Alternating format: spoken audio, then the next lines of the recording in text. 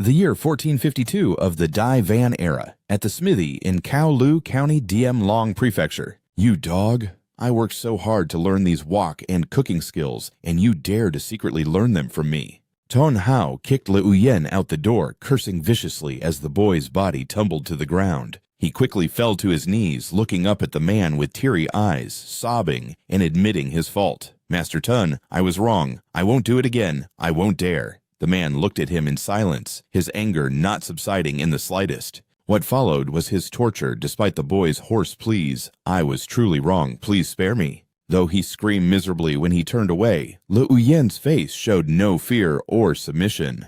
Early the next morning, shouts echoed in the courtyard. Move it, hurry up, the masters in the front courtyard are about to wake up. If you make them eat late, you'll get more than just a few kicks. The speaker was Tan Hung, the smithy's cook. He stood with his arms crossed, a fierce expression on his face as he looked at the still sleepy young men. He continued to yell, and you all should learn from Ngu Kui. He just learned the stance yesterday and stood all night, yet he's already so nimble. You're all a bunch of trash. Ngu Kui seemed to ignore his praise and continued to work diligently. Le Uyen slowly and stealthily slipped away from the crowd being lectured by Tan Hung, but in the end, he was still spotted by the man. As expected, he roared, Was I not talking to you two? Get to work, do you still want to eat? Startled, he cried out in fear. Yes, sir. The wooden logs were carried to their places. Le Uyen wiped the sweat from his face, telling himself that tomorrow was his big day. He secretly resolved to endure it for now.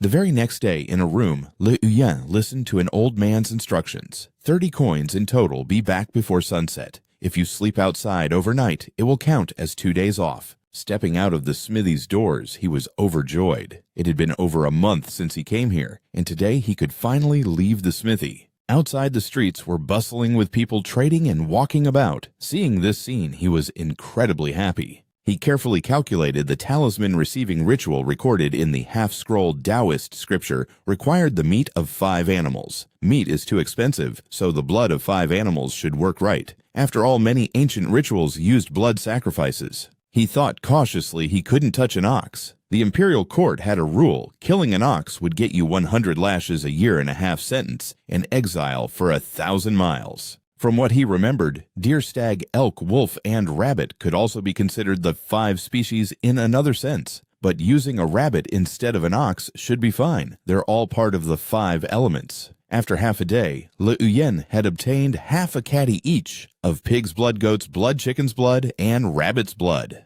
After spending 26 coins, he had 4 left. Holding his spoils, he couldn't help but curse. Why is blood so expensive? If this doesn't work, I'll be drinking the northwest wind next month. He went to the fishing grounds and immediately heard people gossiping. That kid from the Tosun family caught a Ngu Jiak Shuang spirit fish in Beach Tui Lake. To a Tui. That kid has that kind of skill. Didn't Lu Truck Dao already steal his boat? Others also chimed in, a spirit fish.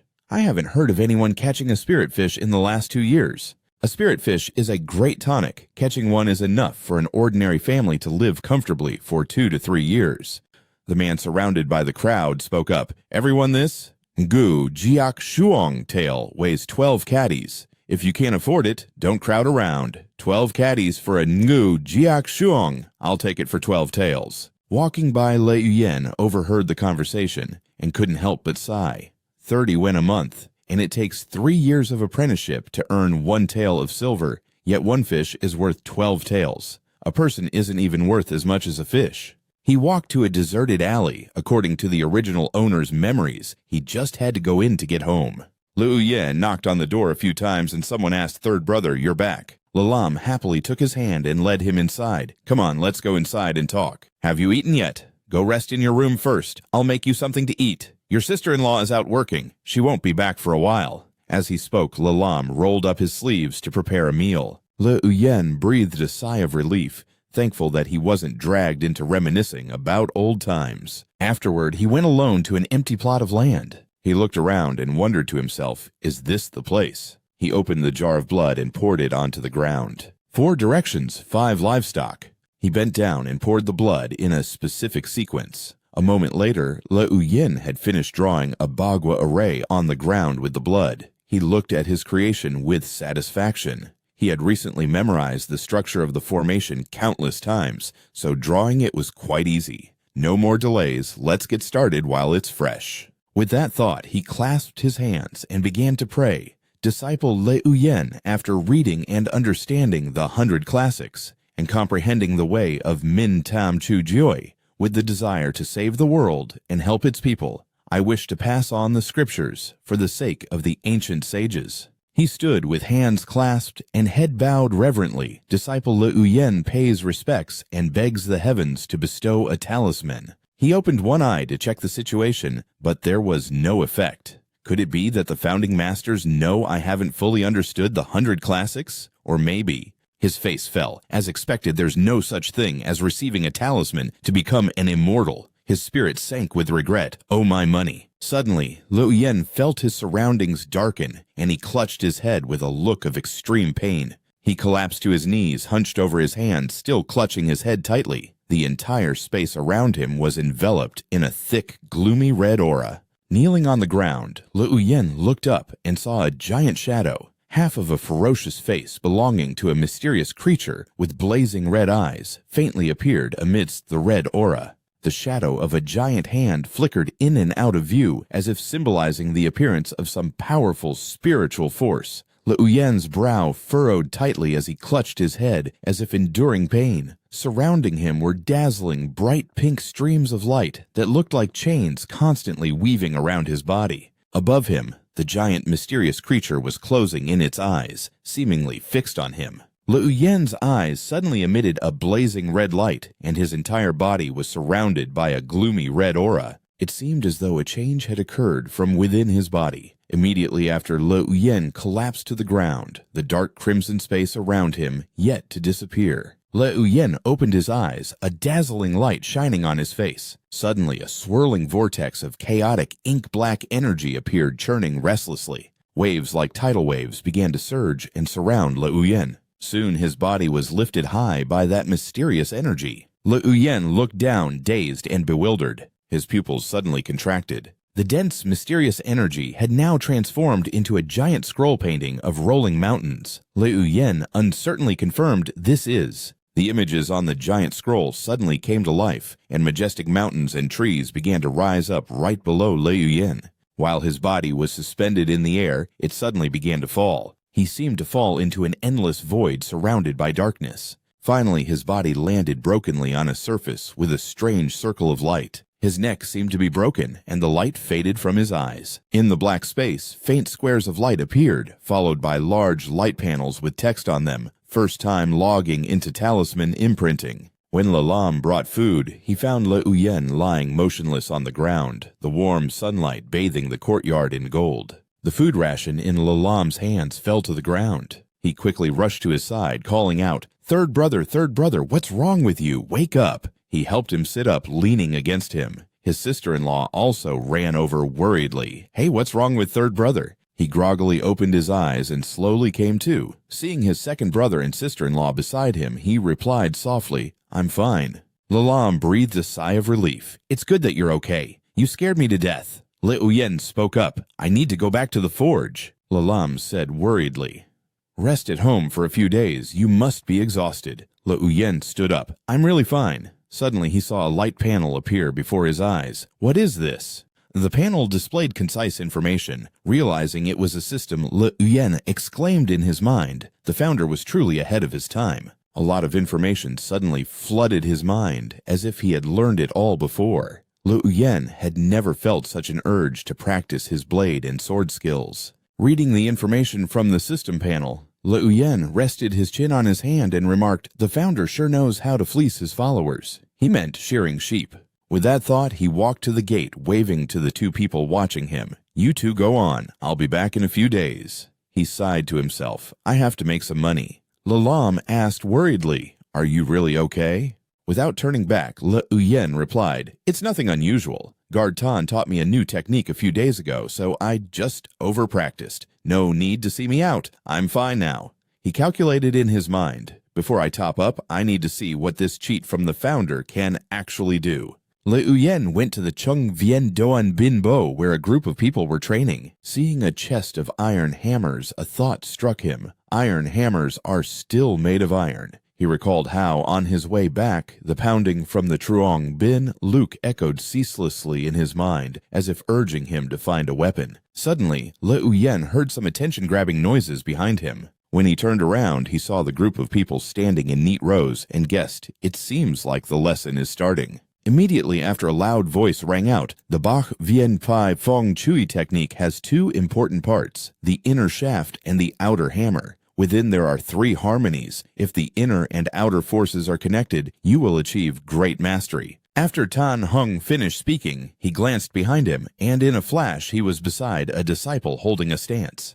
He placed a hand on his shoulder, and the disciple cried out in pain, his body trembling. The old man remarked, "Your stance is unstable, your strikes have no power." The Bach Vien Phi Fong Chui is the fundamental martial art passed down in our forge for over 200 years. The technique is divided into 4 levels: entry proficiency, minor mastery, and great mastery. If you want to enter the inner court, you must master the entry level of this technique before the end of the year. As he spoke, he corrected the disciple's form. The disciple trembled and gritted his teeth in pain. Le Uyen saw this and sympathized. That really looks painful. A loud shout rang out, "Raise your hammers, hold still!" Le Uyen walked over to another disciple. He touched the weapon as if to ask to borrow it, and the disciple nodded slightly in agreement. The system panel immediately displayed information about the item. This is an 8-caddy Chui Luyen Kong, used by martial apprentices practicing the Bach Vien Phi Fong Chui at the forge for uninitiated disciples. It is stained with the blood and tears of hundreds of apprentices. After mastering the Bach Vien Phi Fong Chui, the weapon will disappear. Le Uyen held the weapon and tried a few swings. No wonder the old man is so obsessed with talisman imprinting. I've never even held a weapon before, but this already feels different. Calm down, with so many people here. No one would notice if one hammer went missing, right? Tan Hung demonstrated as he said, loudly, "The force comes from the ground, rooted in the feet, centered in the waist, passing through the shoulders and arms, and manifesting in the wrist. Bach Vien Bai Ti." Le Uyen watched him. "Bach Vien, it's just like the Hin Wai Quien from my previous world." Holding the stance may seem simple, but mastering the entry level is very difficult. Remember, what you have learned today's lesson will be enough for you. Some people have good potential, but it's a pity their foundation is too weak to practice. "Brother Tan, which one did you say has good potential?" Tan Hao approached from a distance, carrying tea, asking with a smile. Tan Hung did not accept the tea, clasping his hands behind his back as he walked and replied, "Some of the downtrodden kids." Tan Hao continued to smile as he watched him. "Brother Tan, let me see you out." Before leaving, he didn't forget to shout loudly, "All of you train hard for me, no slacking off. If you dare to be lazy, this old master won't be lenient." As soon as he turned around, Tan Hao happily walked behind Tan Hung. Seeing the look on his face, Le Uyen couldn't help but curse under his breath. There's something off about that fat man's gaze. The golden evening light colored the leaves as a sigh was heard. "I can't stand anymore." It seemed so simple, but it consumed an unbelievable amount of stamina. This small body of mine has such a weak foundation. Le Uyen sat listlessly like an empty shell, his body trembling as he lamented inwardly. He stood up and stretched, looking at the distant group of disciples still training diligently, and silently noted that the apprentices were doing better. Most of them were still standing, but in the middle courtyard, only Ngu Kui remained. Ngu Kui was also watching him from the side, thinking that the kid had finally worn himself out. In the end, he was still number 1 in the middle courtyard. Ngu Kui sat down, clenched his fist, and smiled in satisfaction. Night gradually fell, and the lanterns were lit. Le Uyen held a hammer, thinking carefully. There are dozens of hammers, so if one goes missing, surely no one will notice, right? A gray system notification means it's unranked correct. The 43 training hammers were all low-grade weapons, but there were differences among them. Most training hammers were merely entry-level, after being used with only about 10 reaching the proficient grade. He bent down to take a closer look. However, this one is the darkest. Even though they're all proficient grade, this one might just be the best. This is the one. He held the hammer in his hand, feeling satisfied. Having made his choice, he took the hammer and leaped away, plunging its head into the ground. Chuang Ngu.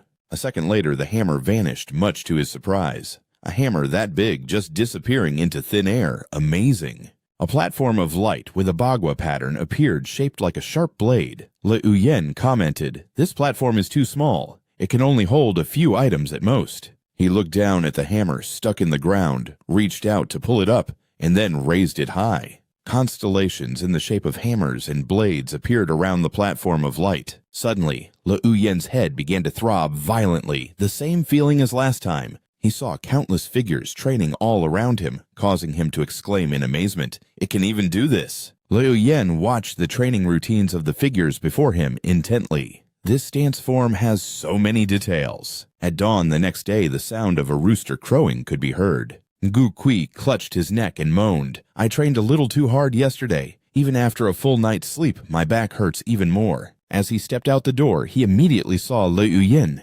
Ngu Kui was startled and shouted, "When did you get up?" He wondered, did this kid sneak out in the middle of the night to train? Le Uyen replied in a bright and refreshed state, "I just woke up." Ngu Kui leaned in closer, unconvinced. "You just woke up." He assessed him internally. "This kid is full of energy. He doesn't look like he stayed up all night training. I knew this skinny monkey wouldn't dare to practice in secret." Le Uyen smiled brightly at him, already knowing what he was thinking, trying to sound me out. "In your dreams." It was a fresh morning with vibrant scenery. After a long night's sleep, Le Uyen and the others began their work. As he carried firewood into the storage shed, he could feel the changes within his body. Although he had expended energy all night, his control over his strength was no longer the same. He could clearly feel every flow of power. He rotated his wrist, smiling with satisfaction. Now this is what martial arts is all about. I need to get into the inner courtyard quickly. That's the real place for cultivation.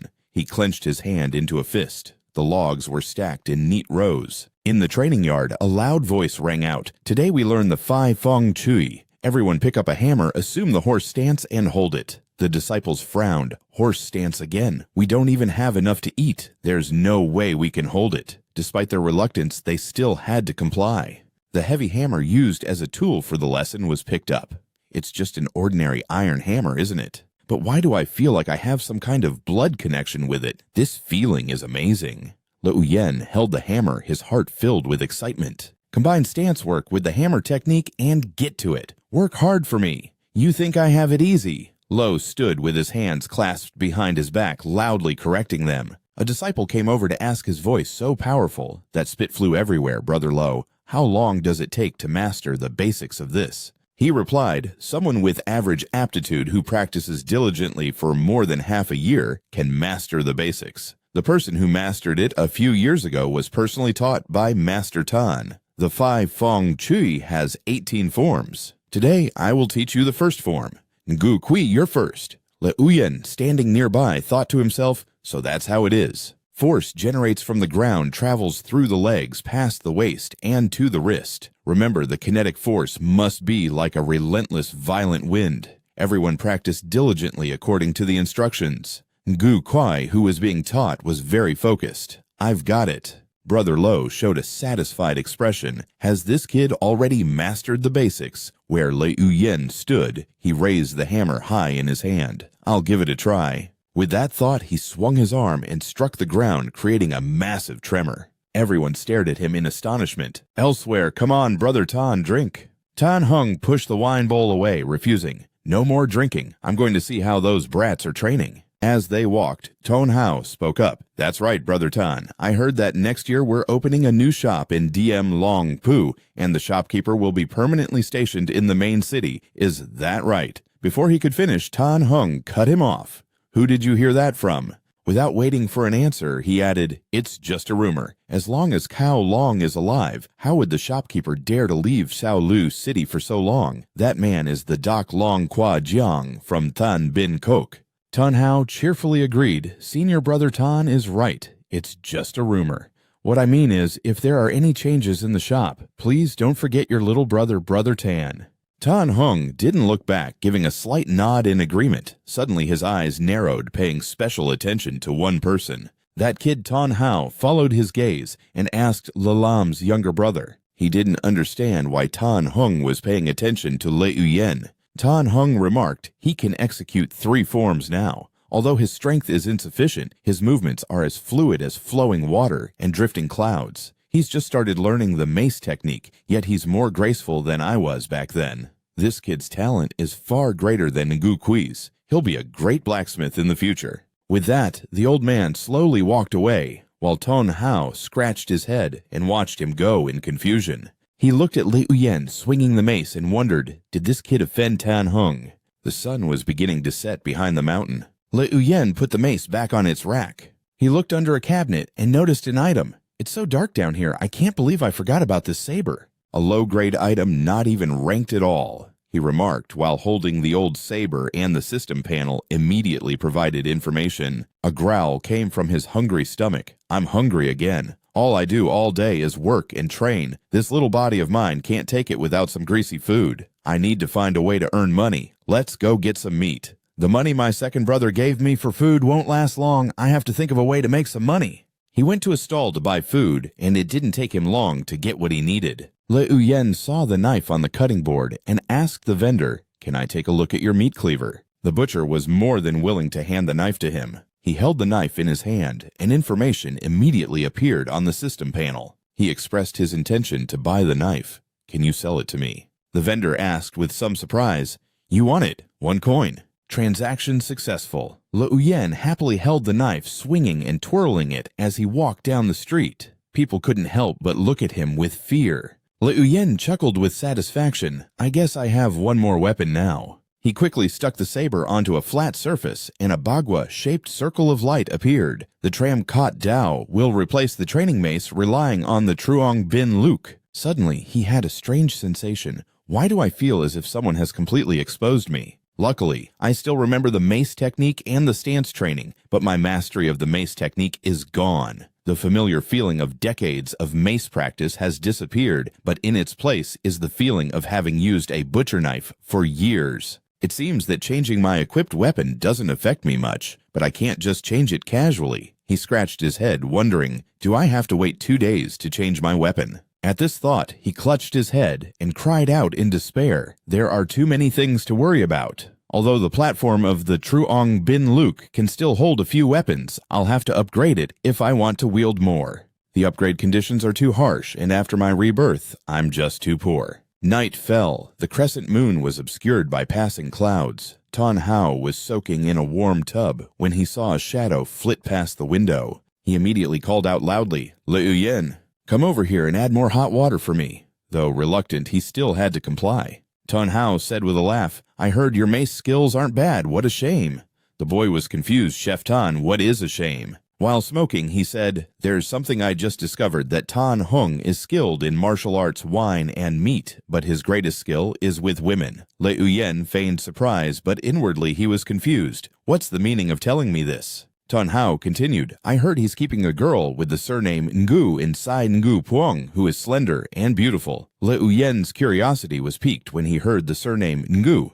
Liu Yan thought to himself, is she related to Ngu Kui? Tan Hung spoke while relaxing in the tub. "My forge has a renowned 200-year-old tradition for training apprentices, but logically, Tan Hung shouldn't be the one teaching you martial arts." Liu Yan heavily set down the bucket of water. "So that's how it is." Tan Hung's words seemed to echo in the night. This time, each department only has one spot for the inner courtyard. So over a month ago, Ngu Kui already joined the inner courtyard. Do you understand now? Liu Yan replied respectfully, "Thank you for your guidance, Senior Uncle Tan." Hearing this, he looked at the boy and asked, "Aren't you disappointed? You clearly performed the best, yet you didn't get into the inner courtyard. Don't you feel any resentment?" The boy replied tactfully, "I'm a little disappointed, but not much. As for resentment, the opportunity was never mine to begin with, so why should I be resentful? At the very least, I learned some martial arts." Tan Hung replied, "That's quite interesting, but you are still wrong. Although the Bak Vien Phi Fong Chui isn't the best martial art in the forge, why would I teach it to you so easily?" Liu Yan's eyes widened in astonishment when he heard that you won't teach it. Tan Hung continued, "The moves, of course, will all be taught, but only the stance training techniques. Even with superior aptitude, don't even think about mastering the basics in less than 3 to 5 years." The large man suddenly stood up, causing Liu Yan to startle and stumble. He then struggled to wipe the water from his face. He suddenly walked over and clapped Le Uyen hard on the shoulder. "Your aptitude is considered lower middle tier, and your bones are a bit weak." He bowed his head and replied, "Senior Uncle Tan, this disciple wishes to learn your culinary arts." Le Uyan marveled to himself. I never thought this fatty Tun would be so skilled at martial arts that he could become the head chef of the forge. It's truly unbelievable. The large man laughed loudly. "You brat, you really know how to seize an opportunity. You think it's hard to make a living in the common courtyard, so you want to get a piece of the pie from me."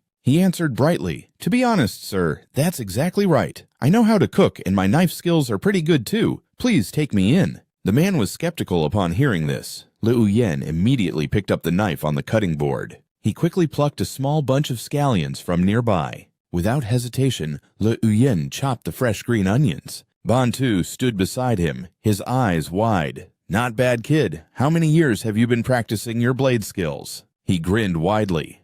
"Manager, I've been practicing for a few years." Liu Yen suddenly recalled serving an old man in his past life, so his blade skills and cooking were naturally no problem. Now he could also use a butcher's cleaver, making his blade techniques even more proficient. After a moment of thought, he continued, "This disciple only needs food. As for everything else, I'll leave it to the manager's arrangements." Bantu looked at Liu Yen with a fond expression. He slowly walked out, not forgetting to say, "You didn't waste Big Brother's money, and you're a hard worker yourself. All right, I do need an assistant." Hearing the words, "second brother," he wondered blankly. Second brother gave this Tun map money. Good grief, if I hadn't taken the initiative, that money would have been completely wasted. Bantu instructed, "Lift this mace, take your stance. The 18 mace forms you learned are not fake. You're just missing a few things. Today, I will teach you the Bak Vien Ho Hap. I will demonstrate it for you once." Liu Yang couldn't help but feel grateful and watched his demonstration intently. Scene change. Several months have passed, and the weather has now turned cold. The market continued to bustle under the heavy snowfall. Liu Yen thought as he walked, "Ever since Ton Bao taught me the Bak Vien breathing method, not only has my food improved, but I've also maintained the breathing while practicing my axe stances. I'll probably master the basics in just a few days." Because I had accidentally revealed my skill with numbers, all the purchasing for the kitchen fell into my hands. Suddenly, something made him turn back to look.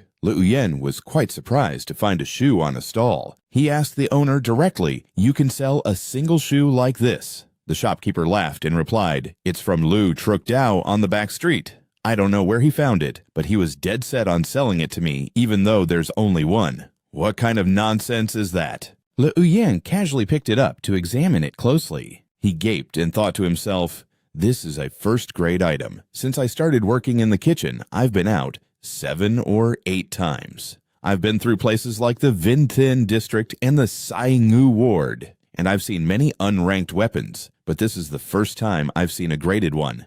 The shopkeeper said cheerfully, "It's a good shoe, but there's only one that's the issue. That dog Lu Truk Dao even demanded a silver coin for it. If you want it, you can take it for 1 silver coin." Liu Yen replied in distaste, "Isn't 1 silver coin a bit expensive for a single shoe?" The man didn't dare argue and just smiled sheepishly. "1 silver coin is for other people. For Brother Laforty, copper coins will be fine." He turned his face away to leave. "If that's your price, you can keep it for yourself." The flustered shopkeeper said, Wait, we can negotiate." Liu Yen turned back with an annoyed look. "How about this then? Master Tan told me to buy some spices. I was planning to go to the Vingtin district to look, but I think the spices at your stall seem fine." The man happily proposed, "Brother Li certainly has a sharp eye. My spices are of the highest quality. Let's do this. If you buy your goods from me, I'll give you the shoe for free." On the outside, he remained indifferent, but inwardly he was overjoyed at having achieved his goal. In the end, Liu Yen bought out the entire stall. He ran straight ahead and ducked into a small alley. Liu Yen immediately took out the shoe to use it.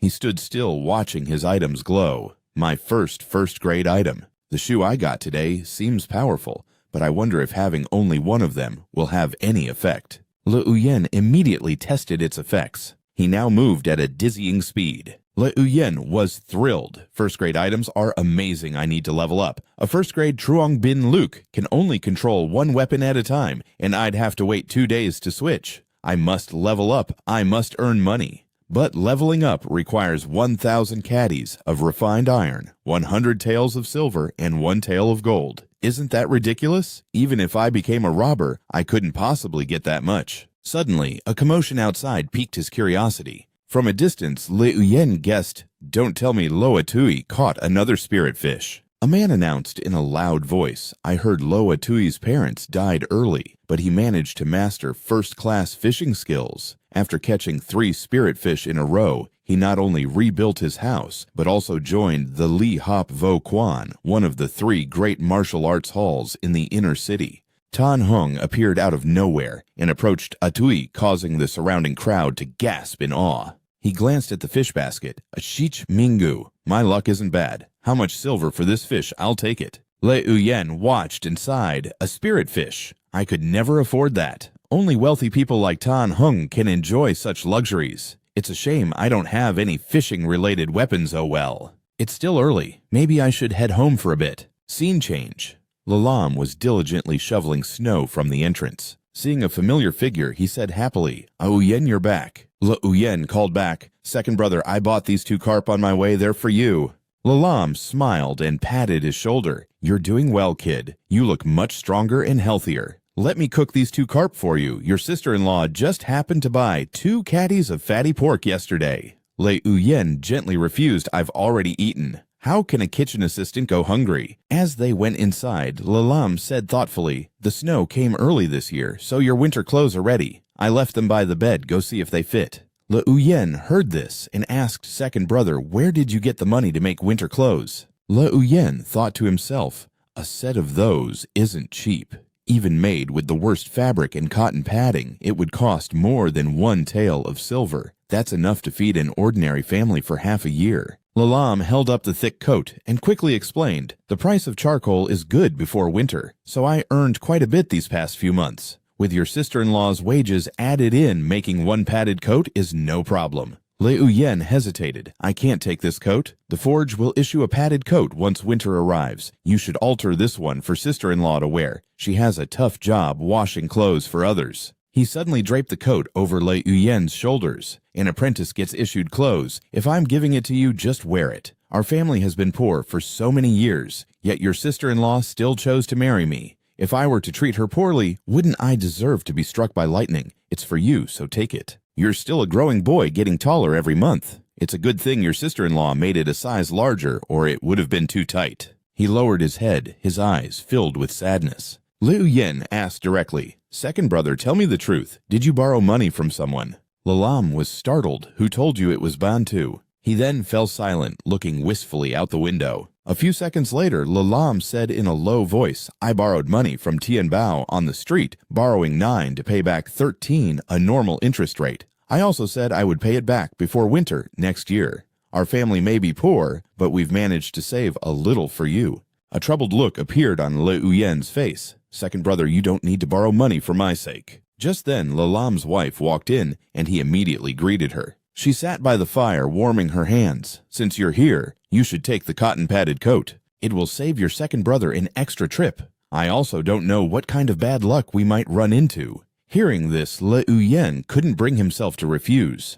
From a distance, he could see that her hands were frozen solid. Then Lalam said worriedly, "I'll pour some hot water into a basin for you to soak your hands." Le Uyen suddenly turned to leave. "Sister-in-law, I've already eaten lunch. I'll be going now. Let second brother cook the 2 crucian carps for you." He turned back to stop him. "At least finish eating before you go." Lalam watched his retreating figure and sighed. "That rotten kid, he runs pretty fast." As Le Uyen walked, he thought Tian Bao seems to be a small leader in the Ngu Bang. Living on the street before borrowing 9 to pay back 13, to think that was considered fair in my memory. Although my second brother is simple and kind, he is not an ordinary person able to survive the death of our ancestor and the disappearance of our eldest brother, carrying the responsibility alone, raising me with his own hands. He definitely won't be able to pay back the debt." He couldn't help but worry. Can there be good people among loan sharks? Hopefully nothing bad will happen. Le Uyen suddenly realized he could borrow money from the loan sharks and quickly advanced to a 6th-rank soldier. "I don't know why I didn't think of such a reliable method. First, I'll train the Bak Vien Phi Fong Trui to the introductory level. Once my martial arts are good, I can earn a lot of money." Under the snowy night, he trained and assessed himself. Tan Map gave me the Luke Vien breathing method recorded in the book, which completely replaces the original breathing method. Only then can the Vien Hin Phi Fong Tree be considered complete, but Tan Map's breathing seems normal. This breathing method is really tiring.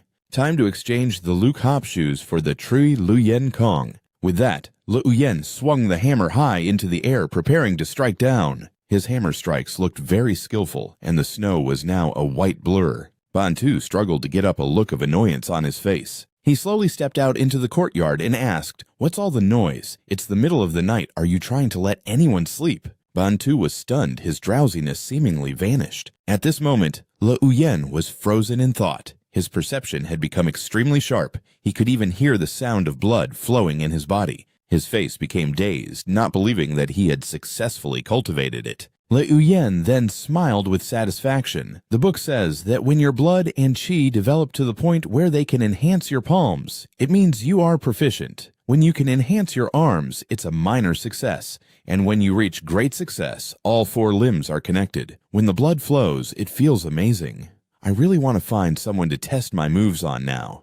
This is true martial arts. Suddenly from behind him, Bantu spoke, "Come into the room for a late-night snack." Luyen couldn't believe his eyes. Sitting at the dining table, he instructed earnestly, "When your blood essence is newly formed, you must supplement it with some of my wine." He was quite embarrassed. "Manager, this is—" Bantu ignored the question and put the cup of wine directly to Luyen's mouth, grinning broadly. "Your aptitude is only mid-level, yet you've reached the introductory level in such a short time. You're also quite suitable for it. Besides the Bak Vien Phi Fong Trui, your second brother must have given you quite a few supplements, right?" After hearing this, he carefully considered it. "But if I hadn't revealed my talent with the hammer on the first day, and now suddenly mastered a martial art, Tan Map would definitely be suspicious." Bantu lowered his voice. "Such brotherly love is truly enviable. Your second brother didn't spend that money for nothing. I'm telling you, that spot to enter the inner courtyard from the middle courtyard should have been yours."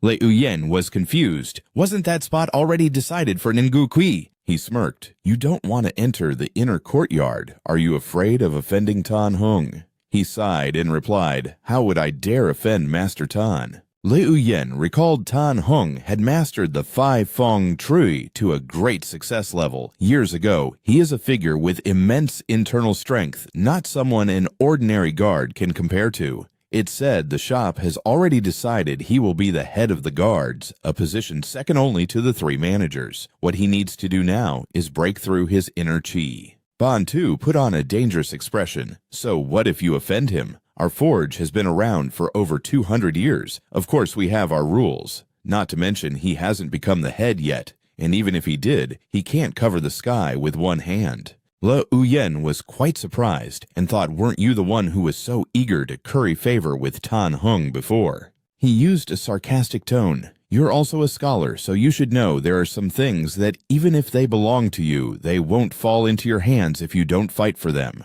Poor in literature, rich in martial arts, with a background like yours who would support you. Even if you master the basics, how far can you go?" Seeing Luyen hesitate, Bantu interjected, "Whether you fight for it or not is up to you. I just saw that you had some talent and said it casually. If you don't want to, it's also up to you."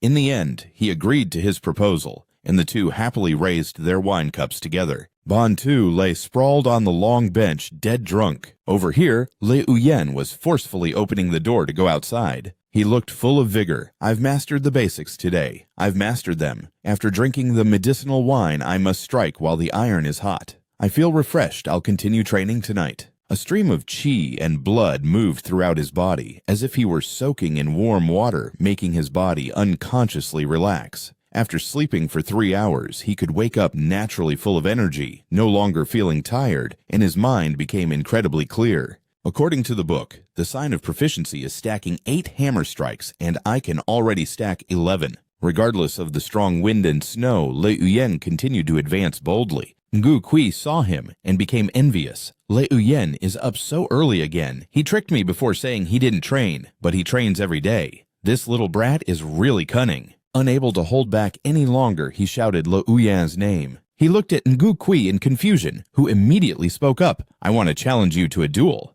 Le Uyen calmly turned and walked away uninterested. Hearing this, Ngu Kui was left stunned. Ban Tu appeared out of nowhere and called out, "Le Uyen, someone's looking for you." He didn't hesitate and ran towards him. Over here, Ngu Kui said arrogantly, "He actually refused me. He must be scared. That has to be it." Bantu had a serious expression. "It's not your second brother, it's the constable's. You little brat, you haven't done anything, have you?" Le Uyen was quite surprised. Then he came face to face with Tan Hung and Cao Dat. The man explained the situation, saying he was here on orders to investigate a murder and had some questions. Le Uyen was extremely worried inside. Could something have happened to his second brother? Cao Dat stared at him intently. "Answer what you're asked. Don't hide anything." He began the interrogation. "Around noon the day before yesterday, when you went to Sai Ngu Puang to buy things, there was a spice vendor named Lu Tom. Do you remember him?"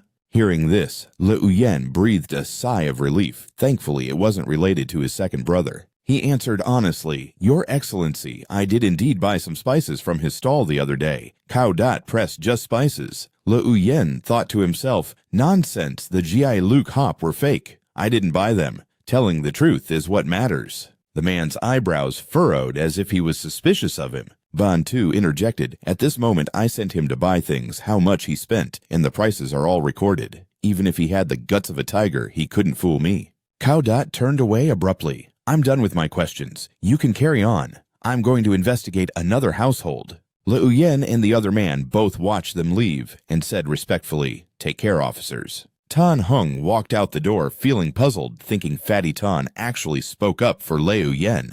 Ban Tu then turned to him and said calmly, "This Cao Dat is both stubborn and foul, so even though he's skilled in martial arts, he's just a street patrol officer. But his uncle Cao Long is a powerful figure. I'm just telling you the truth. If you really are involved in a murder case, it has nothing to do with me." Le Uyen affirmed, "Rest assured, Chief, this matter has absolutely nothing to do with me." Seeing him go inside, the boy stayed behind to think. Dai Van was founded on martial arts, and its people are extremely fierce. So naturally, the punishments are incredibly harsh. When a murderer is caught, they don't wait until next autumn for the execution. Ban Tu suddenly stopped and said, "Lu Truk Dao's family of 6 and 5 of his neighbors were also killed. Moreover, the culprit is the same person. I suspect the one who killed that Truk Dao is a Tui. But that's not right. Why would he kill a street vendor?" Le Uyen's jaw dropped. More than 10 people were killed. Is this a serial murder case? But a Tui doesn't seem like the type to do something like that. The man replied dejectedly, "Aside from gang fights, Lu County hasn't seen such a brutal massacre of civilians in years. You don't go out so you wouldn't know. The inner city is under curfew, so you shouldn't come to the shop for a while. This goddamn animal must be crazy killing even an unrelated vendor." He broke into a sweat as he thought, could it be because of the Gi Luke hop? Lu Truck Dao sold that shoe to the street vendor. Could it be such a coincidence? To kill a dozen people for a torn shoe, is it worth it?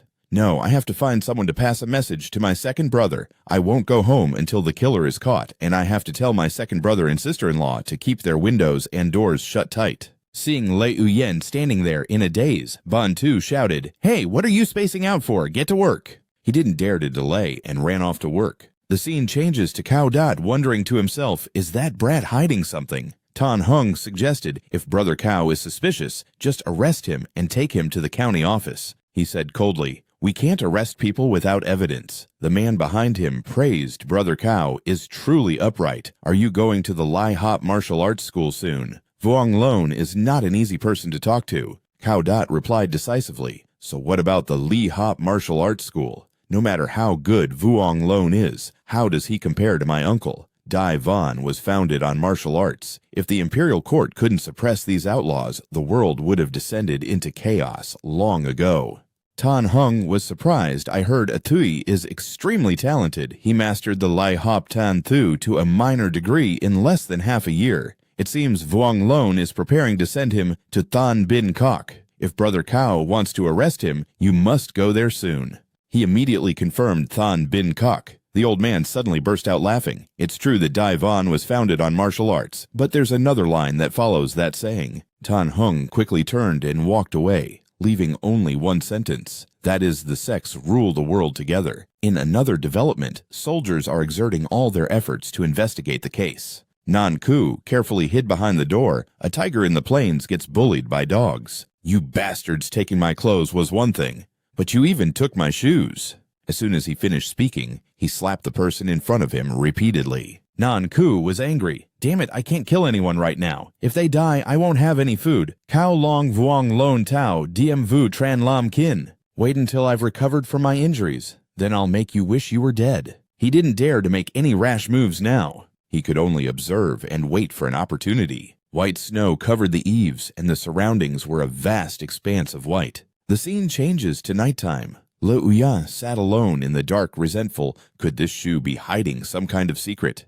He picked up the shoe and shook it to see if there was anything inside. Suddenly, the sole of the shoe fell off, leaving Le Huyan bewildered. There was a detail on the surface of the sole that caught his attention. Bin Dao Dao Sat Chui. It's a martial arts manual. Did someone really carve a martial arts manual onto a shoe sole? Bin Dao Dao Sat Chui method. Let me see. It couldn't be too thin, could it? The secret martial art of Than Bin Kok ranked 18th on the Chap Long Pu's list of supreme martial arts. The supreme secret martial art of Than Bin Kok. I wonder if the supreme martial art Bak Vien Phi Long Tree is of the middle or lower tier. It seems Lu Lai Tu's group was killed because of this Luke Hop boot. The killer definitely knows the seal is in my hands. They've probably got their eyes on me now. Both fortune and misfortune have come knocking. What a huge gamble. After that, Le Huyan carefully examined every character written on the sole of the shoe. He was a bit confused. There was no weapon art, no killing technique, only 1/3 of it. Although it was a bit disappointing, it was just a shoe, at most containing only half the pages, and it was just a striking art. There are 72 paths, and one must master at least one tracing technique to be considered initiated, but this transformation technique has 81 variations. Why is it another restraint technique? But this one is the best among the 5 great secret arts of Tan Bin Kok. Being followed, I have no other choice. I'll just have to practice it. As things stand, the curfew in Sao Lu County will only last for about 2 more months. Before the new year, whether County Magistrate Lo Van Tan likes it or not, he'll have to lift the curfew and switch to searching discreetly. Scene change, a figure is now sitting on the cold ground. Mien Ku clutched the bleeding wound on his shoulder. He seemed to be going mad. How could a tiny county like this have so many internal energy masters? Then Bin Kok truly is the #1 sect Chap Long Ingu Ngok Dok Dao, the bamboo blade master Vu Tran. That slash almost killed me. I have to leave. After saying that, Mien Ku left. He casually tossed the human skeleton to the ground. The night sky was brilliant with fireworks, and he looked up in surprise. Scene changed to another location where a person exclaimed, "The snow is so heavy, I really don't want to go outside." He keeps training even when it's freezing cold. I'm impressed. Ngu Kui was training alone in the harsh weather. His figure was tall and imposing, looking incredibly majestic. Ngu Kui shouted loudly after completing his training. Hearing this, his fellow disciples ran over to surround him, expressing their admiration. One person said loudly, "Ngu Kui can definitely enter the inner sect. Don't forget us when that time comes." Another person added, "Of course, Ngu Kui isn't someone that other guy can compare to." He thought silently. It's been over 2 months since he moved out. Surely he hasn't been initiated too right. Probably not. Although he's smart, Master didn't teach him the breathing techniques, plus his family is poor. Ngu Kui spoke up. "Get back to work. Master Tan is about to wake up." He thought to himself, I should interact less with these people in the future. They are definitely low class and will have no connection with me. Ngu Kui strode forward quickly. I have to tell Master the news of my initiation right away. Le Huyan is probably doing some light chores. I'll go take a look. The door happens to be ajar. He immediately poked his head inside to observe. Ngu Kui couldn't believe his eyes when he saw the large snowman inside. He barged in thinking, could Le Huyan have frozen to death? A large-scale formation lay before his eyes. It caused Ngu Kui to stop in his tracks. The image of Le Huyan was incredibly powerful, his movements very decisive. Over here, he was blinded by the dazzling light and had to cover his eyes. That wasn't all. Ngu Kui couldn't help but be alarmed. as a strong whirlwind headed towards him. Liu Yen then unhesitatingly grabbed a large axe and leaped from above to strike down. Ngu Kui thought in surprise, Liu Yen has already mastered the Bak Vien Fai Feng Chui.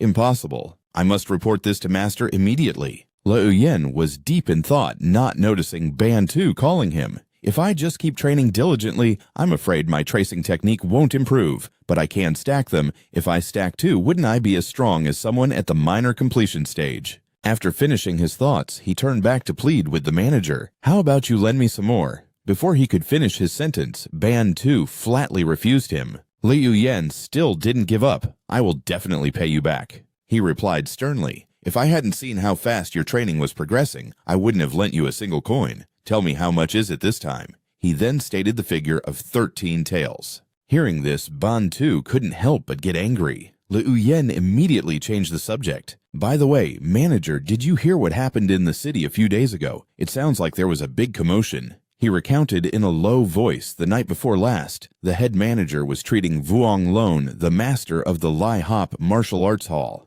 After the drinking ended, someone in the shop suddenly went on a killing spree. Hallmaster Vuong was almost killed. The head manager got furious, captured the culprit, and threw him in the great prison.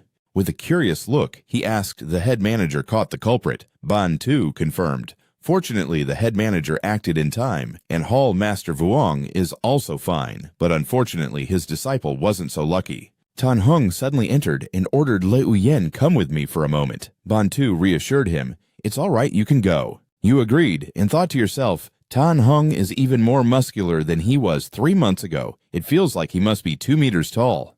The scene changes to a large room. The old man wore a displeased expression. You must have guessed why I called you here, right? Liu Yen replied respectfully. This disciple knows. Tan Hung then praised, to stand in the Vien Tri Tai stance while your blood flows throughout your body. Your talent is truly remarkable. You quickly said, it is because Master Tan taught me well. The old man's demeanor was dangerous. Taught you well. Although your foundation is not as good as Ngu Kui's, it is very suitable for Bak Vien Phi Fong Tree. With this progress, the spot to advance from the middle courtyard to the inner courtyard should be yours. But I have already promised someone else I must get Ngu Kui into the inner courtyard this time. Do you have any complaints? Liu Yen remained calm. This disciple wouldn't dare. Tan Hung said sarcastically, you wouldn't dare, but that doesn't mean you don't have any.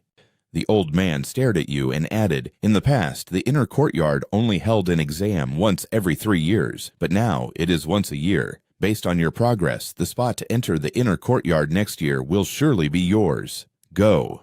Liu Yen lowered his head and could only obey. You walked out slowly thinking, next year. This year there are connections, but who knows if there will be any next year. Inside, only Ngu Kui and Tan Hung remained. He trembled. I will wait another year to enter the inner courtyard. Liu Yen is stronger than me. The old man replied sternly, wait a year. You got into the middle courtyard because To Lin went to the rear courtyard, and people from the miscellaneous affairs courtyard and other courtyards are also pushing their way in. Do you know why? You must enter the inner courtyard this year. If you wait another year, it will be too late. Seeing Ngu Kui's confusion, Tan Hung explained, next spring, then Bin Kok will open its immortal gate. We have spent a considerable amount of money to get this opportunity. At the latest, by this time next year, the inner disciples will have to set out for Chap Long Pu. If you wait another year, the immortal gate of Than Bin Kok will close. The old man continued his assessment. When Than Bin Kok accepts disciples, the most important thing is their foundation. Liu Yen's foundation is only mid to low tier. He wouldn't even pass the first hurdle. Your talent is mid to high tier, and you are progressing.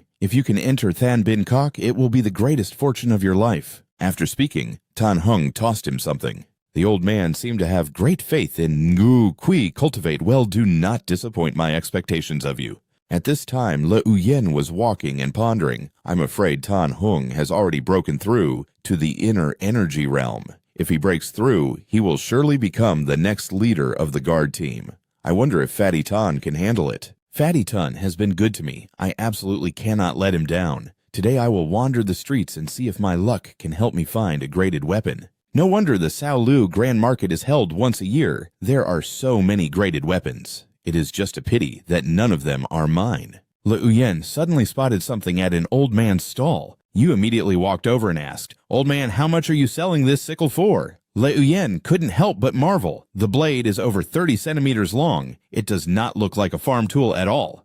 The old man hesitated. "You want to buy my sickle? This sickle was left by my grandfather. It has been with me my whole life. I can't bear to sell it." In contrast, the grandson next to him urged him to sell it. Seeing this, you approached and asked, "Old man, can I try it out?" He did not refuse. "Then you must be careful. Although this sickle has many cracks, it is also very sharp." Le Uyen held the sickle directly in his hand and confirmed it really is a graded item. The system panel also displayed the origin and function of the sickle. Your eyes lit up. It is much better than the Luke Hop gloves. Not only does it add the Dao Liam Thuat at the Grandmaster level, but also... Le Uyen continued to read the information on the system panel attentively, his heart filled with joy. "I have struck gold." Without hesitation, you made an offer. "I want this sickle. I will offer 3 liang." The old man was stunned. 3 liang, that much? Le Uyen nodded. "That is right. I took a liking to it." On a deserted street corner, snow now covered the road. You slipped into an alley to explore the sickle's function. Le Uyen carefully calculated, "I have already mastered 5 feng trui, so that mace technique is no longer of great use to me. But this sickle can be upgraded." You raised the sickle straight to the sky, and a dazzling light burst forth. Suddenly, something made Le Uyen feel bewildered. You collapsed to the ground, looking like you were in great pain. Le Uyen's nose was bleeding. He did not dare to underestimate the sickle's power. You rejoiced inwardly, "Jackpot, jackpot, I have gained the 13 forms of Ku Ma Dao Liam Thuat directly from nothing trained to the Grandmaster level. Awesome! This is truly top tier. A mastered Phi, Feng Trui, a Grandmaster level Dao Liam Thuat, a part of the Bin, Dao, Dao Sat, Troy plus mastery of long weapons. Can I fight Tan Hung now?" The scene changes to inside Lalam's house. His wife yelled loudly, "I am risking my life to earn money to pay for you, and you keep borrowing more. Sooner or later, you 2 brothers will be thrown into the beach Tui Lake to feed the turtles." Lam Lam was in a difficult position. "I also do not understand why Tian Bao wants me to pay him back right now. It is clearly not time yet." In another development, Le Uyen picked up an iron bar and examined it. The hardness is sufficient. You performed a few impressive moves and thought, "Tian Bao, right, is this the feeling of mastering long weapons later? If those thugs make the first move, then I will have no choice but to fight back." Le Uyen smiled a dangerous smile. The scene changes to you slowly removing a snow-covered tile. Le Uyen's actions were extremely careful, trying not to be discovered. You observed the group of people below who were drinking and eating. They were excitedly gossiping about Lalam's wife, which made Le Uyen furious. Suddenly, 2 men went outside to relieve themselves. They were so engrossed in their conversation that they paid no attention to their surroundings. Le Uyen saw them from a distance, feeling very annoyed. Then you quickly rushed towards the 2 of them.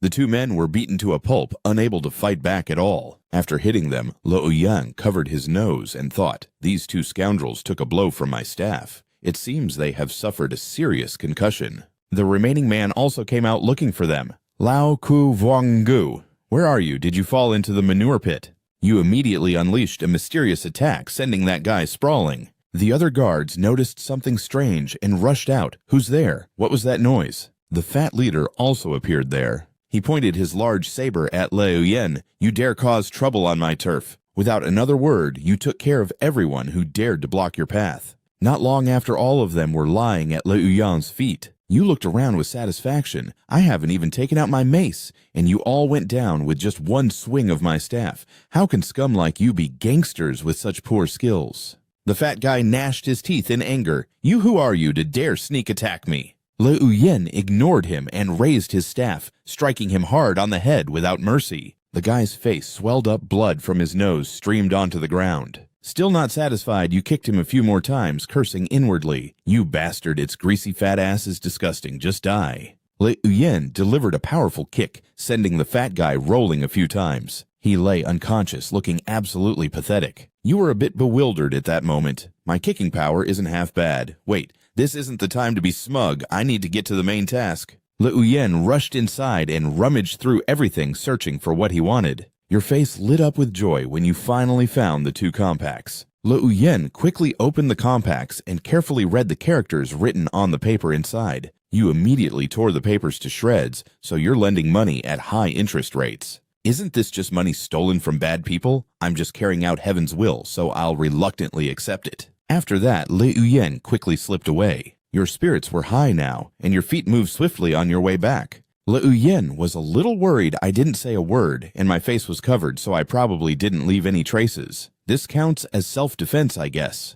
Who told them to offend my eyes with their asses? This was a warning. The only reason I didn't beat you to death this time is because I'm not twisted enough. Don't let me see you again. He's lost all his assets and gotten a beating, so at least for half a year, this fat bastard won't be able to cause any trouble. It feels so good to be a good person. A snowflake landed on Lei Uyen's nose. It made your heart pause for a moment. Then Lei Uyen looked up. The sky was full of stars with a bright moon. You smiled gently. Heavy snow signals a bountiful harvest. This Taoist is about to ascend. Lei Uyen sat down and focused on his training, thinking martial arts are easy to learn but hard to master. It's not just about the moves, but also about qi and blood. Qi and blood originate from the physical body. Without supplementary medicinal herbs, it would take at least 5 years of hard training. With medicinal resources, with my current aptitude, 1 year should be enough. This is the meaning behind the poor study literature, the rich practice martial arts. Bantu saw this and said angrily, "All right, stop training and take this. I've gotten the medicinal resources you needed. This is all my silver, kid. Don't you dare disappoint me." You took it happily. Shopkeeper, rest assured I will definitely pay back your silver, and very soon. He scoffed my ass. From mastering to minor success, even a superior foundation with medicinal support takes a year. Lei Uyen retorted, I will definitely be faster. Bantu instructed, the upcoming new year has a 2-day holiday, but it's best you stay at the shop. I heard the Sai Nugu Puong is in chaos. A group of thugs was seriously injured by someone. If you have to go back, remember to return on the morning of the 2nd day of the new year. If you miss the inner court examination, I'm afraid I'll have to sell you to get my money back. You replied eagerly, I remember. Scene change to Lalam's house. Lei Uyen asked second brother, did Tien Bao's parents work for our family before? The young man answered, no, that was Tan Hung. He's on good terms with our family. He was the one who told me the weapon forging shop was looking for apprentices.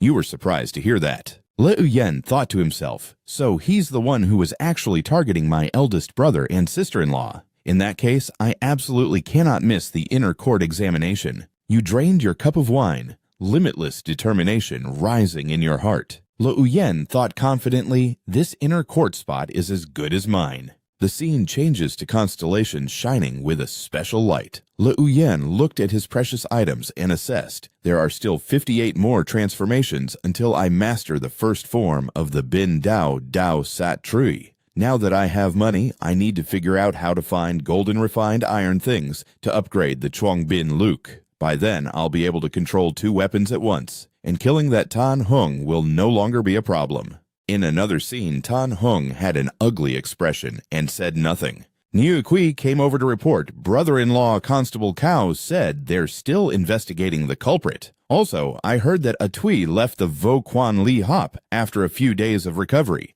Old Ta said no one has seen him these past few days, and his injuries haven't healed. Could it be him? Hobich Tui was frozen. He's alone and injured, so he couldn't have recovered properly. He suddenly disappeared. Could he have gone fishing? How could I possibly believe that? Tan Hung carefully instructed Niu Kui, 2 months ago, I taught you some of the inner court examination tests. I hope you won't disappoint me. He trembled. Brother-in-law, I won't let you down. Finally, the day of the exam arrived and everyone was present. Lei Uyen couldn't help but be surprised. Could it be Vuong Kong, the third son of the third shopkeeper, is also here for the exam?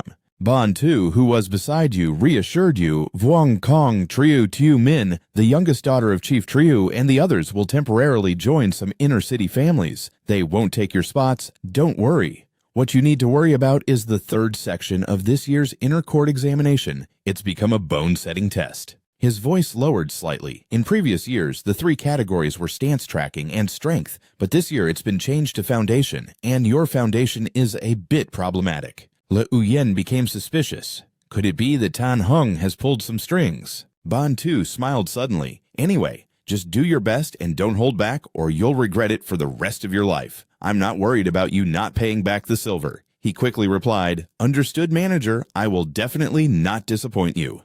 The sun had now reached its peak, and a gentle east wind blew by. The contestants lined up neatly. The atmosphere was extremely tense. The judges had also arrived ready for the competition. Judges Vuong Din Duong Dong and Tao Diem sat calmly in their seats. The director gave the order, "Tan Hung, you go," and announced the rules. The old man's voice was loud and full of power. "Our forge has been passed down for 237 years. For the sake of succession, the enterprise has established an inner courtyard where apprentices with outstanding talent can enter. 1 tael of silver a month exempt from chores with personal instruction from a master and martial arts taught by the second manager. At least one person will be chosen from each section, and all participants will receive 1 month's salary. You all must remember the grace of the family head." After hearing this, they all acknowledged the order. Tan Hung continued, "Whoever has mastered the basics of Bak Vien Pai Fong, step forward." Seeing Le Uyen step forward, the old man was furious. "I already made it clear to that Le Uyen kid. How dare he still come out?"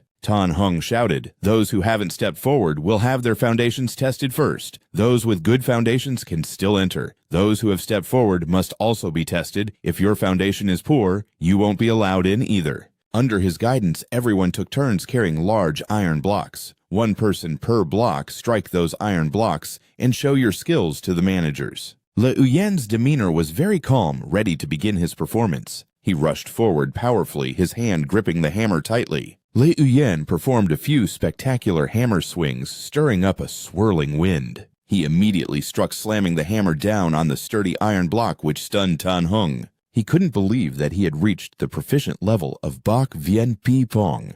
The director on this side was extremely pleased, with a hint of a smile on his lips. A few seconds later, Le Uyen raised his hammer again to deal with another iron block. Duong Dong stood up in disbelief. "It's the minor success stage." Tao Diem explained, "It's not just the minor success stage. His vital energy is insufficient, but his hammer technique has definitely reached the minor success stage, and he has also grasped the 3 external harmonies." Then he said irritably, "Tan Hung, get out of the way. Don't stand there blocking the view." The old man sighed and stepped aside while thinking, "Impossible. I've felt his bones before, they're below average, yet he reached the minor success stage in 4 months. Even someone with a superior foundation couldn't do that." A dazzling light emanated from Le Uyen, and the air seemed to heat up. Seeing this, Ban Tu couldn't help but joyfully praise his disciple. He shattered the iron blocks, feeling relieved. "Using my wits to practice, plus my proficiency with the Bak Vien Phi Fong hammer technique,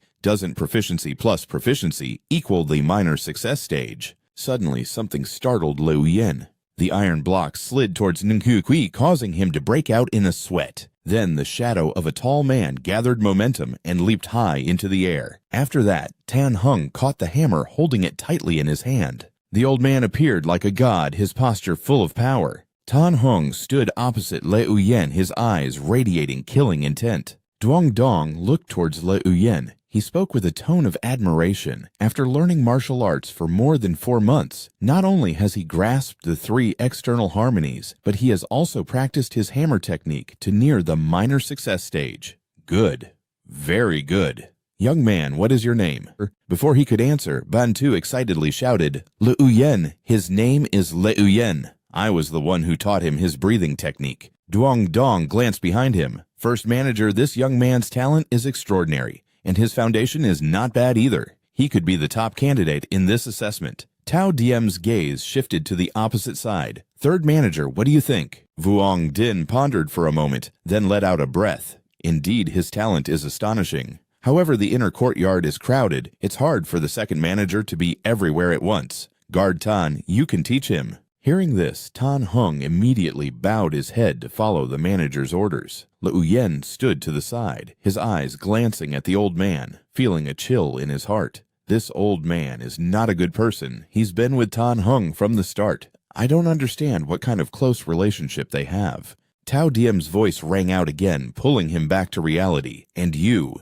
Do you want to be Guard Tan's disciple, or do you want to enter the inner courtyard?" Le Uyen didn't hesitate, clasping his hands and replying, "I want to enter the inner courtyard." Duong Dong nodded slightly. He spoke slowly. "Then I will have Senior Brother Nak deliver the cultivation technique to your residence. You can study it at ease in 7 days. I will personally test you." The young man obediently bowed to thank his master. The old man turned around and gave an order. Good, then the others will continue the assessment. Le Uyen, go and have your foundation checked first. The group replied in unison, understood. Meanwhile, Tan Hung's face darkened, his eyes filled with fiery hatred. In a flash, the sky had turned a pale orange with clouds the color of autumn leaves. The scene shifted to the forge, where a group of people were crazily hammering metal pieces. Inside, old Truong squeezed Le Uyen's hand tightly. He grinned. Not bad. Below average. The young man silently endured it, thinking that this old man's strength was immense.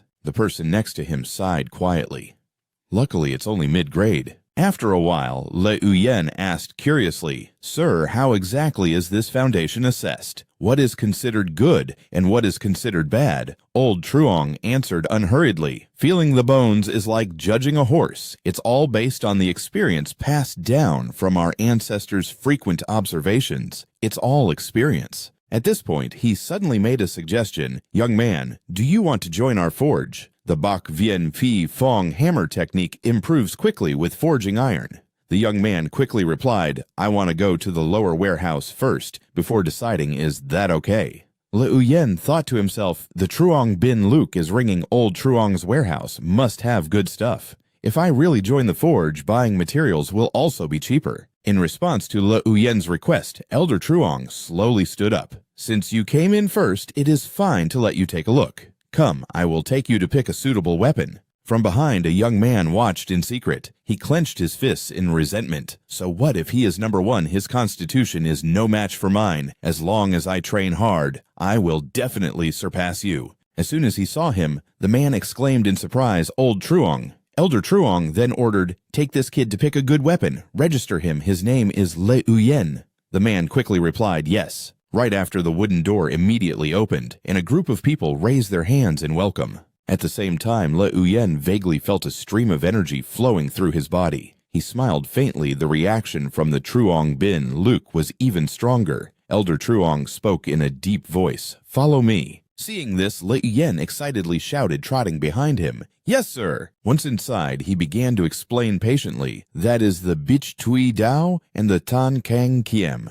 The two most famous weapons from our forge, they have quite a reputation in Chap Long Fu as well. He shrank into a corner, thinking to himself, there must be ranked weapons here, and more than just one. Elder Truong glanced at Le Uyen and continued, This Bichengok Dao was forged by the old master back in the day. There are only a few left now. This blade is incredibly sharp. If you are not careful, you will lose a finger. After speaking, Elder Truong casually gripped the blade with his bare hand. Before his horrified eyes, red blood dripped from the man's hand. He could not help but exclaim, What a fine blade! Hearing that, Elder Truong chuckled lightly. Do you even know what makes a fine blade? The best weapon wielders in this world are not swordsmen or blade masters, but blacksmiths like us. I created every single inch of the pattern on this blade.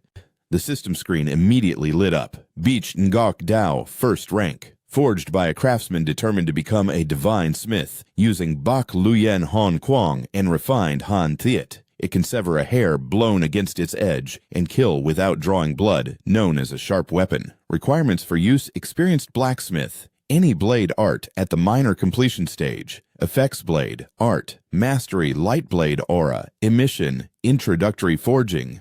Le Uyen carefully reached out to touch the blade internally. He was screaming, White first rank 3 effects, damn. I really want to use it right now. After a moment, he said with a firm tone, With your talent, if you learn from this old man, you will be able to forge sharp weapons very quickly. Unconcerned, he asked curiously, Old Truong, where is that hammer you mentioned? Elder Truong immediately turned and pointed in a direction, over there. Le Uyen smiled helplessly. You just walked me around the warehouse to show off that Beach Ngok Dao, did you not? He chuckled lightly and gestured, Go on, pick one. Elder Truong walked slowly, his hands clasped behind his back, like a learned scholar. Some of these hammers are newly forged, and some were left behind by previous apprentices. One of them belongs to this old man. If you can pick it out on your first try, I will give it to you. Immediately, Le Uyen quickly grabbed a hammer. He could not help but feel a thrill of excitement. This is the one master's hammer, second rank.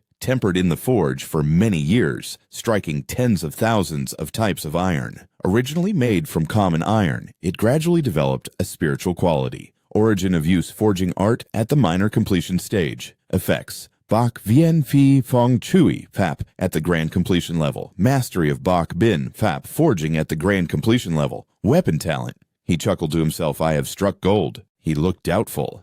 How did you pick that one? Le Uyen was momentarily awkward, then answered without thinking. It just caught my eye. I felt it was the right one. After considering it and feeling its weight, I chose it. Could it be that this hammer is yours? What a coincidence. Elder Truong unconsciously broke into a chuckle. Yes, what a coincidence indeed. Perhaps we are fated to meet. To be able to pick the right one at a glance among so many hammers, our fate must not be a shallow one. Seizing the opportunity, Lu Yen bowed deeply. If our fate is so strong, and if you do not mind, this junior is willing to learn the art of forging from you. He was not wary at all, but instead asked excitedly, You cunning little rascal, what are you going to call me from now on? Le Uyen's eyes immediately lit up, and he asked eagerly, You agree? Seeing Elder Truong's kind expression, a thought arose in Le Uyen's mind. Looking at this hammer, it is clear that old Truong's forging skill is the highest in this entire workshop. Becoming his disciple would be very beneficial for upgrading the Truong Bin Luke. He agreed without hesitation. Since we are so fated, what is the harm in teaching these hands? This old man is already at this age. It would be a waste not to pass on my skills. Le Uyen could not help but marvel internally. Good talent, a sharp mind. To meet such a promising seed at this age, he is truly lucky. He happily replied at once, Thank you for your high praise. Seeing Le Uyen about to kneel, Elder Truong hastily stopped him. Get up, my good disciple. Now follow your master to the warehouse. He quickly replied, Yes, master. As the master and disciple walked, he spoke in a steady voice. Starting this year, the forge will expand. Le Uyen repeated curiously, Expand. Elder Truong calmly asked, Do you know of Than Bin Kok? He hesitated for a moment. Yes, I have heard of it. Le Uyen fell into deep thought. I have done more than just hear about it. I have even learned their ultimate technique. Bin Dai Dao Sat Chui, the first of their 5 great secret arts. Meanwhile, Elder Truong explained calmly, Then Bin Kok is the great sect of Chap Long Fu with a legacy of over 1,000 years. In Chap Long Fu, they are the heavens, literally the heavens. Hearing this, Le Uyen looked incredulous. The imperial court does not control them. He just chuckled lightly. The commanders and magistrates of more than 10 counties in Chap Long Fu all come from Than Bin Kok. Even the imperial court cannot suppress them. Hearing this, his eyes widened in astonishment. Is that even a sect anymore? Not even a prince or marquis is that powerful. Meanwhile, Elder Truong continued, All of the forge's activities in recent years have been related to Than Bin Kok. When spring comes, then Bin Kok will open its gates, welcoming everyone to join regardless of their background. Do you understand what your master is saying? Le Uyen's heart trembled. Tan Hung must have known this news long ago, which is why he pushed Ngu Koi into the inner court. If I had really delayed entering the inner court for a year, I would have missed this chance. Therefore, I must upgrade the Truong Bin Luke before the gates open. As soon as he saw Le Uyen, the stout man grinned widely. Uyen Zi, you are back tonight. I will show you my skills. He replied awkwardly, Thank you for the meal, chief. Le Uyen could not help but feel a little bewildered. This was the first time the chief had been so nice to him. He turned to remind him, Do not call me chief anymore. Just call me Tan Hao. If you would like, you can just call me Brother Tan.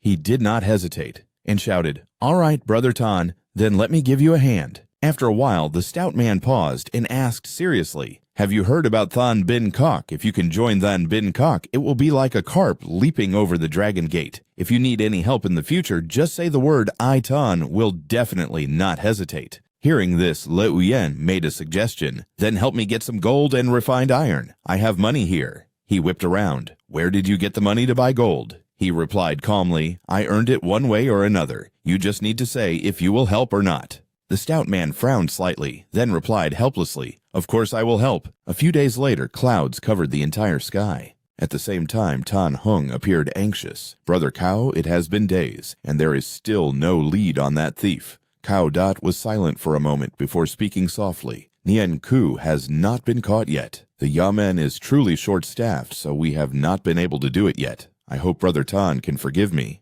I sent 2 of my brothers to stand guard here for 10 days. Magistrate Lo was displeased about this and ordered them back multiple times to catch Nian Ku.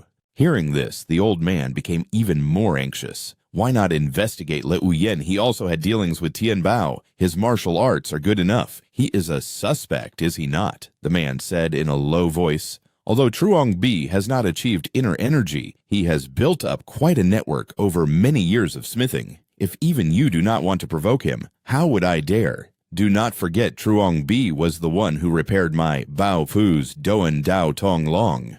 Just then, a subordinate reported urgently. One of the brothers said someone went to the pawn shop 2 days ago. Vuong Ni, that fool from the front street, pawned a banknote worth 100 taels for 93 taels, and now he is dead. Tan Hung's face immediately changed, and he asked in confusion, "What?" In contrast to Tan Hung Kao, Dot burst out laughing excitedly. This thief is quite cautious, is he not? He even hired a fool. Now that lead has died with him. The trail has gone cold, so I, Kao, am powerless. I have already reassigned those brothers. My condolences, Brother Tan.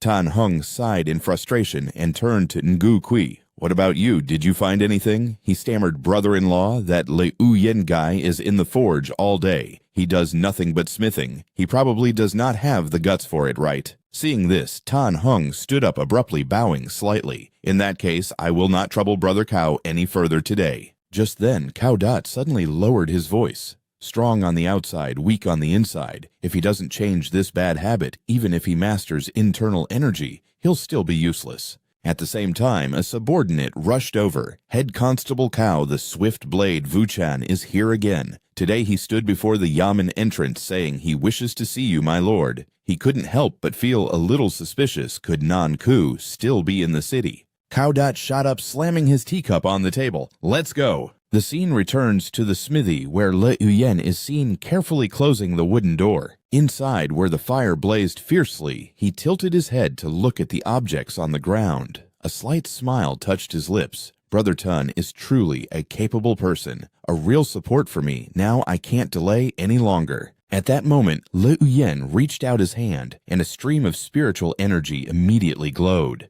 The system screen lit up. Second-tier long weapon master Le Uyen. Number of controllable weapons is 2.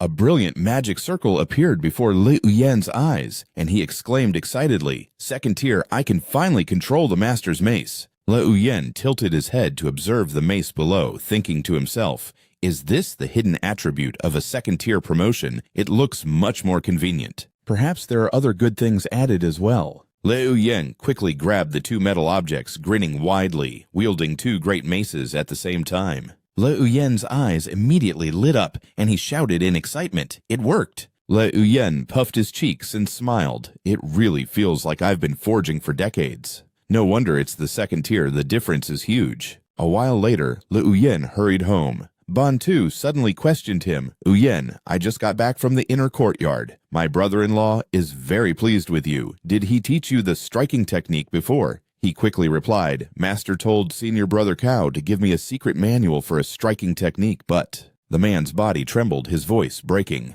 "Looking at you, don't tell me you haven't practiced it yet, and I was just praising you to the high heavens. Don't you dare." Le Uyen quickly corrected himself. "I've learned it, I have." He put on a serious face. "Brother, look at this." Bantu questioned him, dissatisfied. "Striking techniques are methods of channeling qi and blood. They're much harder than breathing techniques. My brother-in-law gave you 7 days. How can you possibly make it if you're just starting now?" After speaking, he declared loudly, "No more forging today. I will personally teach you." On the side, Le Uyen was still frantically flipping through the book. "Brother, don't rush. Let me take a look first." After a moment of silence, he said casually, "This isn't that hard." Bantu couldn't help but feel bewildered. "Not hard. Do you have any idea how long it took me to learn this striking technique back in the day?" Le Uyen suddenly lifted the hammer and kicked the object hard. He spun around wildly a few times right in front of him. "It's not hard. You could even say it's simple." Witnessing that scene, Bantu was almost stunned.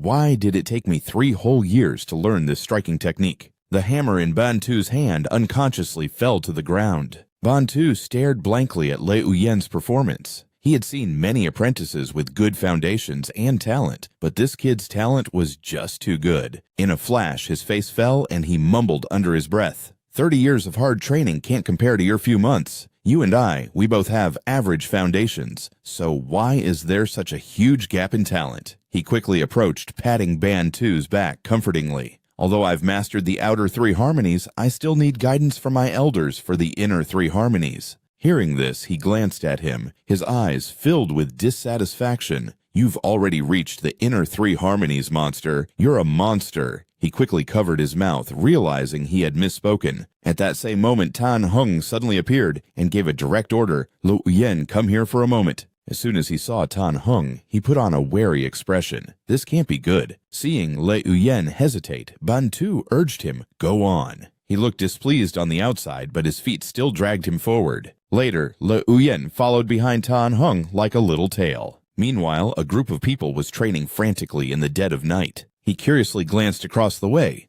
Who is that talking to the second manager? Before Le Uyen's eyes was the swift-blade Wu Chan. A moment later, Tan Hung clasped his hands in front of him and bowed. Second manager. He bowed reflexively, feeling extremely confused. This old man is never in the inner courtyard. Why did I run into him today? Duong Dong turned to question him. Swift Blade Wu Chan, instead of catching court criminals. What are you doing at my smithy? Le Uyen thought to himself. Swift Blade Wu Chan, is he the legendary bounty hunter? Wu Chan forced a smile. I only came here to ask this little brother a few questions. He looked at the man warily. Looking for me? Then it must be related to the Ji Lu Cop. Duong Dong sighed softly. Swift Blade Wu Chan is not a government official, but barging in here like this, does he have any respect for our smithy? Just then, a cold aura seeped inside. At the same time, Wu Chan secretly glanced over at Le Uyen. Then he quickly turned to Duong Dong, brother Duong. It's a misunderstanding. I Wu had no such intention. I just happened to meet Guard Tan at the entrance, and after hearing his suggestion, I asked him to introduce me. Tan Hung also chimed in to explain Brother Wu was chasing a culprit and came to my weapon shop. Since we are in the same city, we should help each other. I hope Elder Duong will not blame us.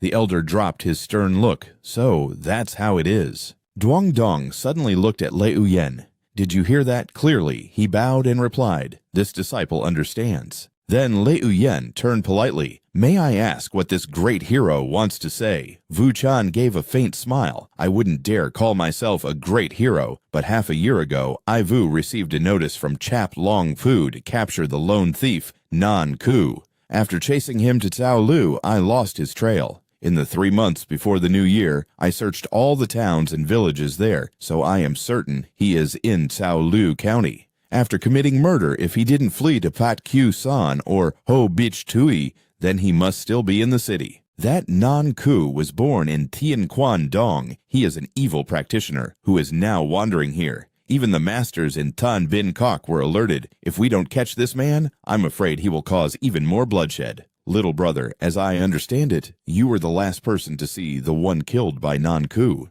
Did you buy anything from his stall? Le Uyen bowed low and answered truthfully. Lu Tam, to answer the young hero the day before Lu Tam was killed, I did indeed buy spices from his stall, but it was only spices. The man spoke softly, his voice somewhat chilling. Little brother, there's no need to bow like that. Suddenly, Le Uyen's vision became dizzy. He was momentarily confused. This is hypnosis. This person looks kind, but has a dark heart. I'm afraid he would strike before I could even ask the first question. How dangerous. Le Uyen's vision grew blurry, and seizing the opportunity, Wu Chan continued to question him. Really? Just to buy spices? He scratched his head non-stop, muttering unconsciously, I also bought half a caddy of pork. At that moment, Duong Dong shouted angrily, Wu Chan. Le Uyen shot to his feet. He asked blankly, what is wrong with you? Then, suddenly, the old man pointed the spearhead straight at him. Seeing this, Wu Chan immediately swung his sword to counterattack.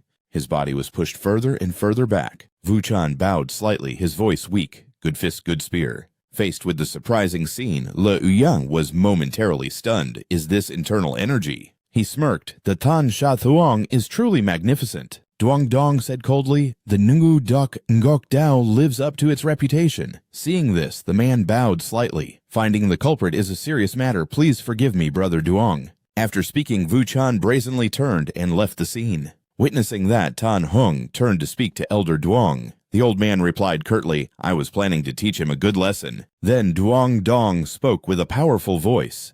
"Bring Van Tan and Lei Uyen inside, the rest of you disperse." One of them whispered, "What Nungu Dak Ngok Dao?" He couldn't even take one hit. Another person chimed in, "Is the Tan Sha Thuong really that good? Master is so powerful." The person next to him said jokingly, "Is this person Chok Dao Nan? Some great hero, I remember him." Inside, Van Tan asked worriedly, "Master, are you all right?" Duong Dong's hand trembled uncontrollably. His voice was dry. "Something's wrong. It's not the Nungu Dak Ngok Dao. It's the Ngu Dak Nan Chung. His entire body is full of poison. This old master almost suffered a great loss. The Tan Dak Dan combined with internal energy can expel it, but it will take 2 or 3 months to recover." At this moment, strange veins kept writhing on Duong Dong's hand. He had a confused look on his face that Wu Chun was already planning to leave. "Why did you have to do that?" Duong Dong's eyes glinted. He growled. "If he had left just like that, this old master would have no face to meet your grandmaster in the underworld, even in death. In the world of fame, profit, and slaughter, sometimes you need to run fast, sometimes you walk, and you may even have no choice but to retreat.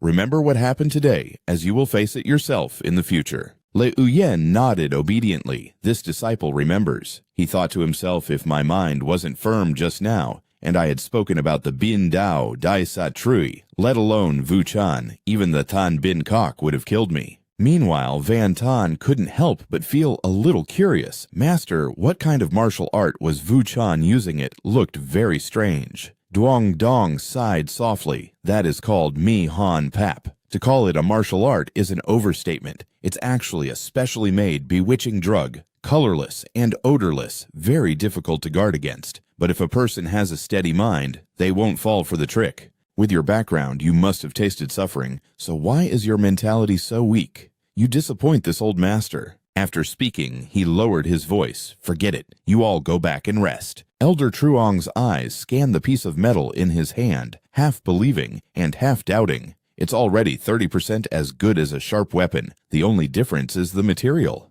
Good kid. How did he improve so quickly? Then Elder Truong smiled unconsciously. It was worth sending Tan Hung away. Returning to a few days ago, Lei Uyen asked curiously, "Tan Hung was sent to Fat Kiu Sun." Bantu giggled. Yesterday the chief manager came back and heard about Wu Chan's matter. He gave Tan Hung a scolding and then sent him away. If it were anyone else, it wouldn't have just ended with being sent away. Le Uyen suddenly changed the subject. He quickly asked, "By the way, are you going to the Sao Lu temple tomorrow?" He looked bored. "I'm not going, I have to practice. Your rapid progress got me scolded by my brother-in-law."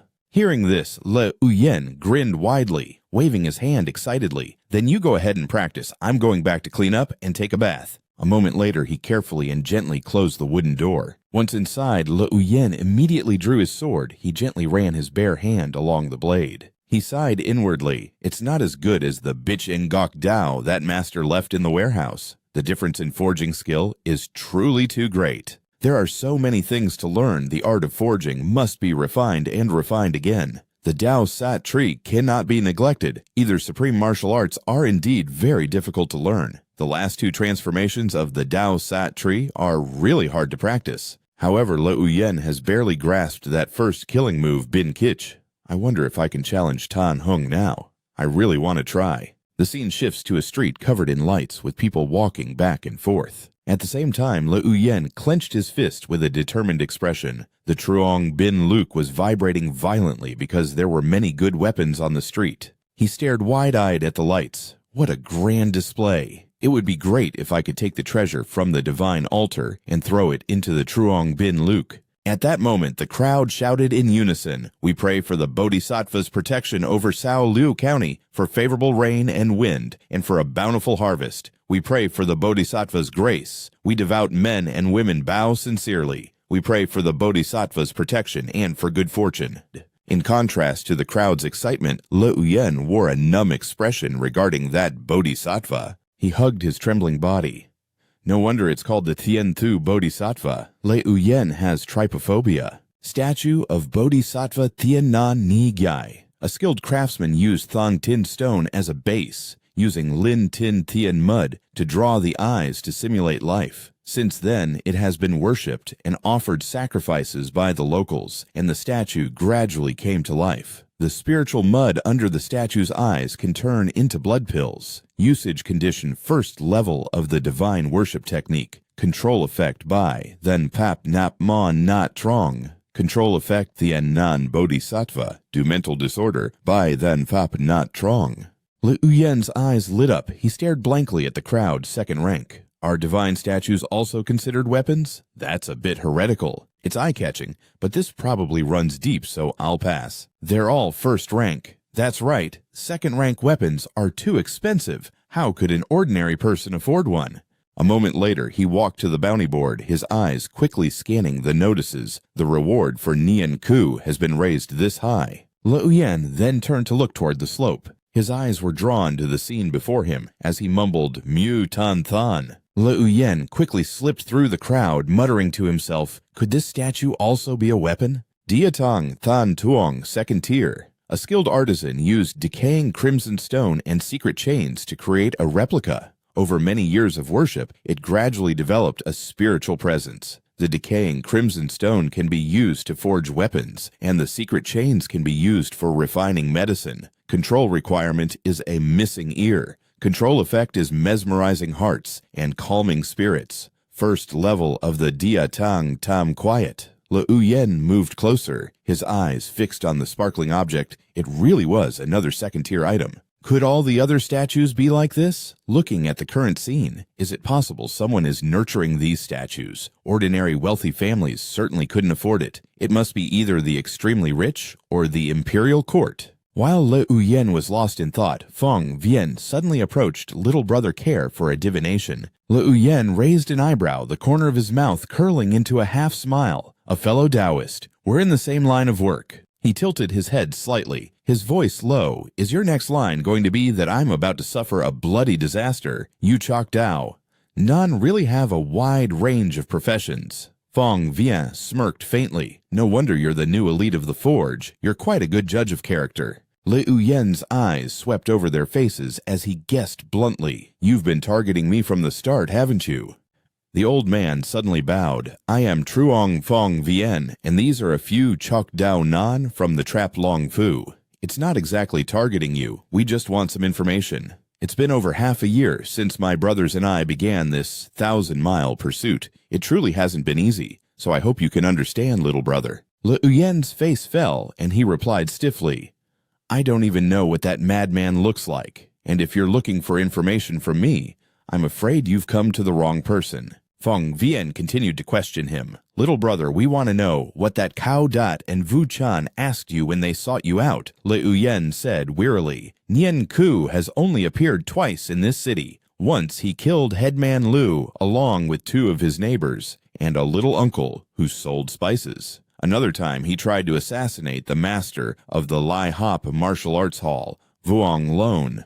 The big man suddenly shouted in frustration, Boss, why waste so many words on him? I say we get some blood from him first. Then this kid will talk. Unlike him, Feng Vian calmly bowed his head. If Wu Chan asked, then it must be true, but this little brother does have a point. Before leaving, the old man didn't forget to warn him. I'm afraid a bloody disaster is indeed coming your way soon. Liu Yen subconsciously watched Feng Vian's retreating back, thinking to himself that tattered shoe. Night fell and the rain pattered down like waves. At the same time, Liu Yen huddled under a wall, an idea forming in his mind. If you're all targeting it, then I'll give it to you. A shout echoed from inside. Which bastard threw a rock at my head? A shoe! What's this? Meanwhile, Liu Yang quickly fled. 3 silvers for a pair of shoes. I'll get it back sooner or later. First, I'll train to the great accomplishment stage, then master the 6 harmonies and cultivate internal energy. After that, I'll persevere and join the Tan Bin Kok, and all future troubles will no longer be a problem.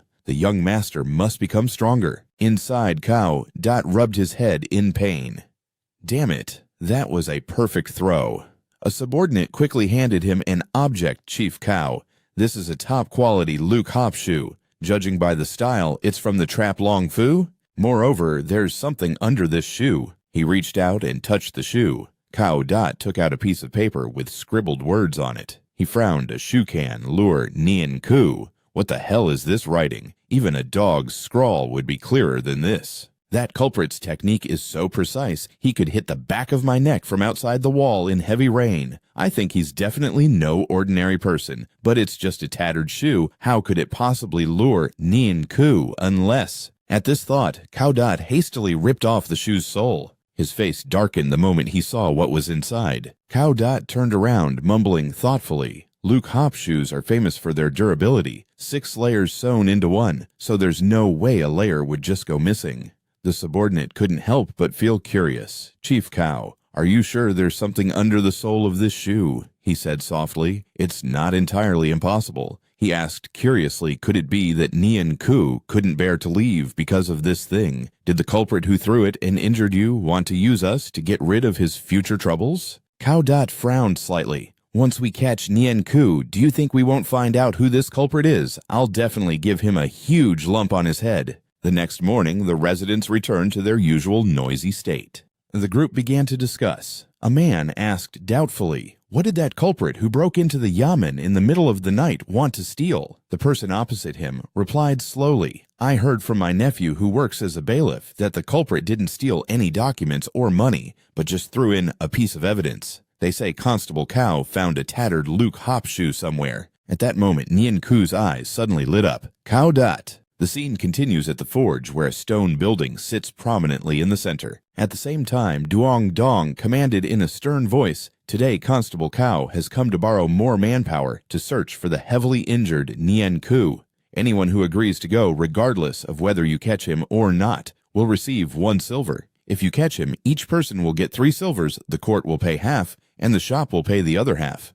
The group immediately started murmuring. A man asked curiously, 3 silvers to catch Nian Ku. Another couldn't help but feel bewildered. No way. How skilled is that Nian Ku? The last one said with displeasure, "Isn't this just rushing to our deaths? That much silver isn't even enough for a proper funeral." Cao Dot cleared his throat. The magistrate has ordered that each household must send at least 10 people. He called out loudly, "Van Tan, you take Ngo Men Liu Tan, and Dien Din, Le Uyen, you go along too. What have you become after not going out for months?" He answered quickly, without a moment's hesitation, his voice echoing. After settling the matter, he turned and bowed low. "Second manager, I still have to go to other houses to borrow people, so I'll take my leave."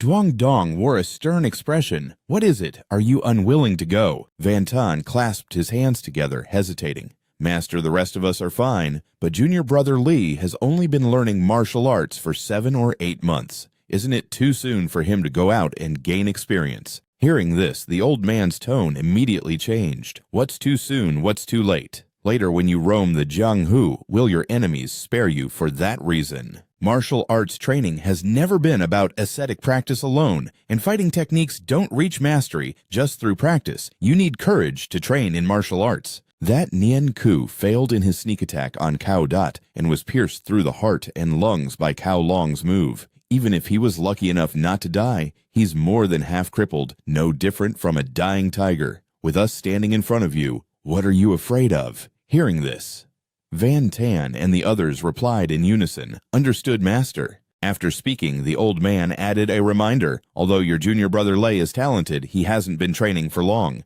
This time, as he leaves the city, you need to pay special attention to him." He nodded slightly. This disciple understands. After that, Duong Dong urged them, "Go on." Long-handled war mace, first tier, forged from black gold mixed with burnt copper. Large and heavy, requires basic mastery of mace techniques. Usage effects are rooting to the ground a world-sinking stance and horizontal armor-breaking. Le Uyen gripped the mace tightly, vaguely, feeling it was very different from a forging hammer, but he wondered if it was suitable for the art of combat weaponry. Just then, the young man asked in a stern voice, "Have you chosen yet? We leave at noon." He instinctively tightened his grip on the mace, his heart pounding. It's time for a real fight. The scene shifts to Fat Q Mountain, where smoke and mist cover the entire sky. At the same time, Van Tan warned in a stern voice, his eyes fixed on the deep forest. "Don't push yourselves and don't go too far. You must retreat when night falls. Leave 1 person behind to watch the master's horses."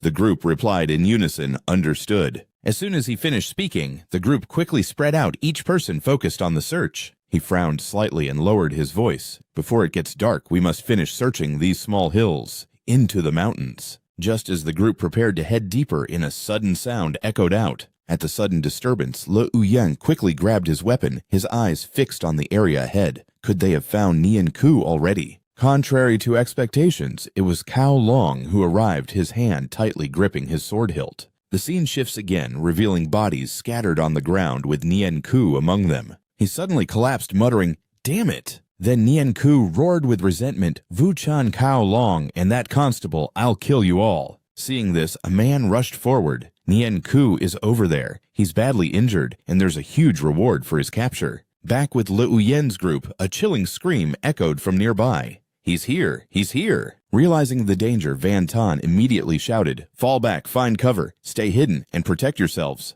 With that, the group split up, and Le Uyen quickly dashed forward. He hid behind a tree, thinking to himself, no wonder the second manager said, "You need guts to practice martial arts." Just then, screams filled with pain and fear reached Le Uyen. Don't kill me! Help!" Another person shouted urgently, "Over here, get him, hurry up." He stealthily observed the situation. Considering Nian Ku's methods, it's surprising these guys even had time to signal. It looks like he really is badly injured. Still, I can't be reckless. It's better to be careful. Immediately after, Le Uyen crouched down beside a bush. He quietly moved forward, his gaze stopping on a corpse. Then suddenly a panicked expression crossed Le Uyen's face, and he quickly dropped flat on the ground. "Someone's coming." A man quickly approached the corpse, his hand searching it as he mumbled, "Well, you're dead anyway. Keeping money on you will just benefit someone else, so I might as well take it." Witnessing this, Le Uyen almost laughed out loud at these Jiang Hu types. Suddenly, the man turned and looked in one direction.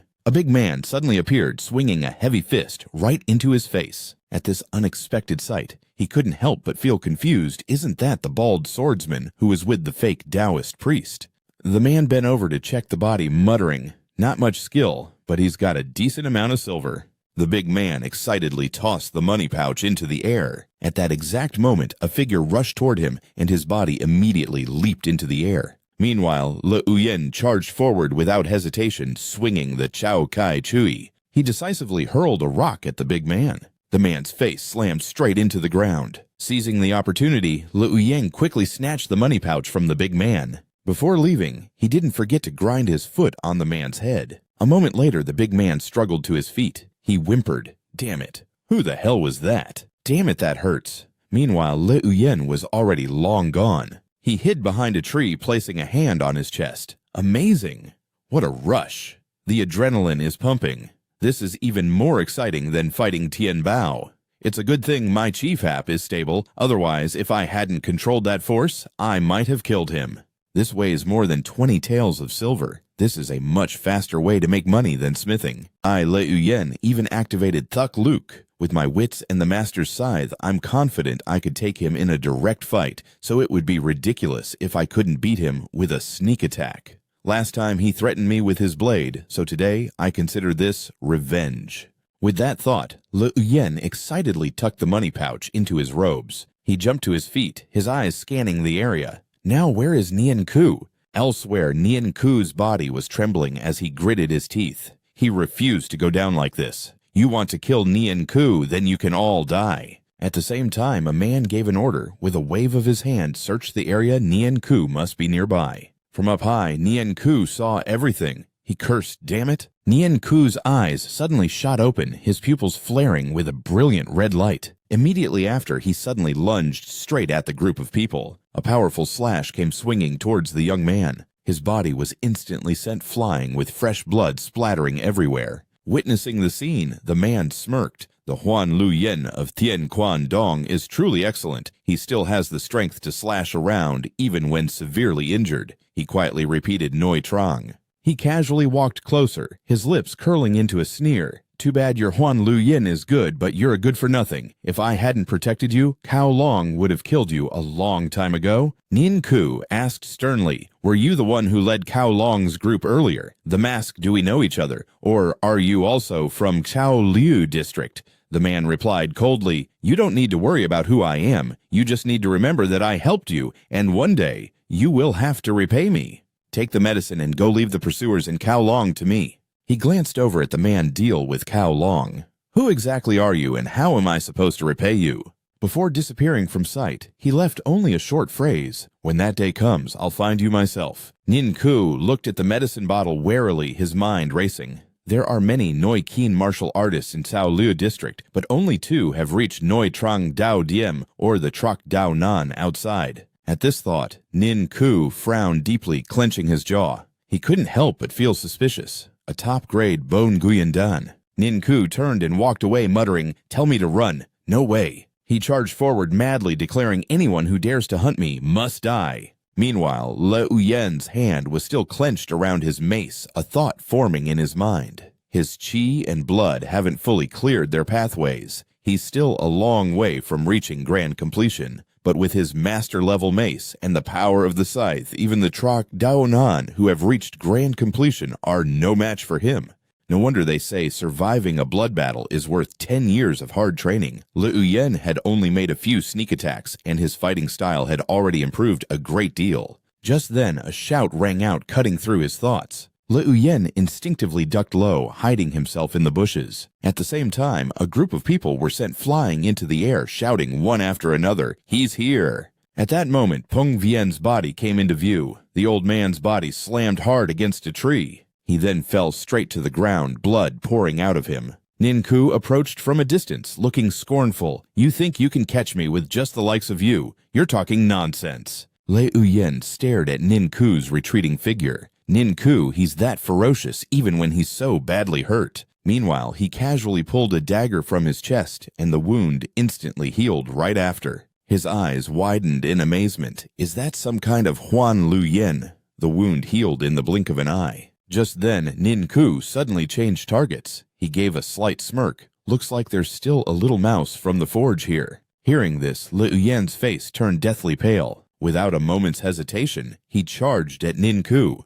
Le Uyen swung his mace at him decisively. Faced with the sudden attack, Nin Ku froze for a second. Bach Vien Troi, grand completion of the mace technique. Meanwhile, he frowned deeply, his face tense. Seeing this, he roared with fury. "Damn it, you haven't even cultivated Noi Keen, and you dare to fight me. You're courting death." Nin Ku kept dodging the blows, muttering curses. "Damn it all." Meanwhile, Le Uyen made a decision. Whether a Noi Keen martial artist is at perfection or grand completion, it's not like I can't touch them. This feels great. I never knew smashing people with a mace felt this good. I'll smash you to death. After a moment, Nin Ku's body stood still, trembling violently. Then he suddenly lunged at him. "You little bastard, you're having quite a fun time, aren't you?"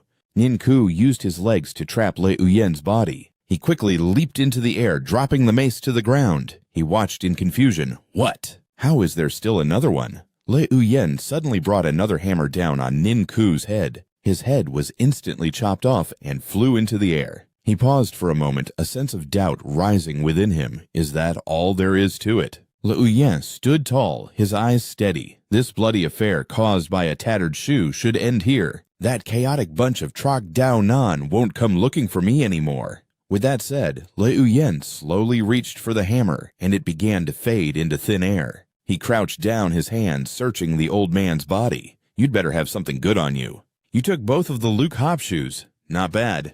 Le Uyen's voice softened, holding a rare note of satisfaction. "Now I have a complete pair. I told you I'd get them back." Afterwards, Le Uyen tilted his head to look at Peng Vien's corpse, his tone half joking. "Hey, old blind man, I saved your life, so taking a few of your things isn't asking too much, is it?" Le Uyen's eyes lit up the moment he saw the pile of jewelry. Then he casually tossed the 2 shoes to the ground. With that done, Le Uyen calmly turned and ran. A moment later, his voice rang out through the forest, filled with joy. "Senior brother Cao, I'm back." Van Tan immediately turned his head, his eyes flashing junior brother. He hugged him tightly, his voice trembling. "Le Uyen, it's so good that you're all right. What about the others?" Le Uyen spoke slowly, trying to reassure him. "Maybe they got lost. Let's just wait a bit. They might come back." Van Tan's voice suddenly lowered his expression. "Grim, junior brother Tien and senior brother Li haven't returned. I'm afraid their fate is sealed." Hearing this, he too silently accepted it. If they had really run into Nian Ku, the odds were against them.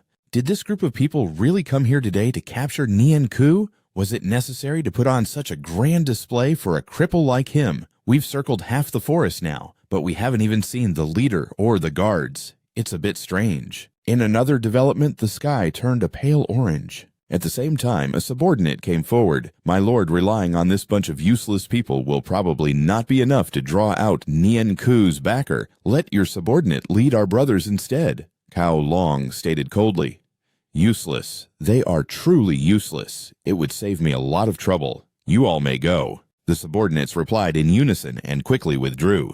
At this moment, Cao Long looked up at the empty space. He suddenly stopped his eyes sharp. Since you're already here, why don't you show yourself? Another voice came from the forest, Commander Cao. You are truly meticulous. It seems I couldn't hide from you after all. Cao Long smirked. Just a thief who could hide in Shaolu County for months. It would be impossible without an accomplice. So what if you lured me out here? You alone are no match for this long saber of mine.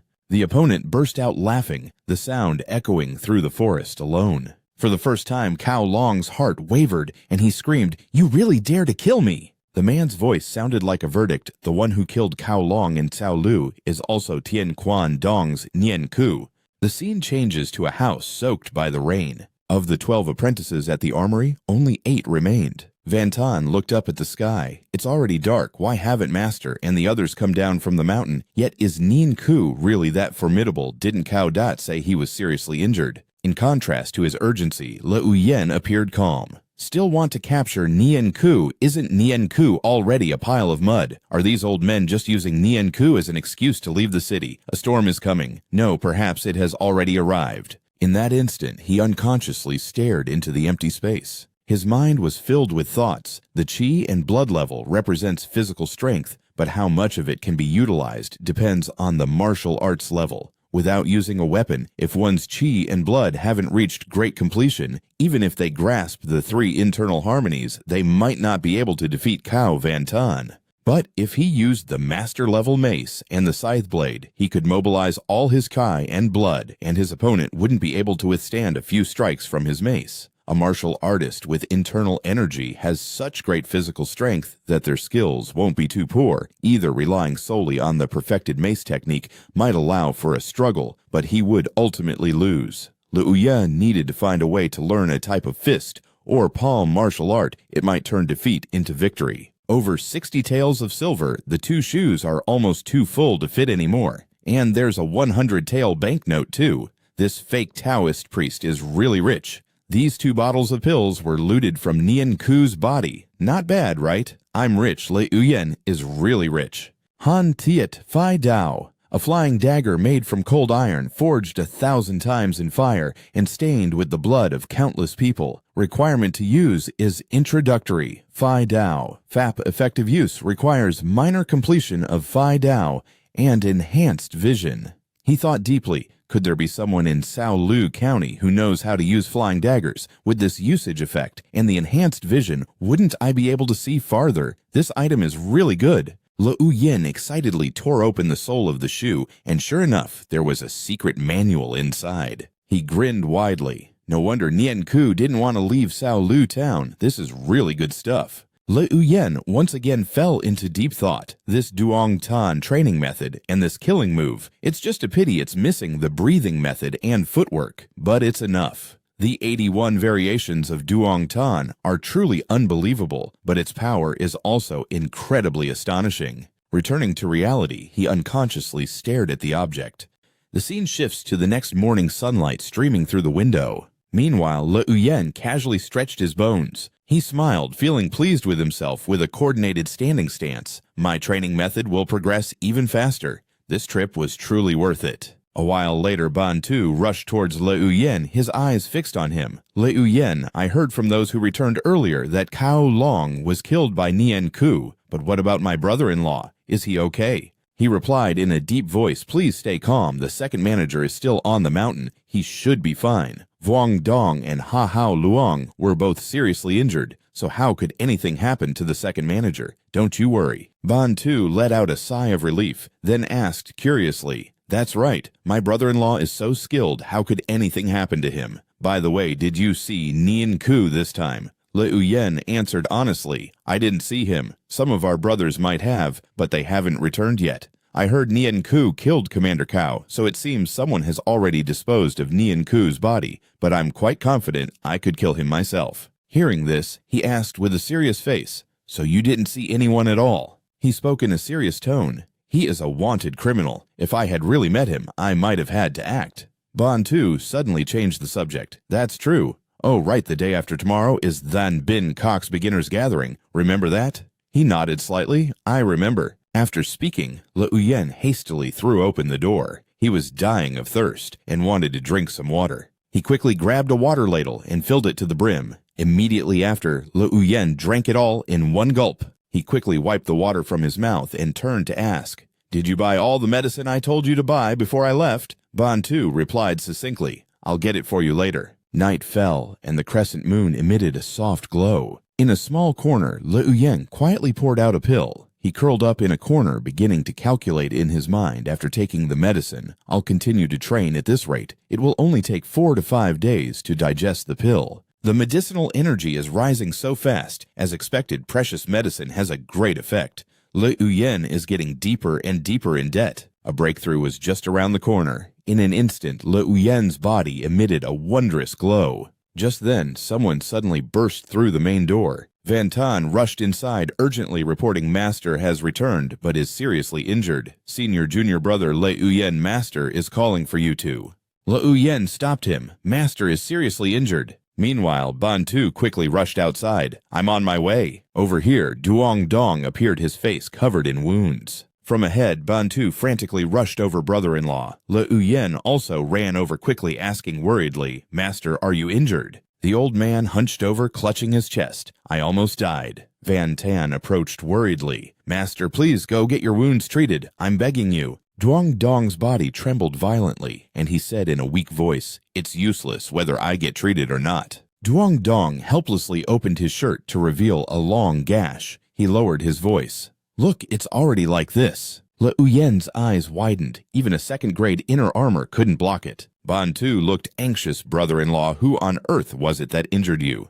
Duong Dong slowly covered his wound, saying in a trembling voice, It was Cao Long. Hearing this, Liu Yen was startled and blurted out, Cao Long, isn't he supposed to be dead? Duong Dong looked calm and spoke slowly. Who it was doesn't matter now. The three of you listen. Although there are many inner court disciples who have mastered their hammer techniques and blood qi, not many have a real hope of breaking through to internal energy. Liu Yen, you are quite good. Although your foundation is a bit weak, your talent is high. You have a good chance of developing internal energy, so you have an opportunity to join the Tan Bin Kok. Hearing that, his voice choked up. Master, please don't say any more. Get your wounds treated first. Meanwhile, Duong Dong struggled to take out a piece of paper with a drawing on it. Van Tan leaned in closer and almost shouted the fundamental diagram. Liu Yen's eyes lit up. This is good stuff. One is the Bak Vien Kin and the other is the Tan Sha Kin. Can this goatskin parchment be considered a weapon? Is it because it contains images of deadly martial arts? The system screen lit up. Duong Dong's voice grew heavy. These are the fundamental internal energy diagrams for the Bak Vien Chui and the Tan Sha Thuong.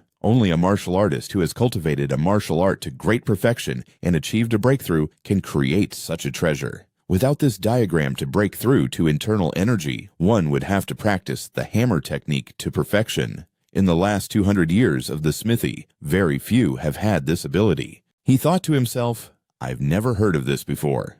Who knew the Bak Vien Phi Fong Trui was divided into stance exercises, cultivation methods, breathing techniques, and striking methods? And there's also a fundamental diagram. This must be how they control the inner court apprentices. I wonder if the Bin Dao Dao Sat Trui has a fundamental diagram too. He continued, let's not talk about the stages from beginner, proficient, minor success, major success to perfection. Before internal energy, there are only those 4 levels for blood qi and martial power. This diagram is usually only taught after mastering the 6 harmonies. Many of the senior brothers before you have still not been shown the fundamental diagram. Seeing Duong Dong's body trembling uncontrollably, Van Tan stepped forward worriedly. Master, he waved his hand slightly. I'm fine. Among the three of you, Van Tan has gone the farthest, and Le Uyen has the least progress, but none of you have reached that stage and been tested yet. By right, this is not the time to show you the fundamental internal energy diagram. After saying that, he decisively threw the piece of paper towards Le Uyen and Van Tan.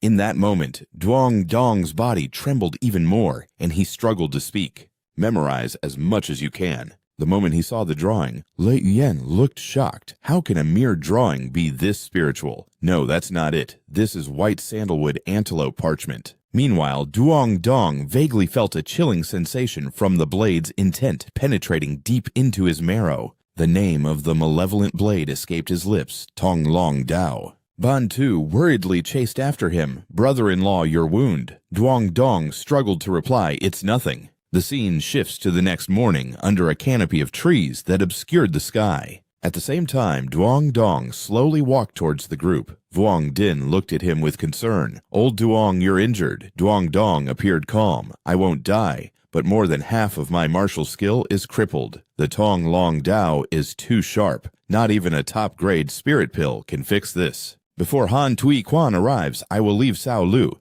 but you must all do something for me. The spots for Cao, Van Tan, Le Uyen, and Ngo Min in next year's Than Bin Kok assessment will remain unchanged. Hearing this, Vuong Din frowned slightly. There are only 6 slots for the weapon smithy, and you've reserved 3, which isn't quite right. All right, fine. I will make a concession 2 slots. Chao Diem did not object, adding softly, if it weren't for old Duong, I would have had a hard time escaping. The 3 spots are yours to decide. Vuong Din looked at him helplessly, but no one knows when Han Tui Quan will arrive, and delays can bring trouble. Old Duong, you should leave tonight. I'll have someone escort you to the Duke Shuang Prefecture. Just then, Duong Dong suddenly coughed up blood. He calmly wiped the blood from his mouth and nodded. Then tonight it is. Over here, Cao Diem slowly fumbled inside his robe. He held out a vial of medicine to him. This is a top-grade Bo Ki Dan from the Tu Kui Thao Duong. It will help ease the pain during your journey. Duong Dong immediately took it, saying in a dry voice, many thanks, great shopkeeper.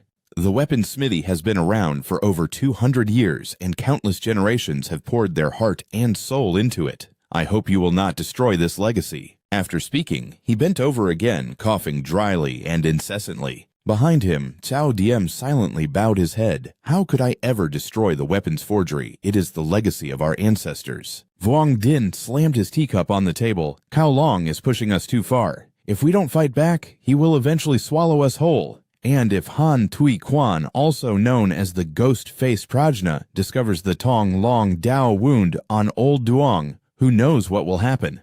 Chao Diem's expression changed instantly, and he hissed through his teeth, Old Duong took that blade for me. Vuong Din replied calmly, Our 2 families have been indebted to the Chao family for generations. Old Duong was just repaying that debt. If he hadn't blocked it, it would have been my turn.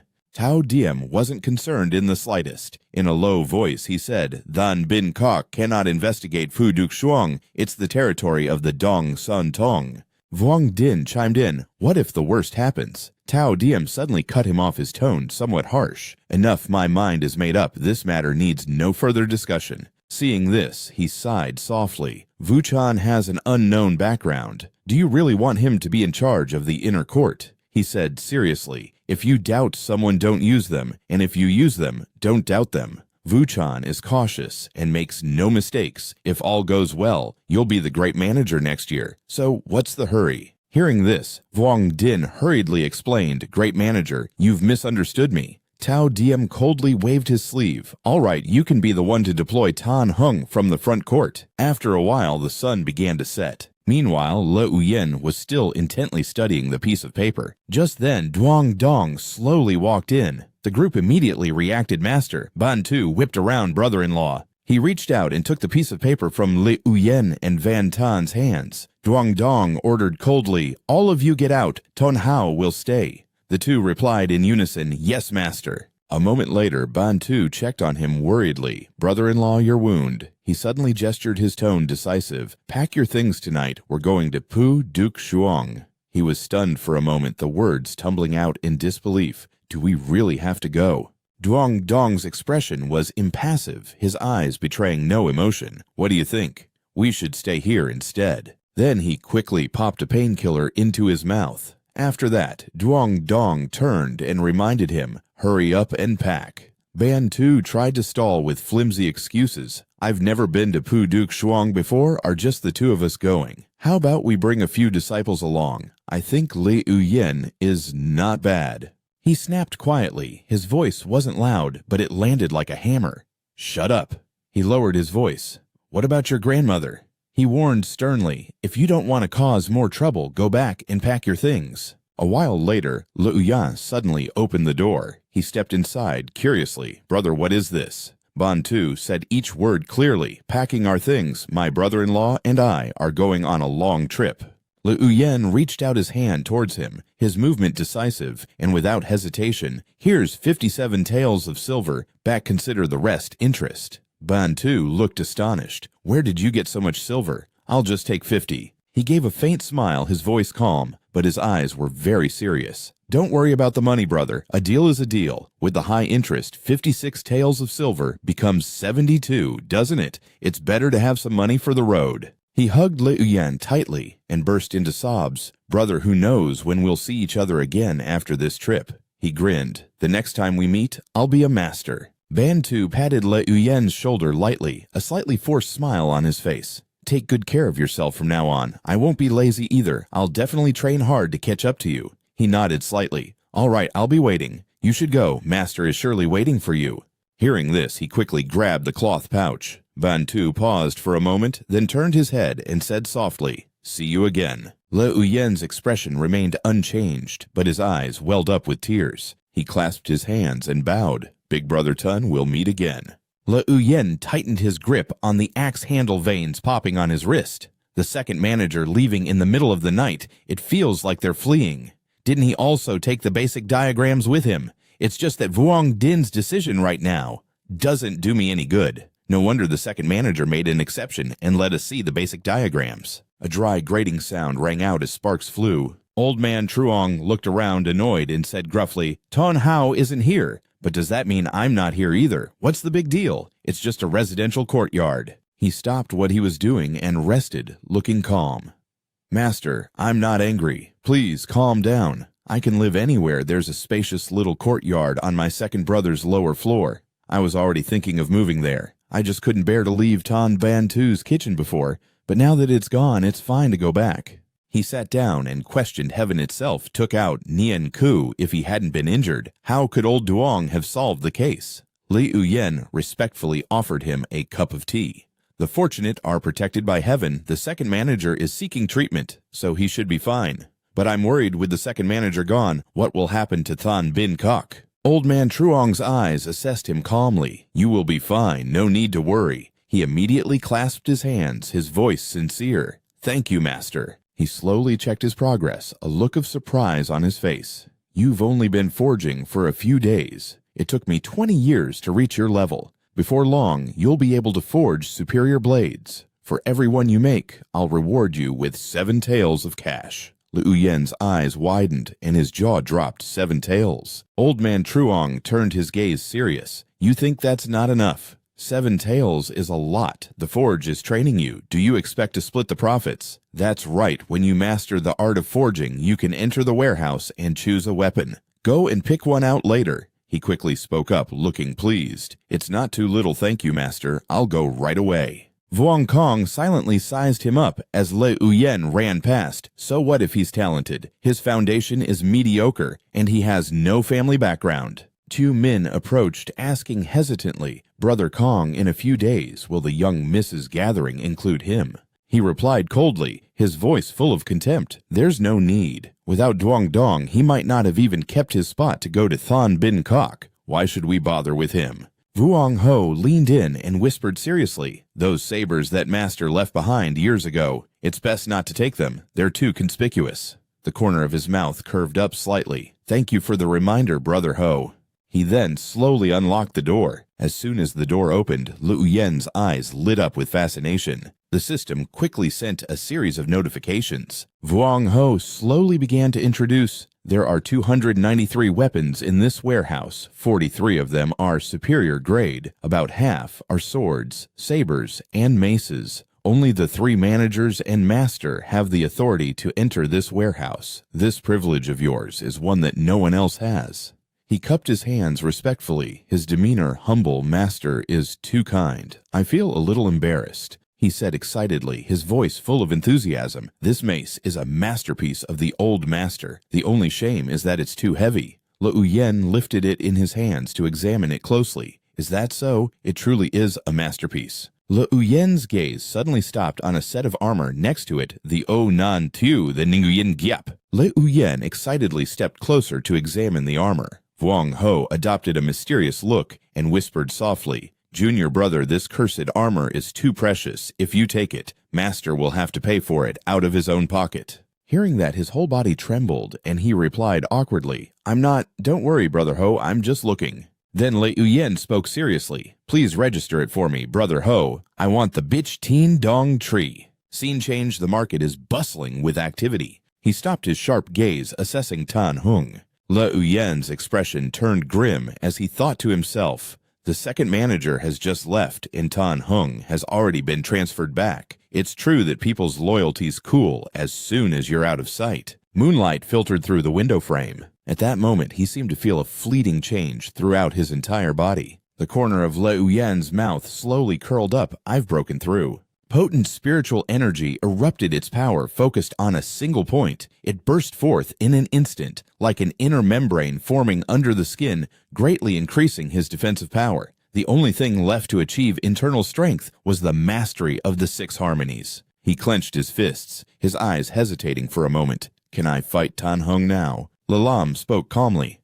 "Rest up, and we'll cook these 2 fish tonight." Le Uyen asked in confusion, "Brother, why are you so happy?" He immediately laughed heartily, his voice joyful. "Our family is getting a new member." She walked out, asking in an irritated tone, "What is this for?" He paused in surprise. "Sister-in-law, you're pregnant." She nodded gently, looking helpless. "I told your brother we'd tell you after 3 months, but he couldn't keep his mouth shut." Le Uyen said excitedly, "Then I'll have to earn more money to save up for my nephew." Lalam turned and went inside, smiling helplessly. He should focus on his training first. His expression turned serious, his eyes calculating. "It seems Tan Hung has designs on my sister-in-law. He spends most of his time at Sai Ngu Puang with his mistress, doesn't he?" Tao Diem walked alongside, his voice low. Although Ngu Kuai's foundation is upper mid-grade, his talent is ordinary. He still hasn't achieved proficiency after 8 months, so giving him this spot would be a waste. Tan Hung spoke with dissatisfaction, his eyes filled with confusion. "Then Bin Kok values foundation. Ngu Kui is not qualified, but that kid with a lower mid-grade foundation is." He raised an eyebrow, looking nonchalant. Le Uyen's foundation isn't good, but his talent is exceptional. He achieved minor mastery of Trui Fap in 4 months. How many people in Chao Lan County can do that? Tao Diem suddenly turned his head, lowering his voice. "How long did it take you to reach minor mastery of Tree Fap back then?" He paused, stammering. "It took me 1 year." Tao Diem then said seriously, "If you can help Ngu Kui achieve minor mastery of Trifap and his Che and blood, it's not entirely impossible for him to get a spot." Tao Diem's expression became serious, his tone meaningful. "Tan Hung, your internal strength is abundant. You can achieve great things with 3 to 5 years of training, but the most important thing is to have a steady mind." Tan Hung immediately replied decisively, "Understood." From a distance, Elder Truong shouted excitedly, "Manager, great news." He quickly passed the sword over for inspection. His eyes lit up with interest as he murmured in admiration, "It's just 1 step away from becoming a superior grade weapon. Who forged this?" Elder Truong replied calmly, "My disciple Lei Uyen." At this moment, Tan Hung clasped his hands respectfully and reported, "Grand Manager, I'll be taking my leave to handle some matters." Tao Diem slowly glanced at him. "You may go." Seeing this, he let out a hearty laugh. He admired the weapon with delight. "He has this much talent in forging too," Elder Truong praised without hesitation. "His talent is superb. With the shop's support, in 10 years, at most, or maybe even less than 5 or 6 years, he could surpass me. By then, he'll be able to forge supreme-grade weapons all by himself." Tao Diem's eyes held a hidden meaning. With such great talent, the shop will naturally give him its full support. At Sai Ngu Puang, Tan Hung's angry shouts echoed, "Are you stupid? How many times have I told you? Power comes from the ground. Your right foot must be heavy, your body like a spirit ape, and your form relaxed. With a stance this heavy, who can you possibly knock down? You've turned the Bien Hin Bien into this garbage." He swung the whip down hard, his face filled with dissatisfaction. Useless trash. She leaned in close, cooing, "My lord, don't get angry over this good-for-nothing." Tan Hung continued to rage furiously. Dumb as a pig, and he still wants to join Than Bin Kok. Without me, he wouldn't even be able to enter the inner sect. He sat down heavily. There are only 3 ways to join Than Bin Kok. First, be under 12 years old with a superior grade foundation and pay 300 taels of silver. Second, renowned martial artists can be invited as guest elders. I don't qualify for that second path, so that only leaves the third option. If an inner sect disciple has a relative who has developed internal strength, they can be recommended to join Than Bin Kok's elite Than Vei Quan. She knelt down, rhythmically massaging his legs. Huang Bin and the others just brought this month's silver. Because there are still over 30 accounts to collect from, we've only got less than 100 taels, which is much less than when Tian Bao was here. Tan Hung immediately raised his voice, questioning, "Less than 100 taels of silver. This isn't enough for me to cultivate my internal strength. Have you urged them?" She replied, annoyed. "Of course I have." Suddenly a figure entered respectfully. "Master Tan, I have arrived." He glanced over indifferently.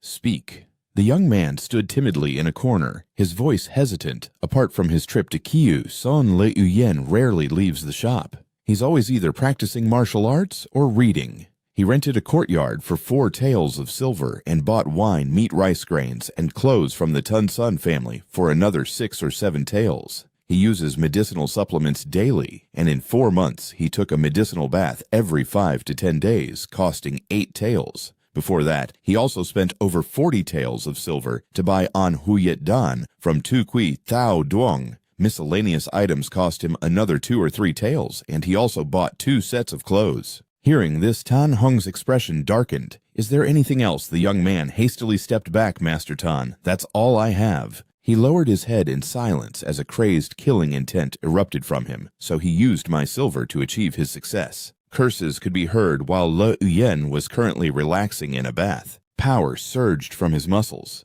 The bathtub instantly exploded into pieces. He paused for a moment at the continuous notifications from the system. Strength of 1,000 jin. Cannot be used by those without a superior grade foundation and innate talent. Only those who regularly exert the strength of 1,000 jin with immense and heavy force and have strengthened their limbs over many years can possess this immense and heavy force in every move. Armor-piercing. Unstoppable by those who practice body hardening. Against heavy armor, it pierces the armor and the body hardening. The corner of Le Uyen's mouth curled up, his eyes filled with delight. Great mastery of chi and blood, perfect mastery of Trui Pep, perfect mastery of forging strength of 1,000 jin, immense and heavy force, and even armor-piercing. Just one word strong. He slowly walked outside. "I have to test this out." Le Uyen excitedly warmed up his limbs. "This water vat weighs at least 1,000 jin. A few months ago, I could only lift 1 corner, but what about now?" Le Uyen's trembling hand touched the rim of the vat veins popping on his skin. The vat was instantly lifted off the ground, the strength of 1,000 jin. His 2 feet planted firmly on the ground, his expression determined higher. Suddenly, Le Uyen tossed the vat high into the air. Then he caught it firmly. It really is the strength of 1,000 jin. The hegemon king lifted the cauldron, but I wonder if that cauldron was as heavy as this water vat. He lifted the vat with ease and walked around calmly. I still have strength to spare, but if I exert too much force, my muscles might get a little strained. With that, Le Uyen powerfully set the vat back down. He casually stretched with a smug look. Now all that's missing is one more martial art Le Uyen must join than Bin Kok. The next day at the forge, the harsh sound of friction rang out as sparks flew everywhere. Old Truong chuckled with satisfaction. This kid has his forging technique already reached mastery. His eyes followed intently as he sighed. "He's just like me." Then old Truong casually spoke. "Good disciple, do you want to try forging a high-grade weapon? The manager said he'll pay you 8 taels for one." Le Uyen's eyes lit up as he exclaimed, "8 taels." The old man smiled gently. "You can use any of the precious materials in the storehouse." The boy replied cheerfully, "Thank you, master. I'm going to be rich." Old Truong enthusiastically instructed, your control over the fire temperature is still not very proficient. Practice it for a few more days. If you're off by just a little with the heat, at the end the price will differ by tenfold. Give me your mace. Your master will show you a little something. Le Uyen immediately offered it respectfully. Thank you, master. Later, as the sun began to set, Le Uyen paused his work calmly, wiping away his sweat. Then Van Tan suddenly appeared and spoke casually. Junior brother Lee, in 4 days, there's a small gathering in the inner city. Do you want to go? He hesitated and tilted his head. You mean Miss Lowe's gathering? The other replied with a puzzled look. Didn't old Truong already tell you? Next year, our academy has 6 spots to enter. Then Bin Kok, no, they're assessment slots. Van Tan explained earnestly. Master mentioned this. Then Bin Kok is a great sect 1,000 years old. All the county cities in Chap Long Fu follow its lead. They are the true overlords. The last time Than Bin Kok opened its gates was decades ago. Normally, none of us would be qualified to join, so we absolutely can't miss this opportunity. Le Uyen replied sincerely. Thank you for the invitation, senior brother Van. The other man turned to leave decisively. Master told me to look after you, so there's no need for thanks. I came to tell you this. Now I'm going to check on the other junior brother's training. He spoke calmly. Understood, senior brother. Le Uyen suddenly stopped when he heard hushed whispers. Everyone's eyes were heavy, their faces pale with worry. Then they hurriedly left. Seeing this, he immediately wondered in confusion, are those two hiding something? Le Uyen stood there silently with a grave expression. It seems Tan Hung is targeting him. Not Tutu Lao, the tallest building in the inner city. Vuong Kong and Tu Min were speechless as they watched Le Uyen stuffing his face beside them. At the table, Le Uyen ate while looking around, thinking to himself, the 4th young master of the county deputy Liu Van Vu, the 3rd young master of the county deputy Van Diekdat, the daughter of registrar Vuong Bai Dao. All these young masters and ladies are from the inner city. They dress much more elegantly than Vuong Kong and Triu Tu Min. Le Uyen chewed his food, glancing sideways as he thought, it seems these inner city folks don't really hang out with people from the outer city, do they? Then Lo Bok Lin walked out and said, hello, everyone. The young masters below replied in unison, hello, Miss Lo. Over here, Le Uyen was still focused on eating, paying no mind as he just stared outside, lost in thought. It's raining. Everyone was gathered at the table. Bok Lin began to speak. Among the 3,000 divine guards of Chap Long Fu, on the list of 100 martial arts, the Tien Tu Yen sword art is a supreme martial art that is difficult to learn and master. Even in Than Bin Kok, only the most elite disciples can be taught a part of it. At the beginning of March next year, the gates of Than Bin Kok will open, and the factions in the counties under Chap Long Fu will all have a number of slots. I'm afraid the competition will be fierce then, but since we're all from the same place, we must support each other. Hearing those words, Le Uyen thought to himself, the person they'll be supporting is definitely not me.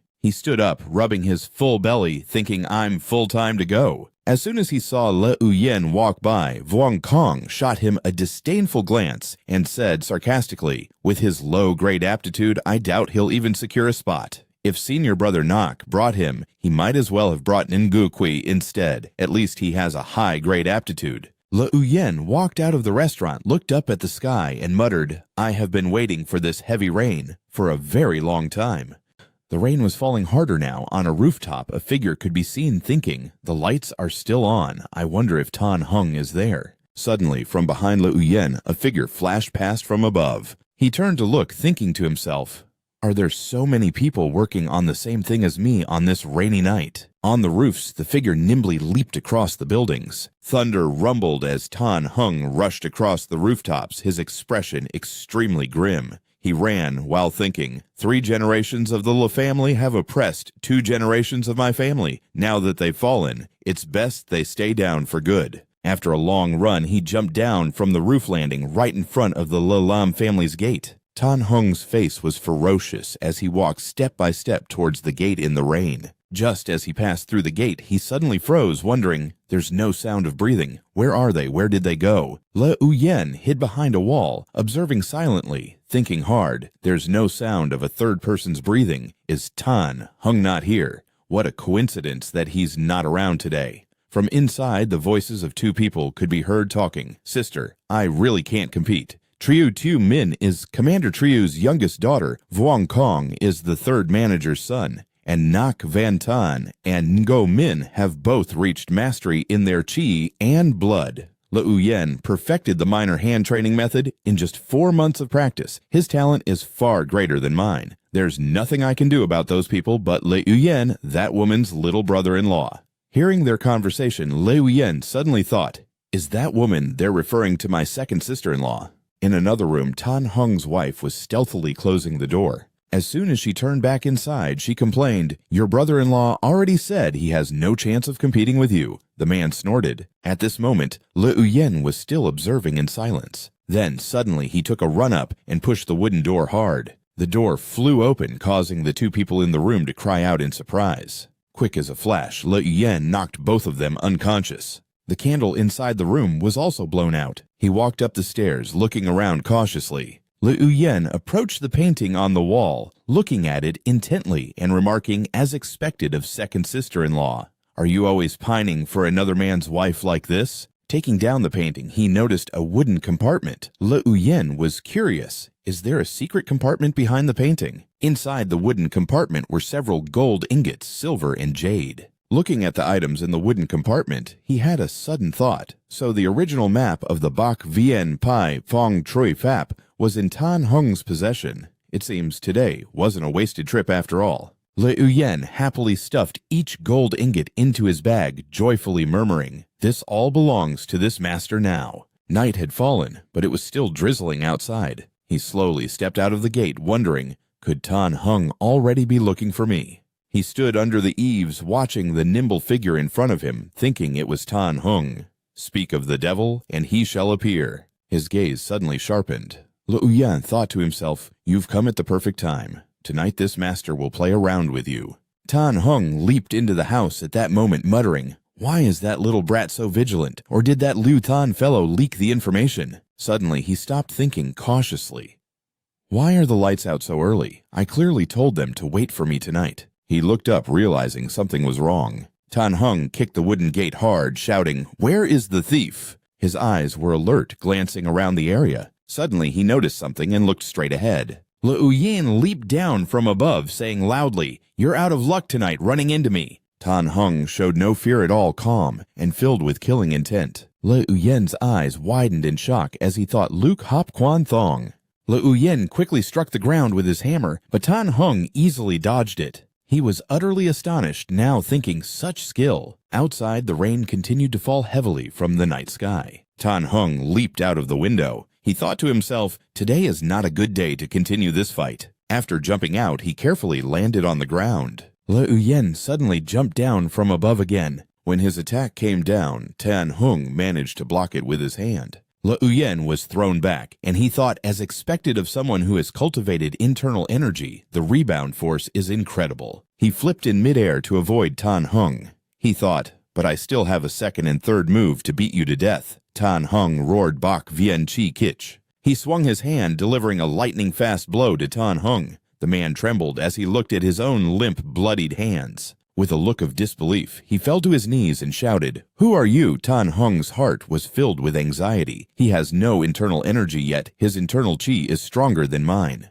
In a flash, Liu Yen rushed in front of him again. A powerful strike to the center of Tan Hung's chest made him scream. All the bones in his body shattered. Tan Hung's mind was now filled with sheer disbelief. How is this possible? It's just a 12-caddy hammer, and my body has reached the minor completion stage of the That Tin Huan Lu Yen. Then yet I couldn't block it. Why couldn't I withstand a single blow? Seeing Liu Yen prepared to swing the hammer again, he told himself, just block it once, just block it one more time. And then unexpectedly a hammer attached to a chain smashed directly into his face. Then came blow after blow, relentlessly striking his body. Liu Yen swung his arm, panting from exhaustion. By now, Tan Hung's entire body had collapsed. His body, completely devoid of strength, slowly fell to the ground. Finally, Tan Hung lay motionless on the stone floor. Liu Yen watched Tan Hung fall before him, his fist clenched, thinking, he's really dead.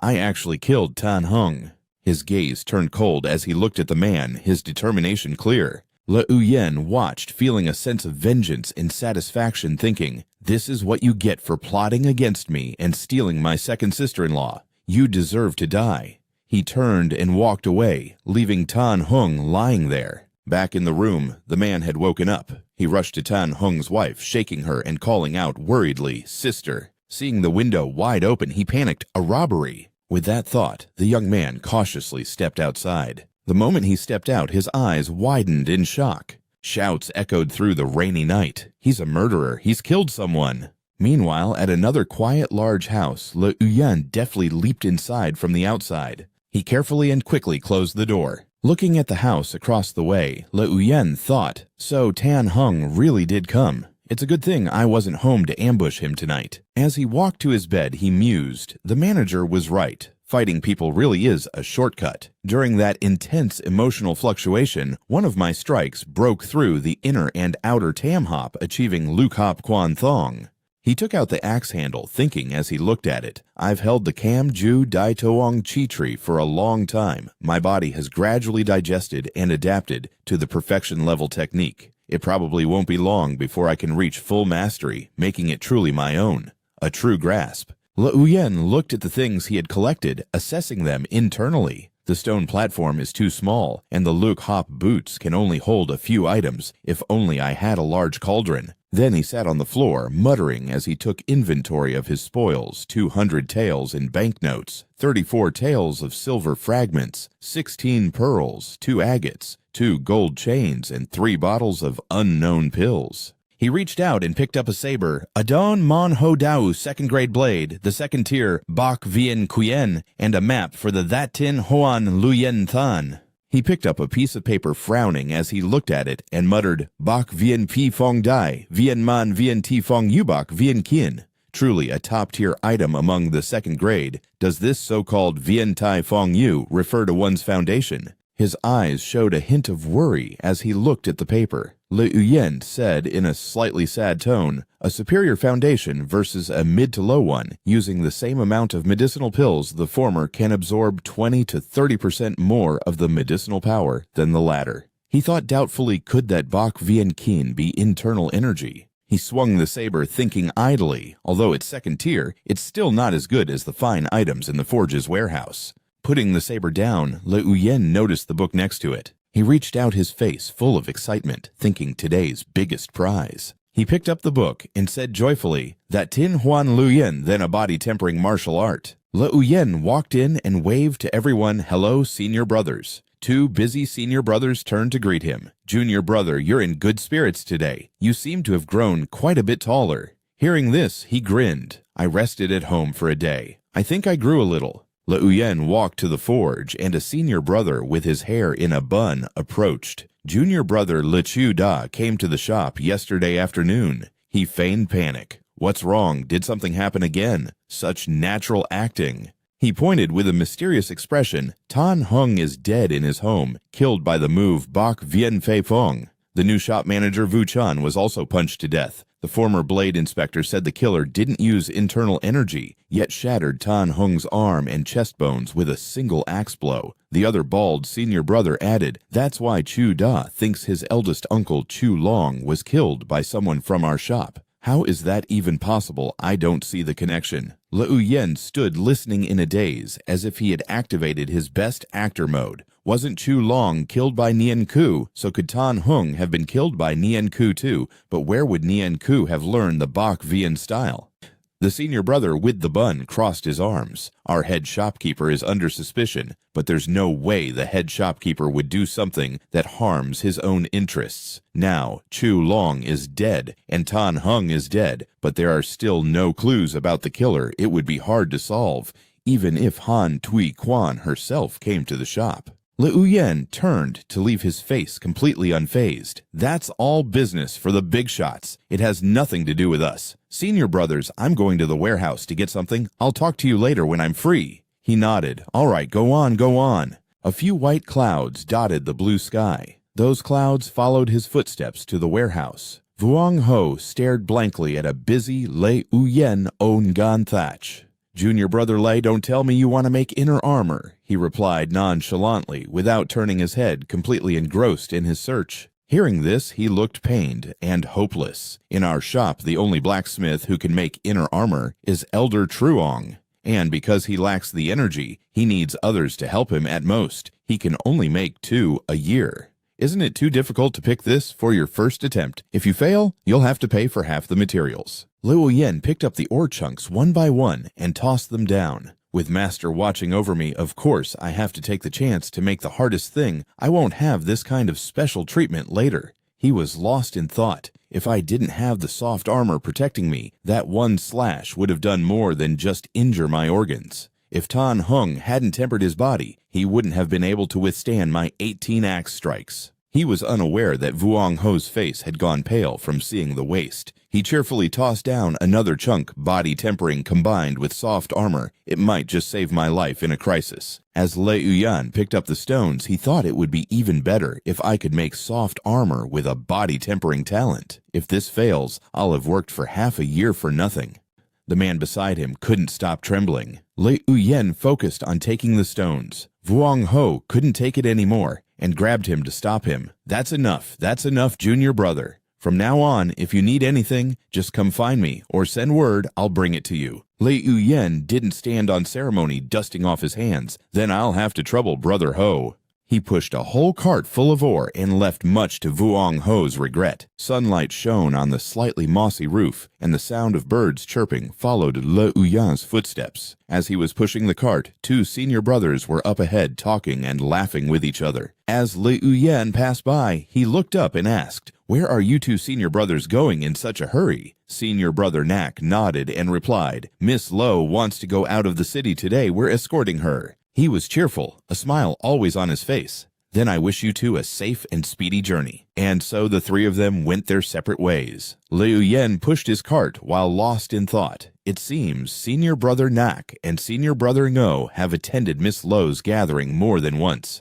I'm afraid each gathering is a selection process. This Taoist was eliminated in the first round. I wonder how many rounds those 2 can pass. Senior brother Inak suddenly sighed with regret. If it weren't for junior brother Lee's slightly poor foundation, he would actually have a lot of hope. Senior brother Ngo at his side also replied, "Junior brother Lee's foundation is mid to low tier, but his talent for forging is extremely high. Perhaps staying in the shop would be a happier life for him. Don't worry about it. Everyone has their own path." Hearing that, his mood lightened. That's right. Everyone has their own path. At that moment, 3 figures were riding on horseback amidst the rolling hills. The 3 of them stopped before a cliff, looking down as if surveying the terrain. Bin Ung spoke up, his expression a bit grim. "Elder Han, this is the forest where senior brother Chu met his end. Those people from Tien Quan Dong must have fled from this mountain. The county guards of Chao Lu and An Hai have been searching the mountains for days. I wonder if they've found any trace of them." Elder Han beside him gave a soft reply.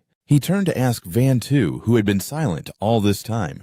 "Van Tu, what do you think?" Van Tu clasped her hands respectfully. "This disciple believes we should return to the city first." After hearing this, Elder Han gave an order. "Bin Ung, you will temporarily go into the mountains to find those city guards. Report back to me after you've made inquiries." The man replied decisively. Then Bin Ung rode off in another direction. She looked up at him with some confusion. "Elder Han, you know very well that senior brother Chu did not die at the hands of Nian Ku, so why did you still send senior brother Bin into the mountains?" Elder Han said calmly, "In any case, a man is dead. Of course, we must poke around in the bushes a bit to see just where the poisonous snake is hiding.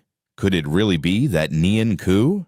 He stroked his beard, his tone a bit helpless. "I have never wanted to fight and kill others. I only just took this leisurely post of patrol envoy. Who would have thought I'd be forced to do this dirty work? What a pain." Van Tu gave Elder Han a sideways glance. "Then you should go look." His hand stroked his white beard. "Send the fat man we caught on the road back to the city to investigate. After that, you will follow him. Just act like someone on their way home and investigate other matters on the side. Other than Chu Long's death, you don't need to bother with anything else." She quickly agreed. Just like that, Van Tu rode away on her horse, leaving Han Lao all alone. Night fell, and Lei Yuyan finally returned. He stepped into the house and took off his shoes, bewildered, as the scene before him was like a battlefield. Lalam's wife was busy cleaning up, not even bothering to glance at Lei Yuyan. The city guards were going from house to house, searching for clues. Lalam was also cleaning, and he looked up at him. After Cao Long's death, everyone in the city guard was holding back their anger, ready to explode at the slightest provocation. Yesterday, 3 conflicts broke out outside the city, and 600 to 700 people were seriously injured. These past few days, they've been on full alert, not allowing anyone without business to enter or leave the city, and there are far fewer people on the streets. He picked up a broom to help everyone clean, but as he reached for it, the woman snatched it away, rather gruffly. "You've been working all day. Go get some rest." Lalam also said, "You have to forge iron tomorrow. It's best you get to sleep early to rest your mind. Your second sister-in-law and I are almost done. You don't need to help." Le Uyen felt helpless and could only go to his room. "Then I'll head to my room first." He sat in front of the system screen, its blue light shining directly on Le Uyen's face. Next to him were 3 neatly arranged jars. He picked one up, lost in thought. Trong Kot Dan Bao Tai Dik Gan Huan Ki Huyet Dan. Tan Hung really has a lot of good stuff. Pills like these must cost over 100 taels. 1 Ki Huyet Dan is equal to more than 10 Uan Huyet Dan, and its effect is quite gentle, good stuff. These bottles of pills are all medicinal aids for cultivation and martial arts practice, and they're also great for increasing Ki and blood. Thinking this Leu Yan broke off a corner of the pill. He actually fed the pill to a mouse. "Looks like you've got some good stuff again, little one." In response, Leu Yan only heard the squeaking of the mouse in its cage. He watched it eat with delight. This medicine is truly potent. The little guy has doubled in size. Le Uyen ate the remaining part himself, eating the pill as if it were candy. With a slight change of expression, in another dimension, Le Uyen laid out his belongings on a stone table surrounded by a thick fog. Le Uyen's hand quickly grabbed a yellow piece of paper. He crushed the piece of paper, causing it to light up Chuang Nu. The yellow paper slowly transformed into a hammer in Le Uyen's hand. Change bitch tin dong tree. A large mass of green energy enveloped him, making him flinch. Whoa, this is strong. From the green smoke, a growling gorilla appeared. Le Uyen tensed his body, standing there with the hammer in hand. Dai Vien Man Vei Fong Chui Pap. Le Uyen sat cultivating on the floor, his hands emitting a powerful crimson aura. Is this a breakthrough? He sat cross-legged on the bed, his entire body enveloped in a blue aura. His feet, waist, and stomach were burning hot. I can feel the medicinal power of the pill in my stomach, being digested at an extremely fast rate. Suddenly, he became alarmed, his eyes snapping open. Vien Ti Fong Yu. Le Uyen continued to sit on the bed, the light surrounding his body growing even brighter than before. With his eyes closed, Le Uyen held a pill and brought it to his mouth, thinking perhaps I can even cultivate a superior physique. A crimson aura emanated and spread throughout his body, especially along his blood vessels and the flow of his qi, and blood accelerated. He closed his eyes, his head slightly bowed, his expression tense, and beads of sweat appeared on Le Uyen's forehead. Suddenly, he opened his eyes and focused, holding the weapon stretched out in front of him. Then Le Uyen suddenly leaped high into the air. Next, he swung the hammer forcefully as he charged forward. A powerful whirlwind of blue energy erupted. Is it this intense? The stream of light immediately flew out the window, blasting it wide open. Le Uyen took off his outer shirt and exclaimed, "It's so hot." After that, he moved through a hallway at incredible speed. His legs powerfully pushed off and sprang upwards, his whole body shooting up with them. Finally, Le Uyen jumped into the bathtub, sending water splashing everywhere. Then Le Uyen surfaced from the water and let out a sigh. I was about to burn to death just now. He let out another dejected sigh and thought to himself, the transformation of my physique isn't over yet. I have enough pills, but my body can't take it. As soon as this transformation is complete, I'll be able to cultivate internal energy. I wonder if using the basic diagrams can change one's physique. Bach Vien Troy can, but what about Tan Sha Thuong Ho Bao Dao and Liu Diep Dao? At this thought, he chuckled to himself. My Taoist fortune has finally arrived. The next day, sunlight streamed through the fresh green bamboo branches. Le Uyen ran forward quickly. Ton Ban Tu is back. The wooden door was then pushed open forcefully. He ran into the house, smiling and calling out loudly, "Brother Tun." He only saw Bantu sitting slumped on the steps, looking exhausted. As soon as he saw Le Uyen, he couldn't help but tremble as he called out Uyen Zi. Ban Tu ran to Lei Uyen and hugged him, crying desperately for help in a panic. My brother-in-law was taken by the Dak Sa Bang. His injuries are so severe. What do we do now? He asked back in confusion. The Dak Sa Bang. The Dak Sa Bang is a group of mountain bandits based outside Beach Tui Lake, and it's said they have over 1,000 members, so they can't be underestimated. Lei Uyen pushed Ban Tu's cheek away, his face contorted in anguish with tears streaming down. He questioned him. Then how did you manage to get back? Then he reconsidered. No, that's not right. Fatty Tun isn't telling the truth. Could he have been forced by someone else? But they had never bothered this small town, and they have close ties with several families in the city, so at the very least, they wouldn't provoke the weapon forge. Ban Tu held his head in his hand, sobbing, tears streaming down his cheeks and beard. I waited until dark, knocked out the mountain bandit on watch, and escaped. Lei Uyen's eyes were angry. He grabbed the man's collar and questioned him. If you say that, how can the Dai Truong Kui possibly believe you? The other man looked away in fear and covered Lei Uyen's mouth with his hand. He didn't believe it either, but it was the truth. Lei Uyen watched with a suspicious gaze. He thought to himself, I don't remember him being this good of an actor. He asked curiously, how many people were traveling in your group? Ban Tu replied, there were 23 of us, 13 of whom were from the Truong Vien escort agency. Lei Uyen continued to question his escape. So how did you manage to get away? Then he thought, if what he's saying is true, he was probably let go on purpose. He hunched over. I don't know anything. The Dai Truong Kui doesn't believe me. You don't believe me, but what I'm saying is the truth. He smiled brightly. You should rest first. I'll go make some food. Look how thin you've gotten. The man replied calmly, add a lot of fatty meat. On the wooden tray placed neatly at the edge of the bed, the bowl of porridge had been eaten clean. Lei Uyen sat on the bed, placing the blanket over the shoulders of the lying Ban Tu and said gently, just sleep for now. We can talk when you wake up. Suddenly, Cao Diem appeared standing in the doorway, his sharp eyes speaking. Lei Uyen, I heard from Truong Lao that you have mastered the art of forging. Are you confident you can forge a superior grade weapon? His face immediately showed his shock. When did the Dai Truong Kui get here? I didn't sense his presence at all. Lei Uyen quickly clasped his hands in front of his chest in a respectful posture. Dai Truong Kui, this disciple is just a novice. I'm really not confident at all. Cao Diem smiled and patted his shoulder. Don't be afraid whether you succeed or not. Just treat it as practice.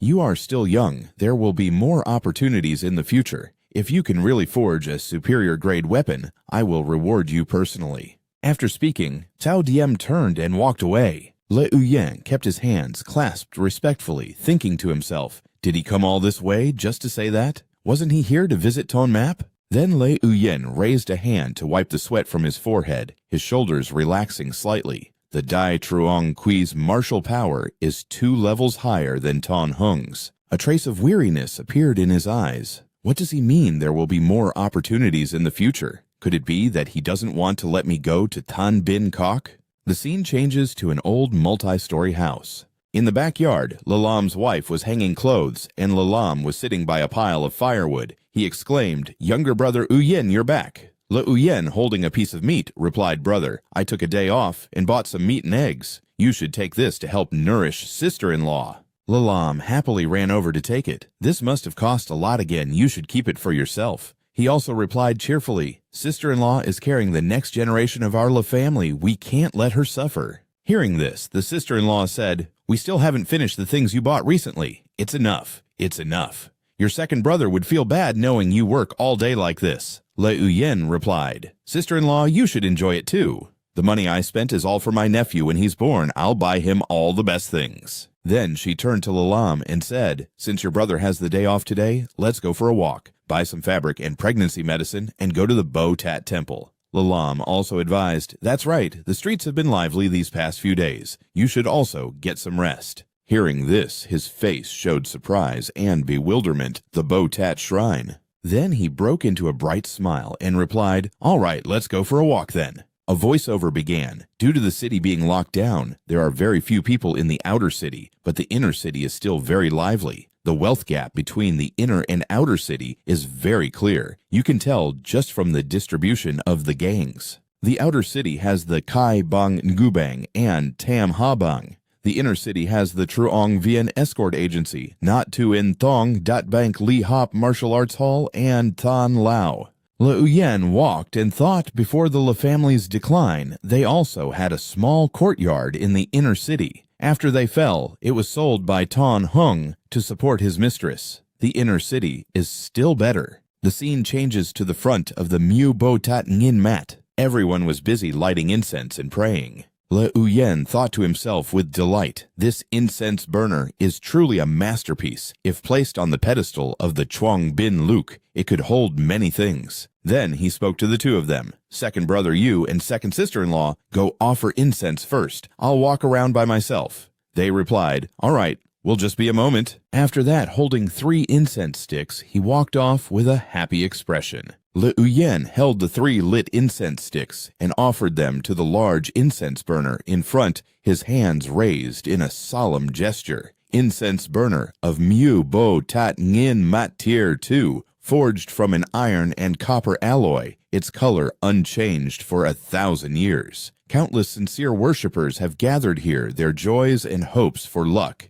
and peace rising with the smoke, gradually giving birth to a spiritual nature. Control condition is first-level God worship. Effects when used are spirit concentration and chi calming, a solemn appearance, a pure heart, and a slight increase in luck. He couldn't hide his surprise. This really is a good item. His hands gently placed the incense sticks onto the offering tray. Le Uyen stood looking out at the bustling temple courtyard. He expressed his surprise. This burner is even better than the god statue in the main hall. The incense burner weighs at least 1,000 caddies. Just casting it would have cost several hundred taels of silver, not to mention it has been passed down for 1,000 years. Le Uyen showed a regretful expression, spreading his hands. It's just a pity that this shrine's patronage is so strong. They're definitely not short on money. They probably wouldn't sell it to me. He stood there thinking. Of the 9 shrines in Sao Lu, the Bo Tat Shrine is first, and the Mu Tan Than is second. The patronage for these 2 shrines is very strong, but the ones in the outer city seem to be losing their worshippers. When the time comes, I'll go try my luck. What if I can get one?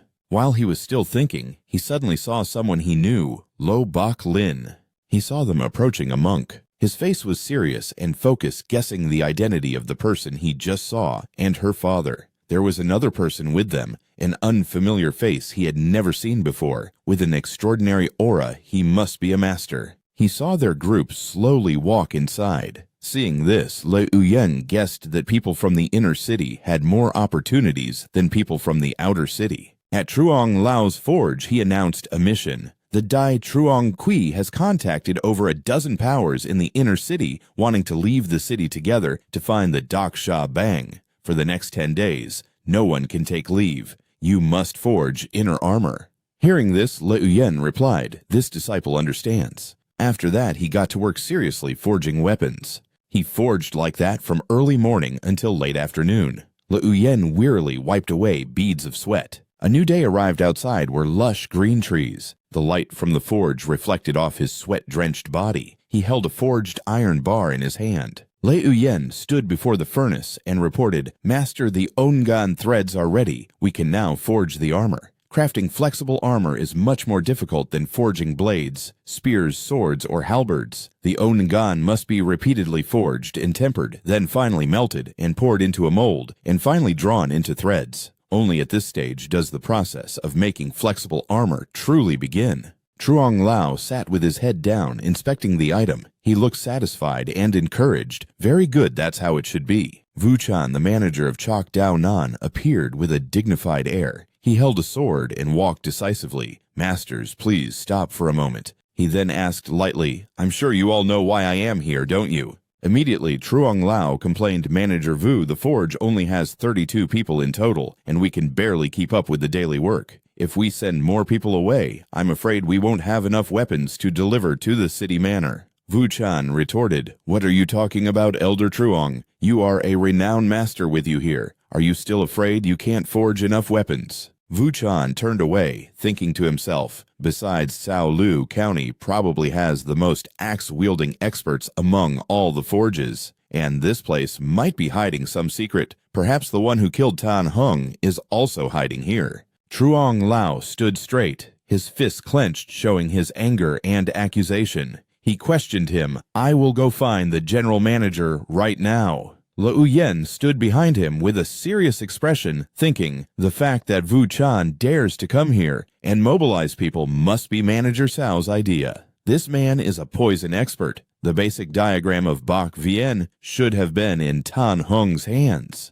The relationship between him and Tan Hung is definitely not simple. His face was pensive as he speculated, this Chok Dao Nan staying at the forge definitely has some ulterior motive. Wu Chan stood straight, his expression cold and challenging. "I will make way for Elder Truong. You can go and ask the general manager." Truong Lao angrily pointed his finger at him. He then gestured with his hand to a group of people. You two and you three over there. Yes, that young man, all of you follow me now." Then he stood straight, smiled, and pointed one hand towards Lei Uyen. "This little brother is Truong Lao's prized student. The general manager has also specifically instructed that he does not need to participate this time." "That's right. Little brother, how far have you progressed in your ki and blood cultivation?" He bowed his head respectfully. Reporting to the manager, thanks to Master's care, this disciple has reluctantly cultivated his chi and blood to the minor success stage with the help of medicinal pills. Wu Chan smiled confidently, a few people standing behind him. Minor success stage. Not bad. The rest of you follow me. Truong Lao stood with his hands on his hips, staring at the departing Wu Chan with a very wary expression. This man is despicable. He's a venomous snake. Liu Yen thought to himself, this Wu Chan may seem gentle, but he is actually extremely dangerous. He stood in the workshop with a thoughtful expression. With those words, I wonder what the senior brothers in the forge will think of me and Master from now on. Outside was Cao Diem, looking majestic, riding a large horse. Liu Yen stood in the distance and mumbled, Senior Brother Nak and Senior Brother Ngo have also gone. Several hundred people attacking the Dak Sa Bang. What a grand display. Then he speculated about someone's identity. It's the woman from the temple. Could she be young Miss Lo's youngest aunt, who joined the inner sect of Than Bin Kok, but she seems a bit too young. Ahead was a familiar figure. Lord Lo announced the news grimly. The Dak Sa Bang has gone too far. Commander Cao just passed away, and they already dare to plunder and commit crimes they deserve to die. Van Tu, standing behind, heard this and replied, Brother-in-law Senior Brother Cao was killed. Do you really not know anything?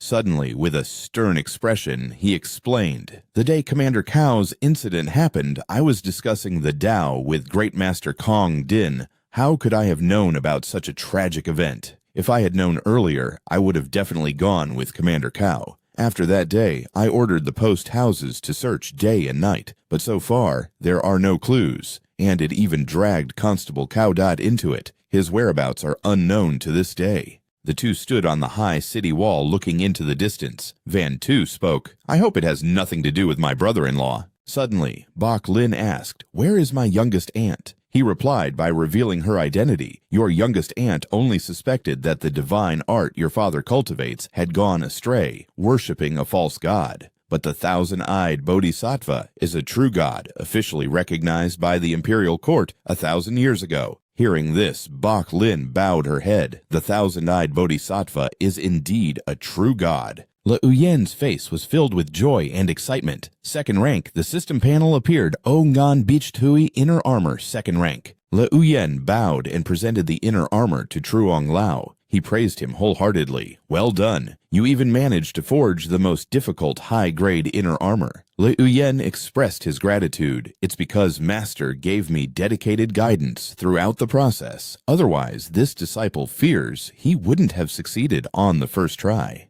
Truong Lao was overjoyed with pride. Except for the material selection and fire control being a bit lacking, this soft armor is truly as if I had forged it myself. Even the smallest corners carry my habits. Well done, kid, you've learned all the essentials. Liu Yen replied happily, It's rare to see you so happy. So what's the price of this soft armor? He explained, Happiness is happiness, business is business. Forging and polishing only took 2 days, but the soaking process takes at least half a year to a year and a half. It's far from a finished product. Something worth 200 or 300 taels certainly can't be completed in a few days. Don't get too complacent, you brat. Le Uyen smiled brightly, expressing his joy at the success. Yes, yes, yes, master is right. He held a stack of inner armor plates and thought, to me there's not much difference between a semi-finished product and a finished one. If I just soak it for another month or two at most, it will only be slightly inferior in appearance. As long as I can control it,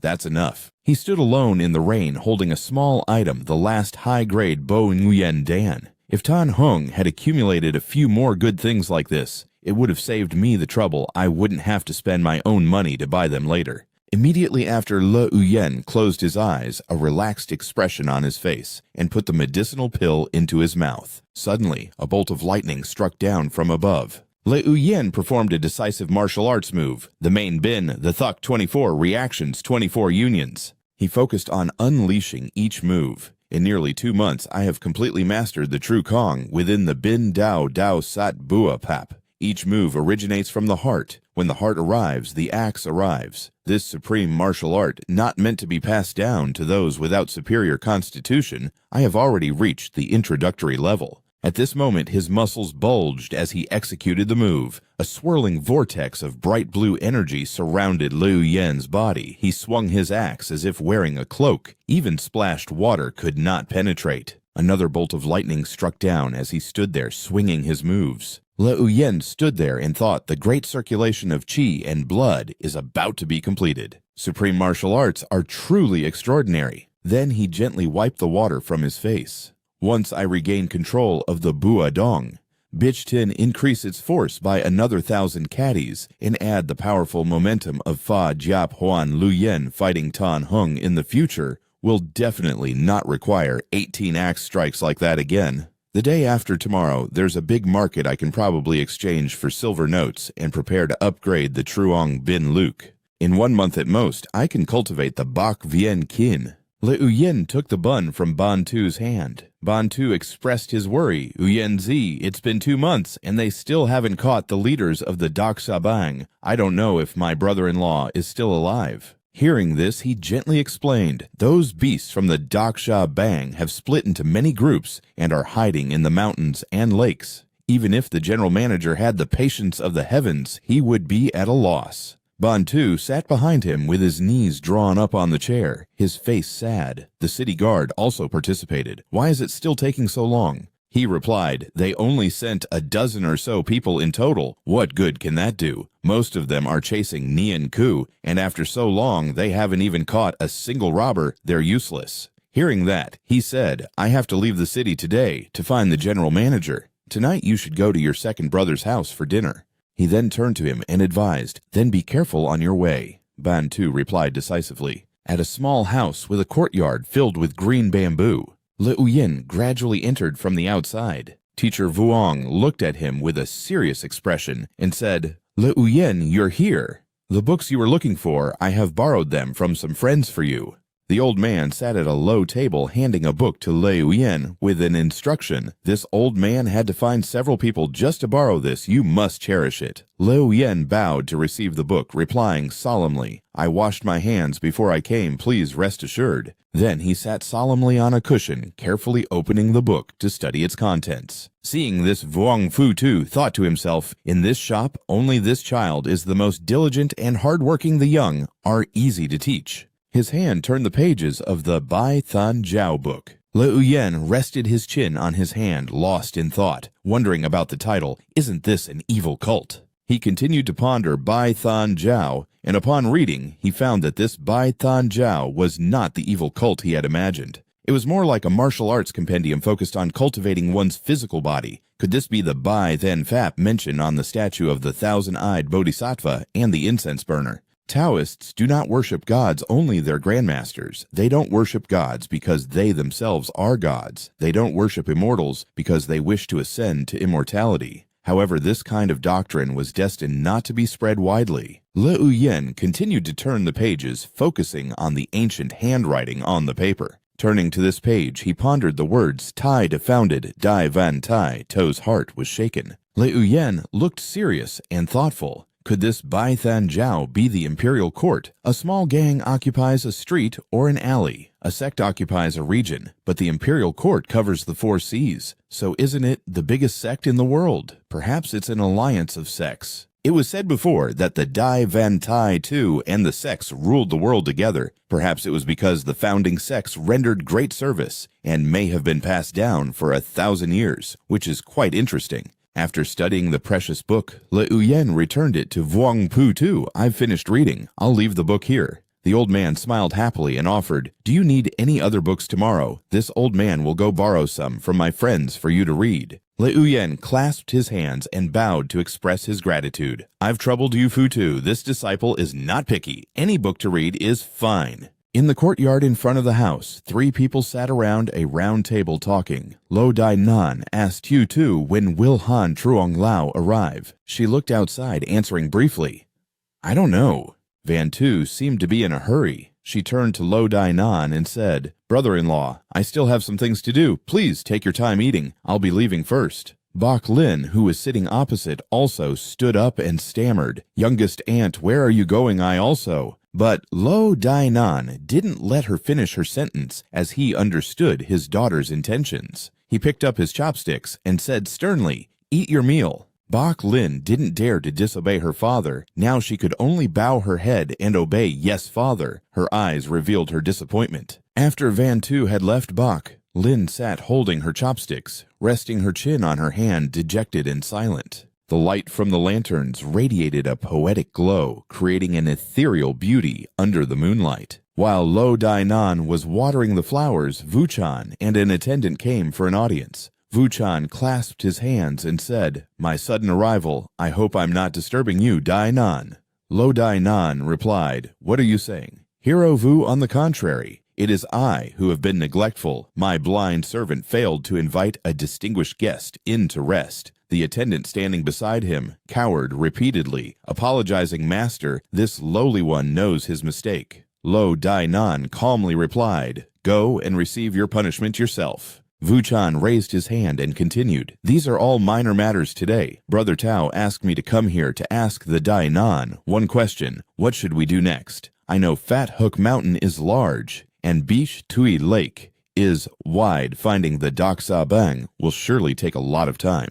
There's truly no rush." Lo Dai Nan replied, "As long as we don't miss the grand opening ceremony of Than Bin Kok, it's fine. I've heard that Kong Duong Kok Chu is a person who values ceremony. On the day of the opening, the outer sect elders will definitely return." Standing behind, Lo Dai Nan Vuchan smiled and replied, "From Sao Lu to Than Bin Kok, even riding a horse at full speed alone would take about 20 to 30 days, and it is now the 28th of the 6th month. Holding a scroll, Lo Dai Nan said, "The winter winds and snow are strong. 20 days will not be enough." Vuchan requested, "Then I understand, Huyen Len Dai Nan. May I borrow a group of your bailiffs?" Hearing this, Lo Dai Nan agreed. He said Hero Vu just needs to say a word to the head steward. Vuchan was delighted upon hearing this. He clasped his hands and replied, "Many thanks. I will not disturb the Huyen Len any further today." As soon as the words were spoken, Vuchan also quickly departed. After finishing his business, Lo Dai Nan immediately went to a room and called out, "Kui Dianbat Nha Han Tui Quan." Behind the door, someone's hand suddenly gripped the edge of the door, and this person spoke in alarm, "Dai Nan." Lo Dai Nan frowned and glanced at him. "What are you panicking about?" That attendant replied, "The brothers had a hard time cornering that man named Cao, but unexpectedly, someone rescued him tonight." Lo Dai Nan was also shocked at this moment. What? In another room, with its door wide open, Cao Dat appeared to be seriously injured, dragging himself along the floor. He trembled and shouted, "Who behind him?" A man sat looking very comfortable. He said, "Just twitch a few more times. It'll save this old man the trouble of rescuing you, and digging a pit for you would be simple too." Cao Dat struggled to get up, looking extremely pathetic. He asked tremblingly, "You saved me. Who are you? Why?" As soon as he finished speaking, a stone flew from nowhere and hit Cao Dat right on the head, causing him to lose his balance. Then he fainted at the feet of some mysterious person. That mysterious person said, "He's so heavily injured, aren't you afraid a single stone could kill him?" The man wearing a mask who was sitting leisurely suddenly stood up, fanning himself. It was none other than Han Lao. and the mysterious person who had just knocked out Cao Dot was Van Tu. She said, Han Lao, this disciple has waited for 2 months and 9 days. Han Lao replied, returning at the beginning of the 3rd month of next year is fine. If you go back early, who knows where you'll be sent? It's better to take this opportunity to rest a bit. Van Tu approached him and handed him a book saying, now I am the Tam An Su. He also replied, you are the Deputy Su. Van Tu continued, this is the list for Sao Lu and the 6 neighboring counties compiled by my niece. Among them are youths under 25 years old with decent bone structure and 3 with superior bone structure. Han Lao took the opportunity to announce, this old man has found a pretty good one. As for you, this old man must remind you of one thing. It's better to have a few of high quality than many who are mediocre. Their bone structure must be good, and their innate talent must also be good. The very next day, in the bustling market, residents were coming and going. Liu Yen was holding up a trident. The system also appeared, Thiet Huyet Quan issue 3-pronged spear first tier. It's covered in rust spots, once stained with blood. Its former owner always led the charge in battle killing enemies, and it has drunk its fill of fresh blood. After breaking, it was abandoned and gradually rusted. Usage condition none.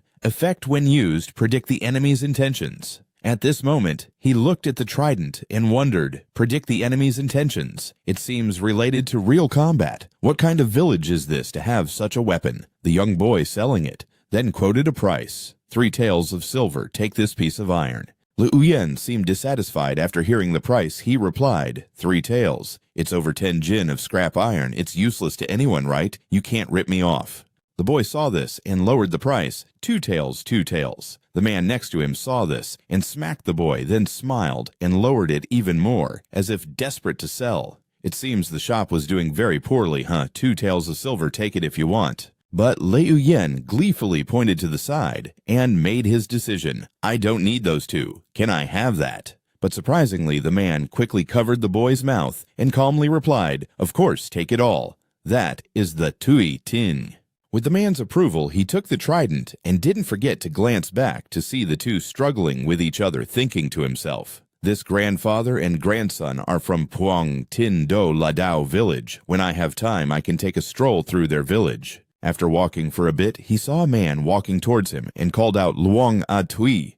Driven by curiosity, Liu Yen approached to start a conversation, pointing to the basket on A Tui's hip and asking Luong A Tui, are there spirit fish in your basket? A Tui coldly asked back, who are you? Liu Yen replied immediately, I am Liu Yen from the weaponsmithy. After hearing this, A Tui replied in surprise, Liu Yen, I've heard of you. But then he leaned closer to Liu Yen to reveal his prize, 2 oxhorn pomfrets each over 4 caddies. I caught these 2 fish for an old master. They're not for sale. Then he looked at Liu Yen and praised him. I've heard you're the most talented blacksmithing apprentice the weaponsmithy has seen in years. If you help me forge a superior grade weapon, I'll catch you 2 spirit fish. I'll provide the materials myself. 2 fish. If they're each 4 caddies, then it's a deal, Liu Yen immediately requested. Meanwhile, he thought to himself, oxhorn pomfrets are spirit fish that enrich the blood. 1 caddy is worth more than a tael of silver, so 2 fish weighing 8 caddies would be about 9 taels of silver. This is a good deal. Besides, these spirit fish are very rare. I'm not the only one at the smithy who can forge superior grade weapons. A Tui replied, if they're not quite 4 caddies, I'll give you 3. Then he quickly sealed the deal. Then we have an agreement. I still have to deliver the fish. We'll talk next time. Looking at Atoi's back, Liu Yen wondered, I wonder what spirit fish taste like. When I have time, I should also take a trip to Beach Tui Lake. Maybe I can catch a few spirit fish myself. With that said, he happily skipped along his way, thinking to himself, I've exchanged the banknotes. I can go back to the residence today. At the forge, he was training with his master. Liu Yen said excitedly, thank you, master. Then he rejoiced internally, I managed to exchange 10 taels of gold at an 11-to-1 ratio, saving over 2 taels of silver. Master is truly good to me. Truong Lao, who was behind him, seemed to understand his thoughts and said, I gave you that exchange rate on one condition, don't celebrate too soon. Liu Yen replied loudly, Master, please tell me. Truong Lao crossed his arms and stated his condition, you must forge another superior grade, Bichen Gok Dao. Hearing this, Liu Yen was a bit disappointed. He felt the condition Truong Lao set was truly difficult for him. Le Uyen asked back, "Can I forge something other than a bitch ngok dao?" But even knowing it was very difficult, Truong Lao still believed in him. He just waved his hand and said, "As long as it's superior grade, it's fine. But if you could forge an unconventional weapon, this old man would be even happier." Then he walked closer, patted Liu Yen on the shoulder, and continued, "Don't blame Truong Lao for pushing you. If you don't take this time to accumulate experience and skills, when will you ever be able to forge an ultimate grade sharp weapon?" Liu Yen replied, "You are right. I have been lazy." After hearing his disciple's words, he also ruffled his hair and said with a smile, "You dishonest brat." Right after, Liu Yen showed a smug look. "Don't worry, I can forge one for you in 1 or 2 years at most." In his head, he thought, 1 year at most, I'm confident I can completely master this master's secrets and break through to the grand completion stage of forging. The master was a bit surprised after hearing this. He said, 1 or 2 years. If you can forge one within 10 years, this old master will be very satisfied. Then he dared to challenge his master. "What if I can do it?" Truong Lao replied, "If you can forge it, all you think about is getting some goodies from this old man. Have some ambition. Get back to forging for me." As soon as the words left his mouth, he immediately slapped him. Even with a clear handprint on his face, Le Uyen still replied cheerfully, "Yes, sir." And then he thought to himself, "Master is truly the best to me." He started to get serious about his work again when just then Ban Tu walked in and said, "Uyen Tu, I won't be back tonight. I have to go out and do some scouting." Le Uyen said, "The people from the various families who left the city have returned these past 2 days. Only our smithy and the Truong Vien escort agency are still searching outside the city. Manager Tao and the others are still very concerned about you, don't worry." Ban Tu replied, "In any case, it's something I have to do. I was just passing by the smithy and thought I'd let you know." He then sighed, "Tell me, how did it come to this?" Seeing that Ban Tu was anxious and uneasy, Le Uyen came forward to reassure him, "Don't rush as long as there's no news. Let's just consider it good news for now." Ban Tu, still worried calmly, replied, "Then I'll be going." After their conversation, Ban Tu went on his way. In another scene, in a peaceful place, senior brother Nak was standing in front of the Not Tu restaurant. Then suddenly, Go Min ran over in a hurry, calling out, "Senior brother Nak, wait." He panted and said, "Can you help me put in a few good words? I still want to try." Senior brother Nak replied, "Junior brother Ngo, why must you make things difficult for me?" But then he thought to himself, last time when junior brother Lee was eliminated, you didn't say anything for him either. Go Min pleaded repeatedly, "Senior brother Nak, please help me. If I miss this chance, I really won't be able to enter Than Bin Kok." Senior brother Nak remained unmoved and calmly replied, "Go Min, I can't help you with this." As soon as he finished speaking, senior brother Anak continued into Not Tu restaurant without a backward glance, leaving a dejected Ngo Min standing outside. Meanwhile, Bok Lin and Van Tu were in a room. She said to Van Tu, "Auntie, are you really planning to give the intersect competition spot to Nak Van Tan, my Kai? And blood are better than his, and my constitution is only slightly weaker. What's so important about that?" Van Tu replied, "The innate constitution is naturally the most important." Taking the cup of tea poured by Bok Lin, Van Tu continued, "One must have both talent and constitution to be considered a true prodigy. Nak Van Tan's talent is somewhat lacking. He might not even pass the intersect assessment." But Bok Lin immediately wrapped her arms around Van Tu, whining, "My constitution is upper mid-grade too. It's just a little bit weaker. Auntie, I'm begging you, please." But Van Tu replied seriously, "A little bit is not good enough." And she also explained, "Bok Lin, after your ki and blood reach great completion, you need to circulate them throughout your body to nurture a strand of jin. This internal jin is called internal energy." Before Van Tu could finish, Bok Lin quickly interrupted her, "Auntie, I know all this, stop testing me." Then she leaned closer to Van Tu and continued consuming pills and elixirs to nourish the jin and circulate it throughout the body. This is body tempering. After that is internal strengthening. My father has already taught me everything. Hearing this, Van Tu asked, "Is that so? What about internal strengthening? Besides training the sinews and bones, you must train the internal organs. Only when you reach the grand completion stage does it become form transformation. So if one's constitution isn't top tier, even a person with supreme talent might never reach this realm in their entire life." After hearing this, Bok Lin exclaimed in surprise, "Huh." Van Tu continued, "Do you understand now? After all your screenings and selections, everyone except Nak Van Tan is mediocre, and that includes you. Without me, you wouldn't have even made it into the outer sect." As soon as she finished speaking, Bok Lin was utterly disappointed. She slumped onto the table and said loudly, "Auntie, you didn't have to crush my spirit like that." Then she ran out in a huff, not forgetting to shout, "Fine, I won't say anything today." At this, Van Tu could only sigh. That evening at the smithy, it was time to close up. As Le Uyen was casually heading home, Atui suddenly called out, "Le Uyen, I'm over here." Even though he already knew why the man was here, Le Uyen pretended to look away and ask, "Why are you here?" Atui said directly, "A Nungu Jiak Shuang weighing 4 caddies and 2 tails. I'll give you this one first, and the second one after the weapon is forged." After taking the basket, Le Uyen asked, "You trust me that much?" Atui replied honestly, "Well, if you use someone, you shouldn't doubt them." Hearing this, Le Uyen laughed. "That's true." Then, while looking at the basket of fish, he asked, "So have you decided what kind of weapon you want to forge?" At this moment, Atui took out a drawing and said, "I've drawn it. Take a look." After looking at the drawing, Le Uyen's expression suddenly changed his mind, seemingly in a mess. "Is this a fish spear?" Atui replied, "A 3-pronged fish spear. I'll bring the iron in a few days, just forge it exactly like it is on the paper." After looking at the drawing, Le Uyen seemed to doubt the young Atui's artistic talent. He said, "Do I really have to forge it according to this drawing? How about I redraw it into a new one?" Atui looked back at the drawing a little disappointed and replied, "Is this drawing not clear enough?" Le Uyen just nodded repeatedly and thought, "It's not just unclear, it's abstract." Atui said, "Then I'll describe it to you a bit more when the time comes. Anyway, just take the fish for now. I'll find you another day."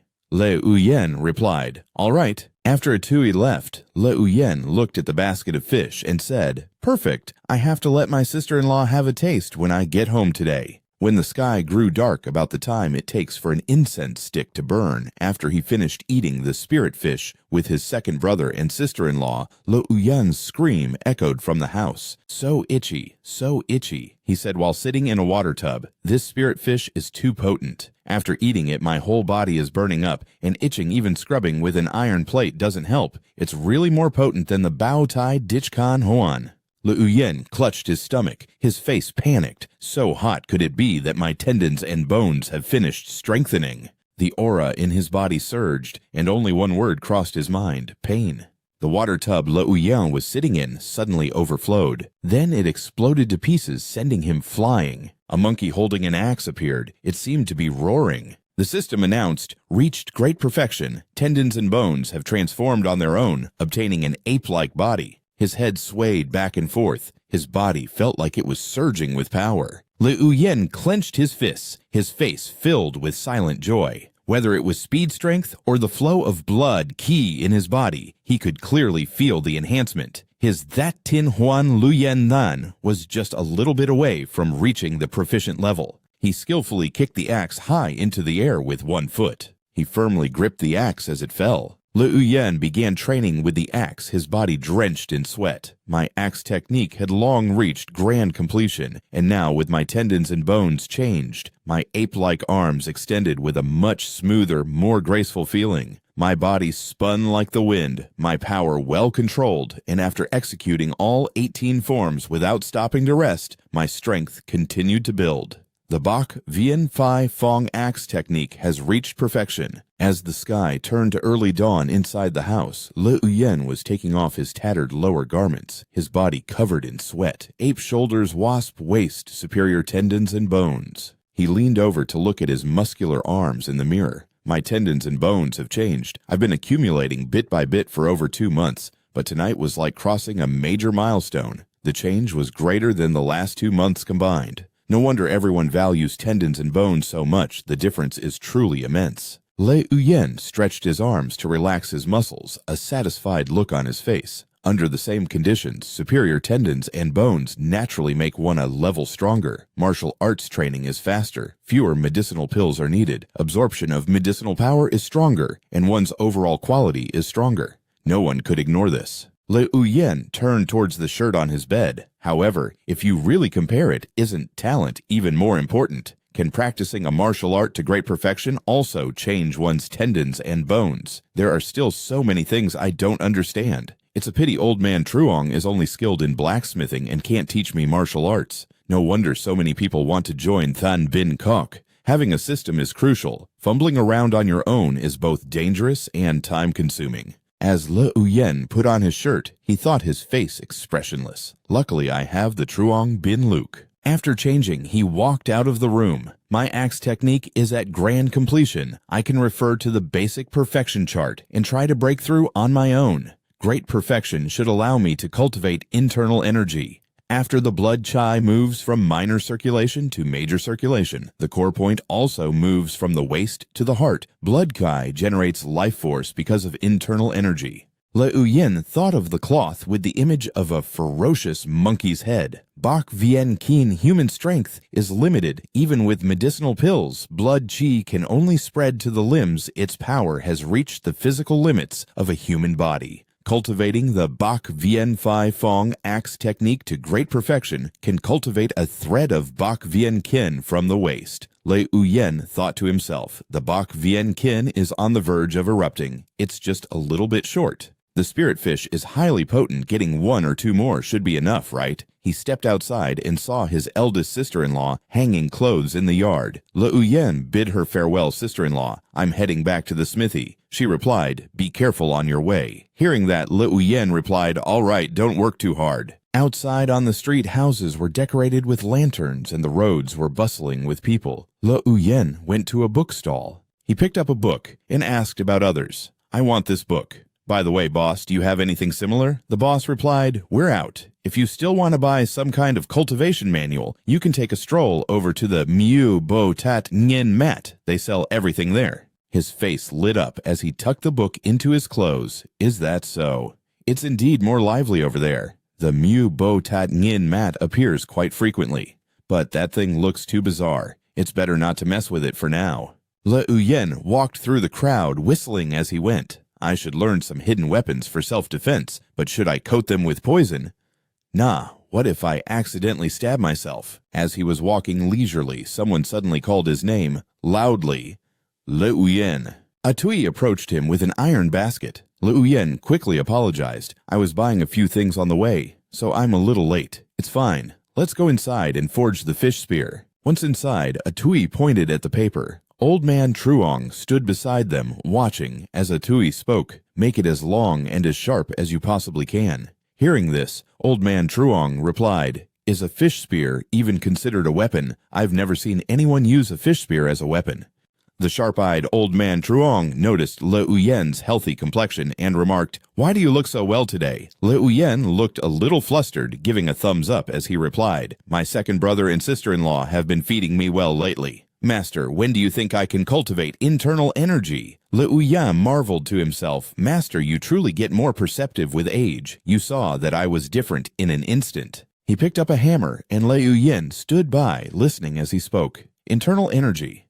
You ask. Your talent is better than mine, so there's some hope. It's fine to talk about it. The flesh and blood body has its limits. I've heard that even those with superior tendons and bones aren't guaranteed to acquire internal energy. At most, they only have the strength of 1,000 caddies. Cultivating energy is also called reaching the limit. Only by breaking the body's limit can one strengthen it. Both of them stood and listened as old man Truong explained about internal energy. I joined the smithy at 9 and only cultivated my blood chi to grand completion at 34. But my axe technique didn't unify the 6 harmonies until I was 41, so I wasn't qualified to access the basic suado. Later, when my axe technique reached perfection and my status was higher, by the time I could access the basic suado, my blood ki had already declined, and I no longer had the ability to charge towards internal energy. Le Uyen was deep in thought. When I control the jade crystal copper hammer, my strength is more than 1,000 caddies.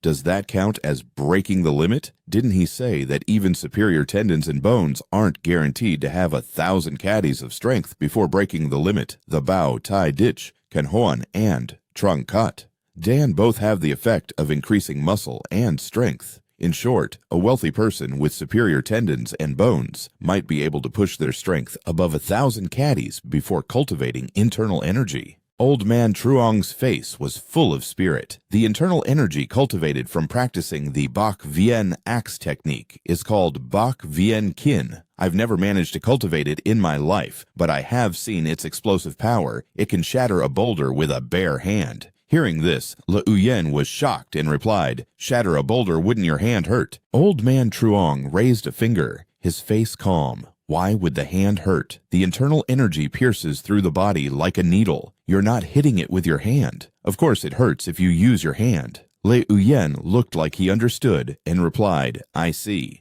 But inwardly he thought, I've killed 2 people who cultivated internal energy before one was Nien Ku. The other was Tan, but unfortunately, I never got to see their internal energy erupt. What a pity. Le Uyen raised his hand with a question. After cultivating Bak Vien Kin, would it be troublesome to switch to another martial art? The man in blue pointed at him and said, "How long does it take to cultivate a martial art to the point of producing internal energy? And you want to switch to another kind, you're too greedy." Old man Truong crossed his arms and also spoke. If Tan Hung hadn't switched to practicing the Ho Bao Dao wasting more than 10 years, perhaps he wouldn't have been killed by someone else. But Le Uyen thought differently. Actually, it has no effect. He smiled kindly, his hands clasped behind his back. "All right, hurry up and forge the iron. A Tui is still waiting for you. You might be going to Than Bin Kok at the end of the year, and you might not be back until next summer. Shouldn't you make the most of your time?" Le Uyen nodded eagerly and replied, "I might join Than Bin Kok directly. It could be 3 to 5 years before I return."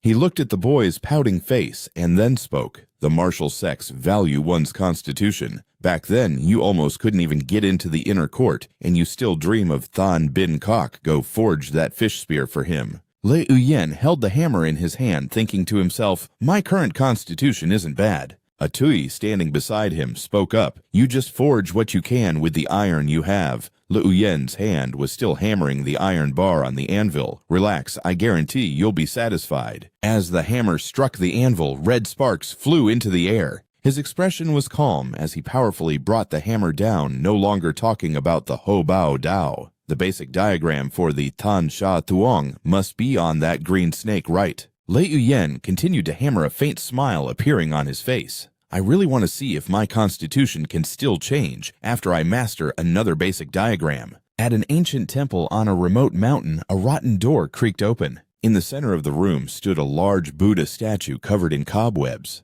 Vuchan stood before the Buddha statue, his eyes vacant and lost. A sturdy man walked in from outside. "Vuchan, where is the second shopkeeper?" He slowly turned his head to look, his eyes shrouded in darkness, his entire being exuding a frightening, killing intent. Seeing this, the man couldn't help but feel a jolt in his heart. Don't Vuchan and the eyeless Lahan look too similar? Am I seeing things? Seeing the man's strange reaction, Vuchan remained calm. "Shopkeeper Tao has led his men into the mountains. I'm taking the others back to rest first. Tan Chu Tu Shopkeeper Tao has his own plans. You come back with me." After speaking, he walked straight out of the temple, ignoring the man who was still standing there in a daze. On the bustling street, Le Uyang carried the fish spear on his shoulder, his gaze drifting towards a shop as he thought, "Shopkeeper Tao has been gone for so long, I wonder when he'll be back. I probably won't be able to get the red Shich Kim from him in time. I need to think of another way to get it." A moment later, he stood before the door of someone from the Luong family. Le Uyen raised his hand and knocked hard on the door. "Brother Luong, it's Le Uyen. I've brought you the fish spear." The person inside quickly came to open the door, and he immediately handed over the fish spear. "Here, see if this is the style you wanted." Atui's eyes lit up as he looked at the item in his hands. "It's already finished." He excitedly held it up, admiring it for a moment. Extremely satisfied, he shouted, "Good, very good. This is what I wanted. I just happened to catch a spirit fish yesterday. I'll go get it for you now." Watching Atui happily run into the house, Le Uyen thought to himself, "Niece, he caught another spirit fish." Although there are many types of spirit fish in Beach Tui Lake, they are extremely difficult to catch. Catching one a year is already considered good. Has he discovered a spirit fish nest? Atui quickly came out with a fish basket and handed it to him, a 6-pound, 3-ounce red-tailed fish. "The spear you made is excellent, and you finished it well before the deadline. Consider this. My thanks." Le Uyen beamed as he took the fish basket, his voice cheerful. "You're too generous, Brother Luong." Just as he was about to turn and happily head back, he remembered something. Le Uyen turned his head back. Oh right, Brother Luong, do you have any Shich Kim? Atui repeated in confusion. Shich Kim. Fat Huck Mountain doesn't produce gold, and not many people in the inner city have Shich Kim. I don't have any either. He tried to block the crack in the door. Le Uyen accidentally saw a stranger inside and couldn't help but wonder what is the background of the person inside that Luong Atui is deliberately trying to hide them. While he was lost in thought, someone from behind called out loudly, Lao Tam! Hearing the familiar voice, Le Uyen ran over happily. Second brother, second sister-in-law, are you two visiting the Bodhisattva temple again? Lalam nodded in reply. That's right. Your sister-in-law has been feeling sick these past few days, and she's been worried, so I'm taking her to pray to the Bodhisattva. Hearing this, his sister-in-law shot him a glance. I wasn't worried, you're the one who worries too much. Don't listen to your second brother's nonsense. He was the one who heard that a few women in the neighborhood had miscarriages, so he got worried and insisted on bringing me to pray to the Bodhisattva. Hearing this, Le Uyen also became a little concerned and asked, Sister-in-law, you aren't feeling unwell anywhere, are you? Lalam came over and rubbed his wife's belly, saying in a gentle tone, she's already taken some medicine to stabilize the pregnancy. Le Uyen brought the fish basket over to them. I just finished my work, and Brother Luong gave me a fish. We can have fish soup tonight to nourish sister-in-law. After speaking, he glanced behind him and shouted, Brother Luong, we're leaving now. Atui poked his head out goodbye. After they had left, he happily closed the door. He held the fish spear and did a little dance around the yard when Han Lao suddenly spoke. Shich Kim is a material that can only be used when crafting supreme-grade weapons. The kid outside sounded very young. Atui replied, I heard he's Le Uyen from the weapon shop. He has a great talent for smithing. After learning for just over half a year, he can already craft high-grade weapons, but it's a pity his constitution is poor. I heard it's only mid-tier. He sat down on a nearby chair, his voice indifferent. Being able to craft high-grade weapons after half a year does show some talent. Unfortunately, with only a mid-tier constitution, which is even worse than yours, it's impossible for him to craft supreme-grade weapons. Atui approached Han Lao, glancing at him sideways. You've always said you would teach me martial arts. Hearing this, Han Lao replied indifferently, we're not there yet. If you want to learn, go catch 10 more spirit fish and bring them here. He was stunned for a moment. What 10 of them? That evening in the main house, the family of 3. Le Uyen had just finished a filling fish meal, and Lalam was clearing the dishes. Eating spirit fish twice in a row was truly nourishing. His whole body felt warm after each meal. Le Uyen rubbed his full belly, saying lazily, well, I got it in exchange for forging a weapon. It'd be a waste not to eat it. Besides, sister-in-law is pregnant, so it's mainly for her and my nephew. I should learn to fish too to avoid missing out later. He thought I'll give it a try after my Truong Bin Luke levels up. Lalam's wife, sitting opposite him, suddenly pulled 2 objects from her pocket and held them out to Le Uyen Lao.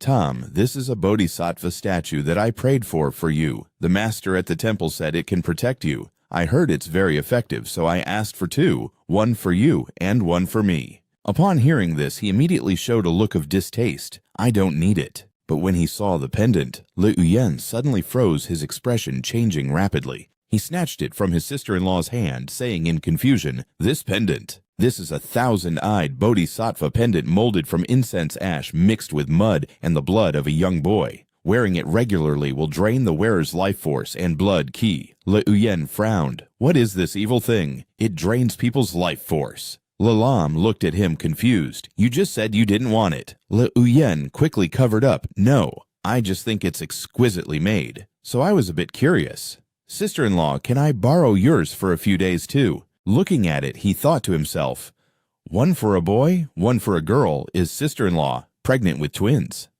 Wait a minute, didn't she say earlier that many women in the city have had miscarriages? Le Uyen's sister-in-law didn't pay much mind and immediately agreed. What's the big deal? Actually, I feel a strong connection to this pendant. Lalam, who was clearing the dishes, also turned around and added, the Bodhisattva temple's main gate was newly renovated, so there weren't many people. At first, the young monk guarding the temple wouldn't let us in, but guess what happened? Master Lo happened to be there, heard the argument, and allowed us inside. Afterwards, a monk gave us these 2 pendants, saying they were good consecrated items, and that we just had to exchange them every 3 months for protection. Lei Uyen murmured thoughtfully to himself that Master Lo, in Sao Lu County, before Cao Long's death, the status of the city guard was even higher than the yamen. All the major and minor powers in the city and the mountain bandits outside all feared and submitted to them. In comparison, Lo Van Than doesn't seem very remarkable. People who mention him occasionally only say that he respects gods and Buddhas.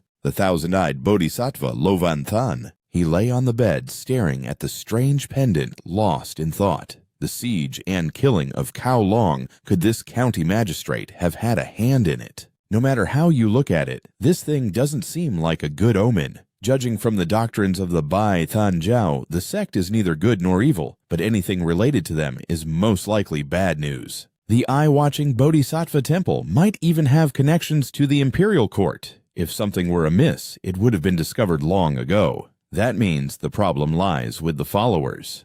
The book mentioned false Tao, false scriptures, false gods, and false followers. With such sharp wording, it surely wasn't fabricated from nothing. As Le Ouyan was deep in thought, a sudden squeaking sound was heard. A small mouse was cowering with its head in its paws. He lay down and patted its head to calm it. Don't be afraid, this pendant is sinister, but we won't let it scare us. I'll control it in a moment. The 2 pendants flashed, levitating in midair. Le Ouyen recited the control incantation, but after a while they still showed no change. He puffed his cheeks in frustration. I don't feel anything. Could it be that the control effect of these pendants is too incomplete? Suddenly, a sharp pain shot through Le Ouyen's chest. He frowned as a series of incantations echoed in his ears. Revere yourself as a god. I am the god. The physical body is the temple. Sweep the temple to respect the god. Build an altar to worship the god. Worship sincerely, and all prayers will be answered. Control, Le Ouyen shouted. An image of his internal organs suddenly appeared before his eyes. What is this?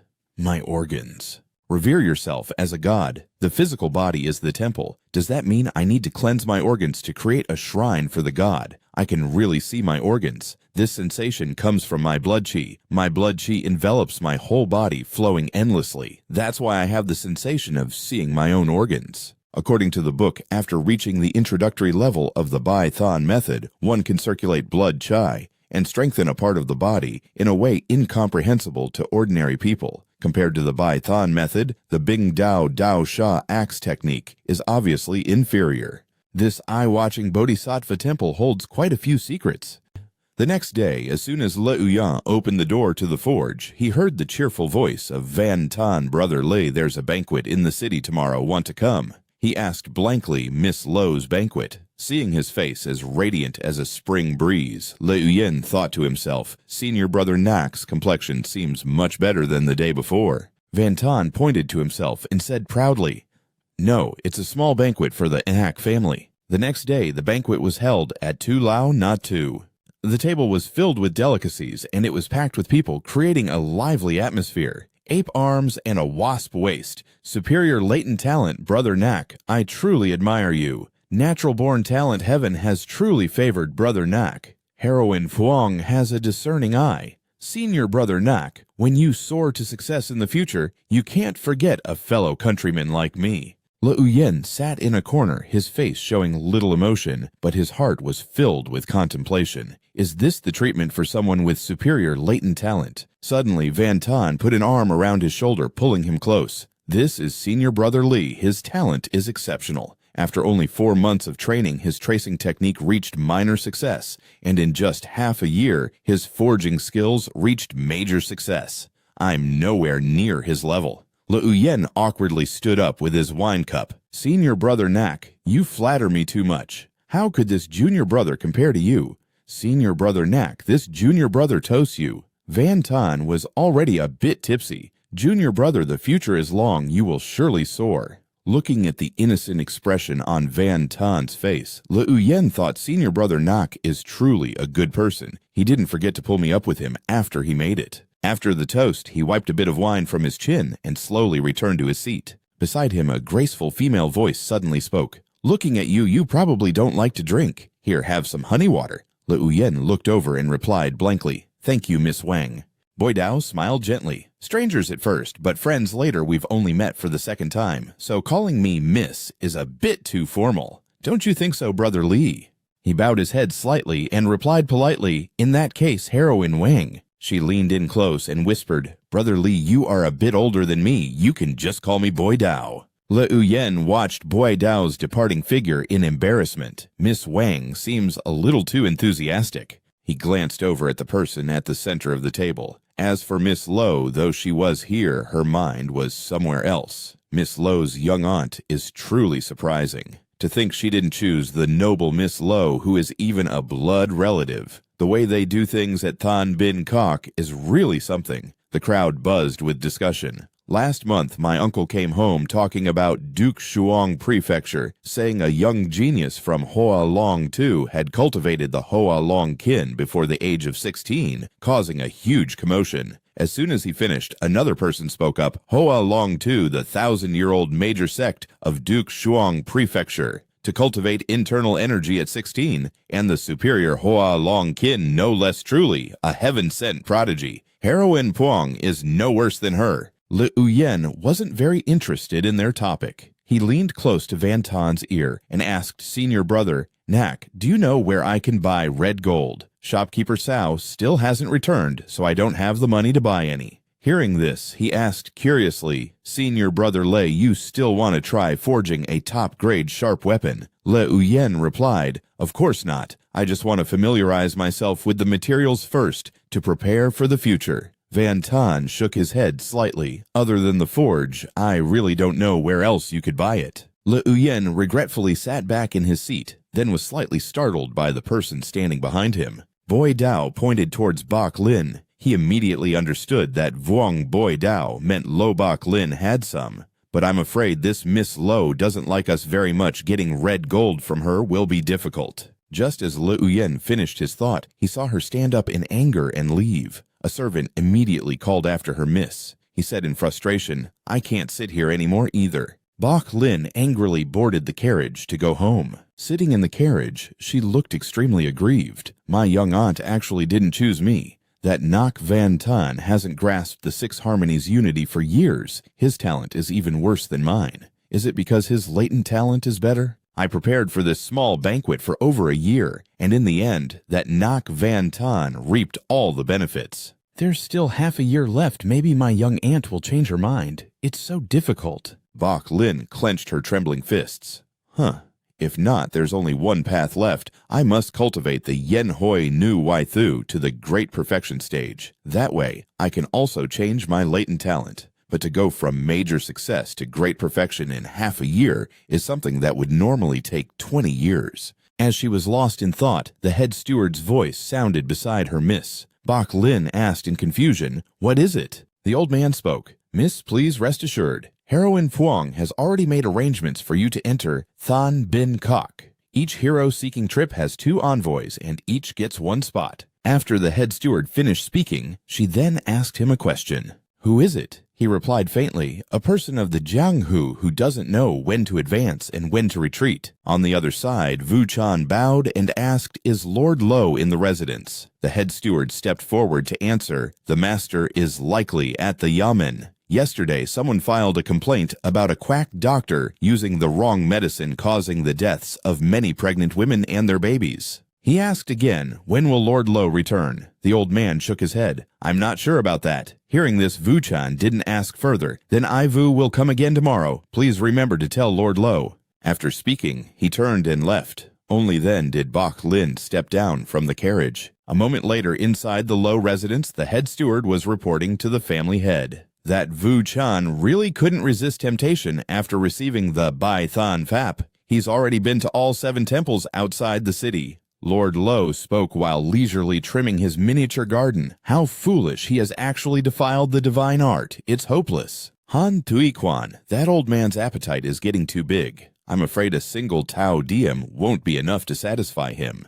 The head steward immediately spoke up, but Vu Chan's foundation is weak, and his training is chaotic. I fear he will quickly go mad. Even if he doesn't go mad, can we really trust that Han Tuiquan? He took the shears and snipped off a branch, his expression turning grim. His voice was ice cold. If we can't trust him, then we'll just have to see how masterful his Bin Dao Dao Satru truly is. Meanwhile, Vu Chan walked alone on a bustling street, lost in thought. The Bai Than Pap is dangerous and strange, not as stable as the Bin Dao Dao Satru, but who exactly killed Nian Ku for more than 3 months. I've investigated most of the mace masters in Lu County multiple times, including several blacksmiths at the forge who had achieved grand completion in the finger technique, but I've come up with nothing. Nian Ku was accomplished in body tempering, but he was heavily wounded. There's no way someone without mastery of the finger technique could have killed him.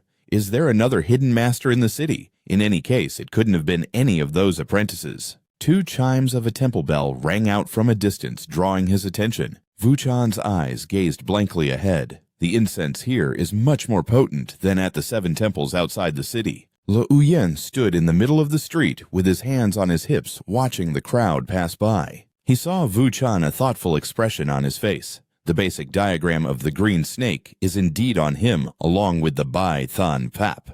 The item tucked into his robe is a Tian Nan Bo Tat wooden tablet made from incense mixed with peachwood. The tablet contains a fragment of the Bai Than Pap, and Liu Yen's intense gaze drew its attention. Vu Chan stopped turning his head to look.